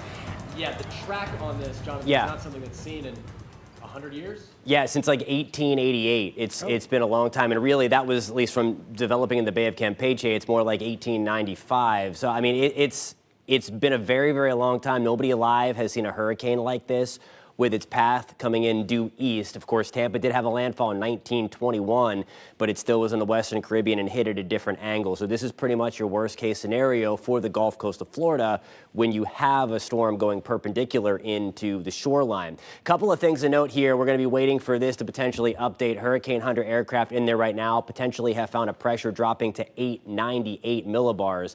If that is confirmed here by a dropsonde that we're waiting on, that would be the first time since 2005 that a hurricane has gone sub 900 millibars. That is a very, very strong hurricane. That would put it at the top 5 most intense Atlantic hurricane of all time. That would beat Allen from 1980. Now, Allen would still have it on the wind speed. That was 190, which still holds the record. Regardless, look how teeny tiny that eye is. It's only 3 miles wide, according to the hurricane hunters that are in the thing right now. Again, we're going to be watching that closely, but there's likely some strengthening continuing. There's an Air Force hurricane hunter plane already on the way as well. So soon again tonight, we're going to have that 2 planes in there in tandem. Again, the track really unchanged from the past couple of forecasts here from the Hurricane Center. Still expecting to make landfall as an intense Category 3 hurricane at least. We're going to talk much more on the wind speeds coming up in a couple of minutes. For perspective, though, on what could be coming our way, here's more from meteorologist Samara Kokinos. Thank you, Jonathan. As we take a look here, when we look at some notable hurricanes rolling through Central Florida, we're going to focus on the top wind gusts recorded at Orlando International. And when we look back, we have Hurricane Charlie. We can't forget about 2004. Everybody remembers that season, right? 105-mile-per-hour wind gust was recorded with Charlie at Orlando International. Then you look back at 1960 Donna, has the next highest wind gusts recorded at 100 miles per hour.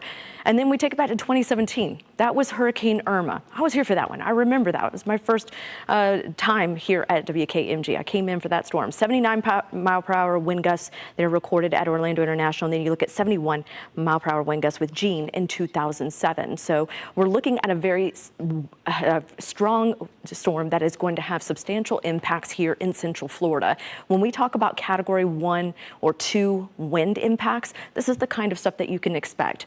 Uprooted or downed trees, folks. It's going to happen. We're going to see that canopy damage, probably quite a bit of debris that could be blocking or even making roads impassable.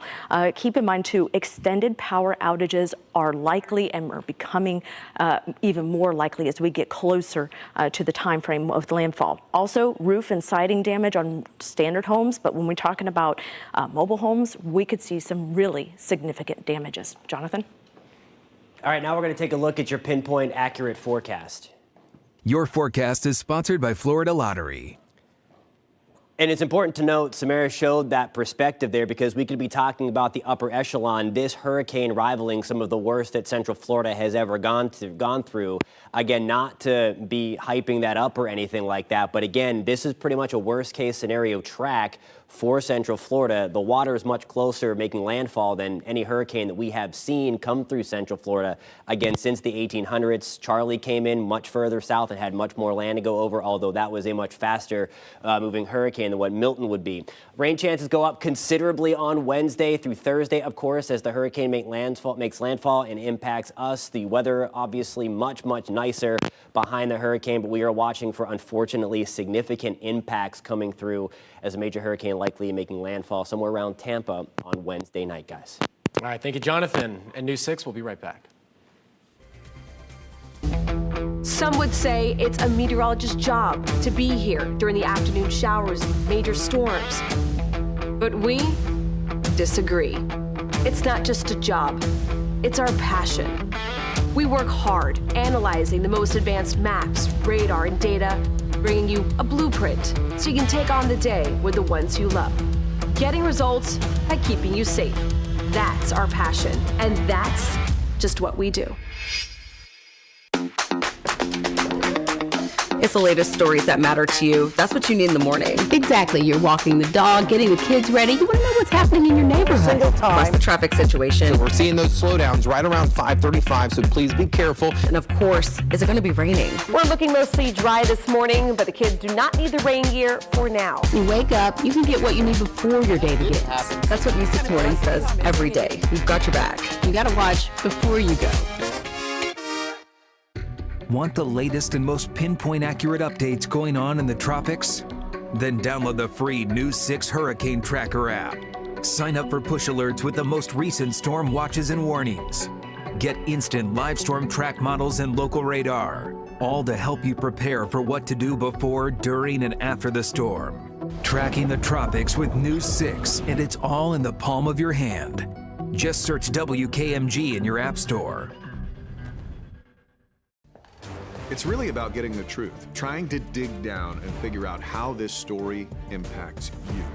These stories matter not just to us, but to the entire community. We want to make sure you have everything you need to know, that we answer all of your questions. Now we're breaking down the whole story, what matters to you, and getting the answers you need.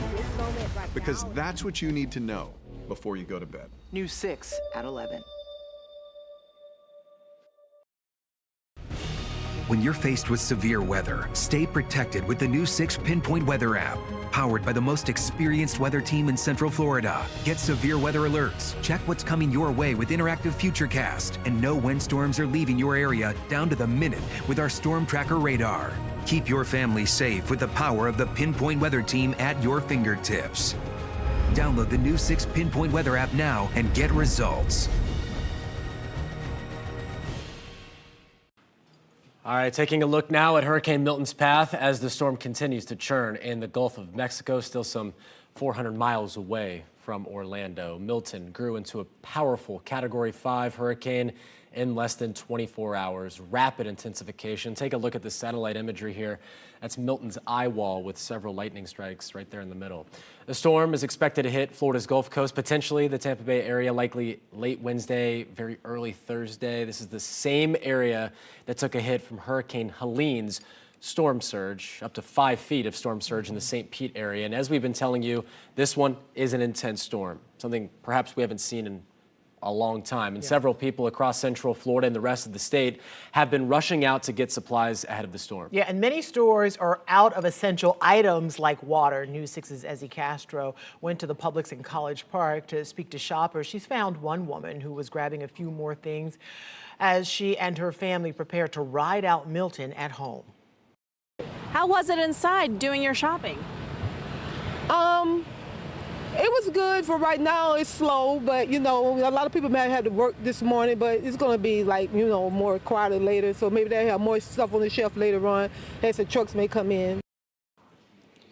And some of the main essentials you want to make sure you have is like food, water, pet food, of course, important medications, flashlights, emergency power sources, and copies of important documents. And don't forget to get your hands on some batteries too. And then there's that important cooler, gas cans, so many things that we forget about until it's time. That's why we start preparing you for hurricane season long before it even is on our door. And now it is at our front door. I mean, the time is running out to certainly prepare for this, but there is still time. So if you're watching this right now, you got to pick up a few things. It's a great time to do that. I imagine that tomorrow will be pretty chaotic out there. So take a deep breath, check on your neighbors. We'll get through it. And we'll continue to bring you the latest updates on the storm on clickorlando.com. Have a good one, everyone. During severe weather, stay protected with the new 6 Pinpoint Weather app, powered by the most experienced weather team in Central Florida. Get severe weather alerts, check what's coming your way with interactive Futurecast and our Storm Tracker radar. Download the new 6 Pinpoint Weather app now. Some would say it's a meteorologist's job to be here during the afternoon showers and major storms. But we disagree. It's not just a job, it's our passion. We work hard analyzing the most advanced maps, radar, and data, bringing you a blueprint so you can take on the day with the ones you love. Getting results by keeping you safe. That's our passion, and that's just what we do. It's really about getting the truth, trying to dig down and figure out how this story impacts you. These stories matter not just to us, but to the entire community. We want to make sure you have everything you need to know, that we answer all of your questions. Now we're breaking down the whole story, what matters to you, and getting the answers you need. Because that's what you need to know before you go to bed. News 6 at 11. Download the new 6 Hurricane Tracker app. Sign up for push alerts with the most recent storm watches and warnings. Get instant live storm track models and local radar. Tracking the tropics with the new 6 Hurricane Tracker app. Just search WKMG in your app store. Time and accuracy are critical when talking about weather. A wrong forecast can ruin a lot more than your day. I know it all boils down to you, your family, and their safety. So when I can pinpoint a storm down to the minute, I know that I have been able to make one of our neighbors' day. Maybe even help keep their family safe. Knowing how the weather will affect where you are or where you're going with pinpoint accuracy down to the minute, that's what News 6 can do for you. I'm meteorologist Jonathan Kegas on News 6. The new and improved News 6 app is here. We've updated everything and added new features to make it even better, like a more customizable home screen where you can log in and see the stories important to you at a glance. Stream News 6 and News 6 Plus live anywhere, anytime with picture-in-picture playback while you're using other apps on your phone. And now, the More For You section, which offers even more options for you to choose from. Download or update your app today. The new and improved News 6 app.